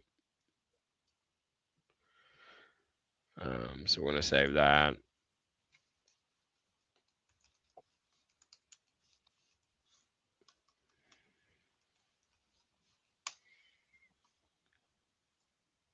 So there's our 1 mile circumference. That's what we need to cover with mapping. But we could do that, Ryan. That's not going to be that hard. It is going to be hard. Don't get me wrong. But let's see here. Let's go. T-Top, they searched, Chris, correct me if I'm wrong, but they searched a 5 mile radius, didn't they? Let's see here. I thought I heard Dave Rader mention that on Duty Runs. It's a 5 mile radius. Who? EquiSearch? Yeah, 5 mile radius around the home.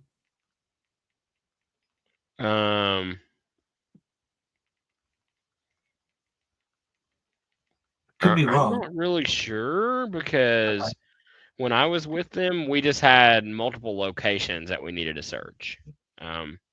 Interesting. But See, I think that's what confuses all of us is that they'll say a 5 mile, Ellie will say 5 mile radius. And then you're like, how, if they called, like with Sebastian's case, they called off the search within 7 days or 8 days. And you're Yeah. like, how did that, I know there's a lot of people, but how did they cover every little thing, Kiki, they didn't. I guarantee, that's something that I've thought about as well. Let's say we go just from here. Let's see.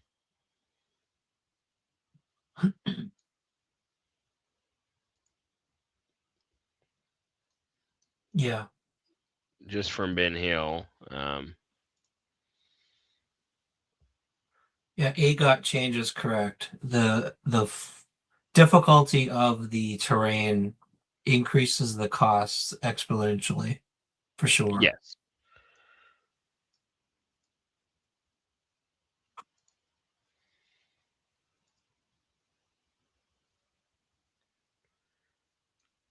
If she went out and got lost on her own, my thing is it would have to be in this area, I would think. What do you think, Ryan? Say that again. If she what? If she wandered off and got lost on her own, it would have to be in this area. 100% agree. The reason I say that is because I have trekked up through here on searches, and it is very, very steep. Yeah. Excuse me. It is a very hard trek. So I think that she would have to be over here in this the polygon that I marked, which is 1.4 mile perimeter. Oh, that's 1.4 mile perimeter. Sorry, that's 76 acres. Yeah. It says that during the search, that volunteers searched 2,400 acres.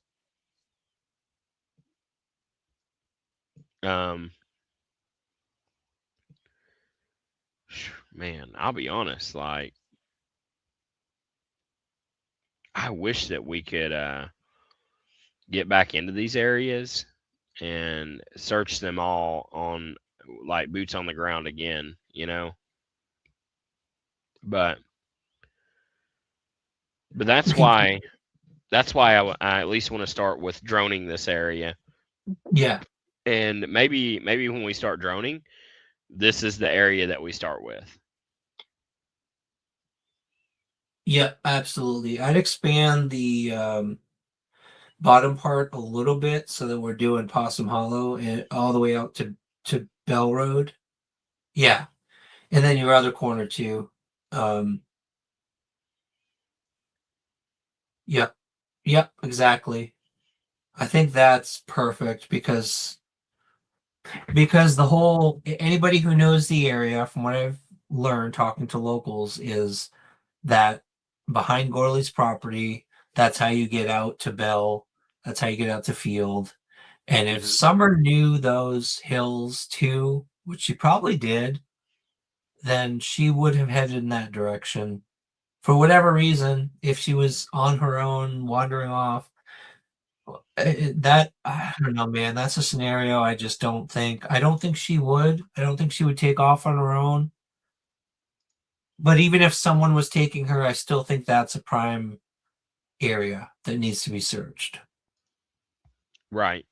I agree. Well, in my opinion, too, if someone did take her, even at the bottom of the driveway, with it being that remote of an area, they would have had to know the roads, the house. They would have had to watch prior to, in my opinion, or Yeah. somebody that knew her. Because I'm not gonna, well, I'm not gonna do that anyways, but you're not gonna randomly just drive up a road and hop in the, you know what I'm saying? It's not gonna just be, I don't think, a stranger, in my opinion. Yeah, they knew the whereabouts that day. They knew what they were doing. They knew Candace and all of them were going to be back home at that time, and potentially Summer would be outside. I feel pretty strongly about that. They knew. They knew somehow what the schedule was. Yeah. The patterns of where she played, where she was, where the boys were that day, Mhm. just they had to think of a lot of things. Yeah. So my biggest thing, Ryan, is what I want to do is I really want to be able to get this new drone before the fall because this new drone would allow us to be able to map out that area very quickly with using RGB and near infrared at the Mhm. same time. Because right now, with the equipment that I have, we would have to map it out twice. So we would have to map it with two different drones, and that would Yeah. actually be very rough. Yeah. Um, so if we could figure out if we could get the better drone, then we could actually map out that whole area with near infrared and RGB. It would cut down the workload time tremendously, and we could start doing our change analysis on the images a lot quicker. But we've still got a few months for before the leaves start falling off the trees. Yep. So got a few months to work that out, and I'm gonna before we wrap this up, I want to ask the chat: is there anything that you all would like to see me work on? Anything that you all would like to see me do that involves images, image analysis, drones, that maybe even going back out to the area and droning a certain thing? Is there anything that you all would recommend that you would like to see me do before we go live next time? I would love to get your input. Now, look, it can't be anything crazy, right? You all, you gotta, and I can't promise that I will be willing or able to do every single thing that gets brought up in the chat. But I would Hey, love to hear. Yeah, go ahead. sorry, there's interesting comments. Howdy627. I'm getting the sense that you know things, that you're local. Um, the first comment that caught my eye was there's a watching you all now like her, followed by one of us is watching,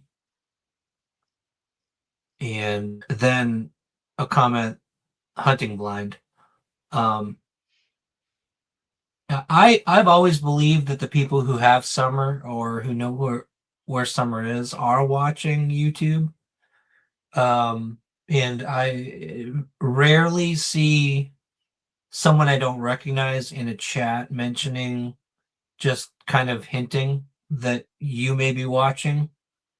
So maybe I'm reading into things too much, but if you are watching and you potentially know what's going on here or have any information, and you don't want to get in trouble, or you think we could get in trouble, anybody who may know something and doesn't want to reach out to TBI or law enforcement for obvious reasons, if you do reach out to Chris and or myself, and you may be able to point us in the direction of where to look for where she could be.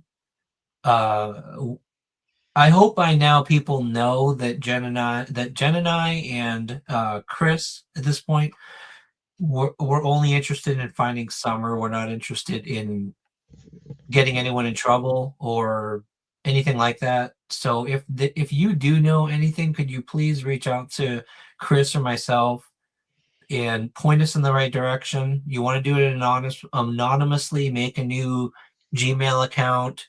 Let us know where you think Chris and I should go search, and we would be happy to. And no names have to be part of it. Just answers are all that matters at this point.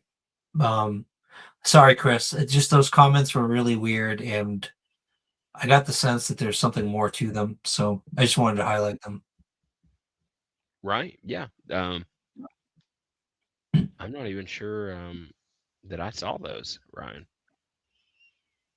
It's Howdy 627.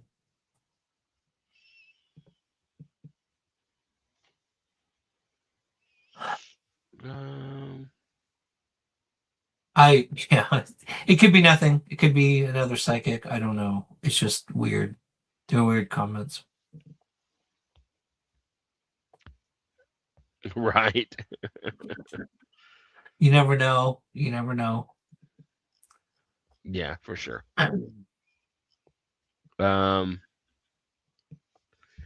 Anyways, Ryan, is there anything else that you have for me that you want me to pull up, or? No, dude, we covered so much tonight. I think this was a really cool live. I've never been live for 4 hours straight. Do you realize we've been live for 4 hours? I do. Ryan, I am so beat, man. I'm not gonna lie.